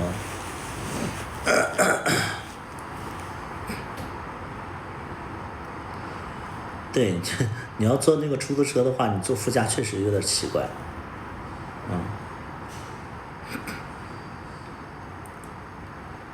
对象干啥呀？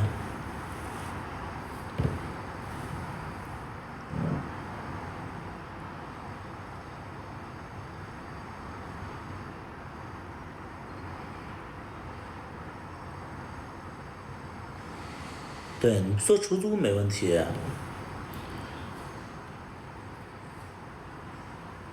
怎么没出镜？他不愿意出镜啊？干啥呀你？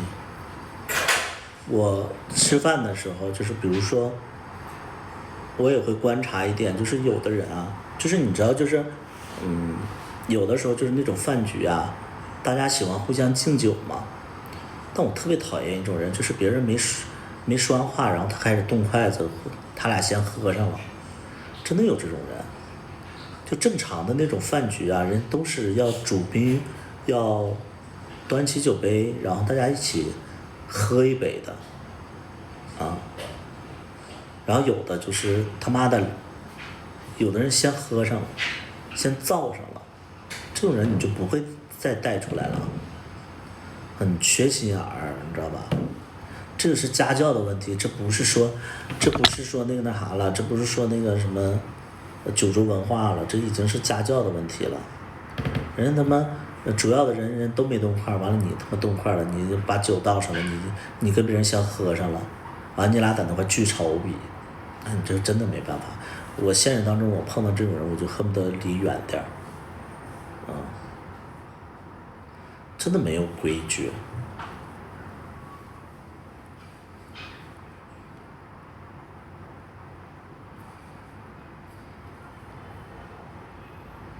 害怕这种人，就我觉得很丢人，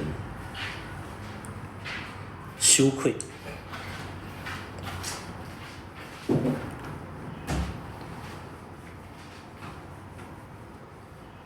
吃什么呀？你要做饭吗？我不知道做啥呀，你想吃啥呀？我想吃上次你做的那个大骨头。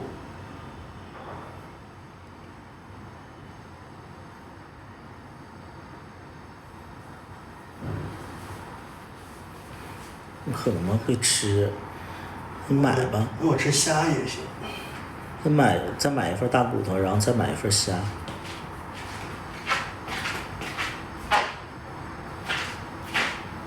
我可不会买。这有啥不会买的？我都不知道买啥样的。你看冰箱里是不是有一份骨头？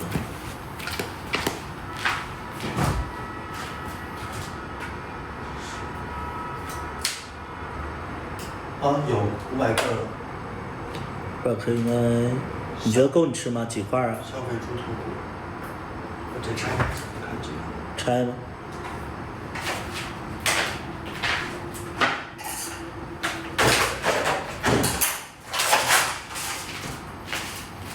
3块。3块肯定不够。是不是3块？这是骨头吗？这写的是棒骨。再来一份吧，你把那个泡上水。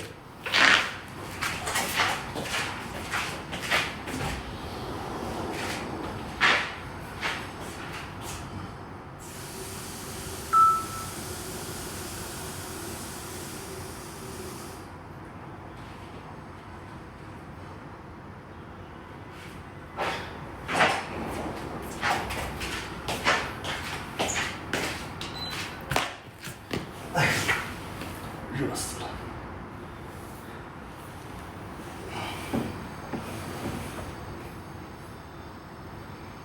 没有帮助了，我看看。没有，那就吃了这么些儿吧。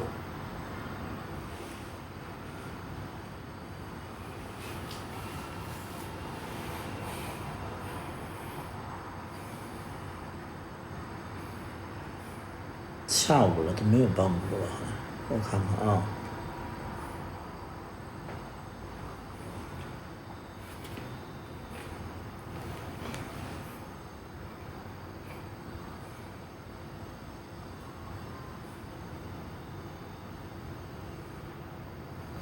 或者点外卖也行，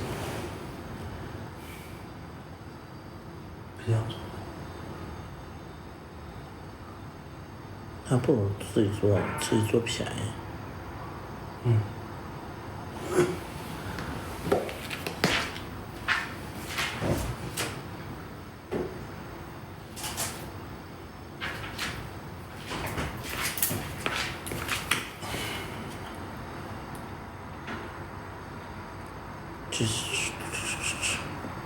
没有鲜仔的，只有冷冻的，烦死了。那就用这一份儿就够了。不够。少吃点这个，多吃点别的菜嘛。哪有别的菜呀？你不要做虾吗？虾也不够啊。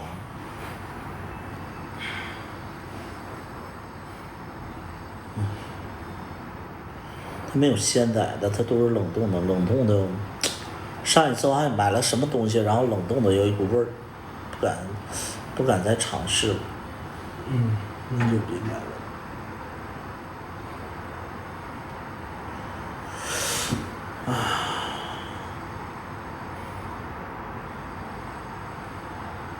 胖虎。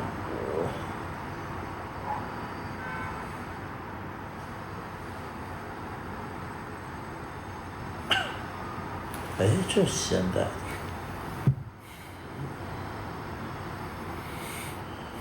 就吃这俩菜啊。嗯。你想吃啥？主食吗？米饭呢？水泡上了。嗯。会蒸饭吗？不会。你不会吗？我不知道放多少水。一半一半。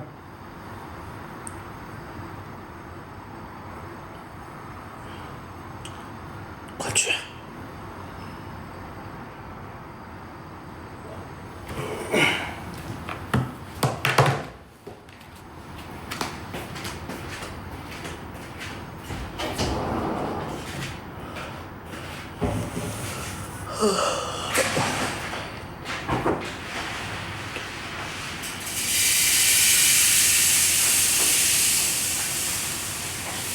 拿过来，我看多不多。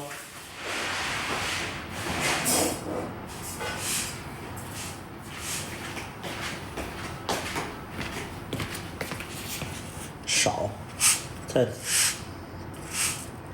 来这么多。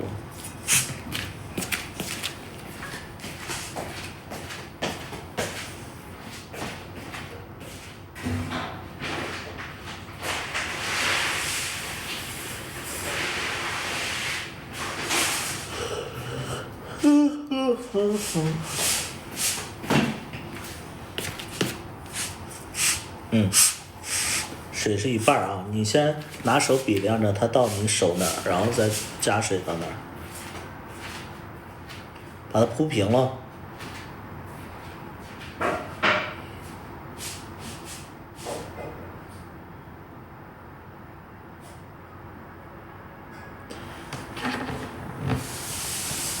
我今天那个把音乐网易云音乐提出600块钱，什么？网易云音乐收入提出600块钱，哦，还断断续续还有点收入。不知道 QQ 音乐有没有？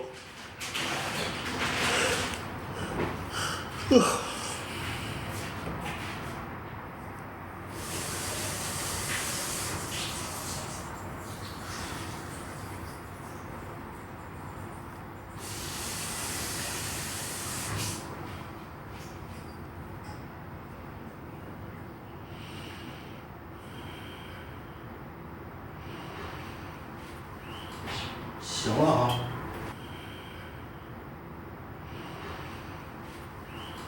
行了啊。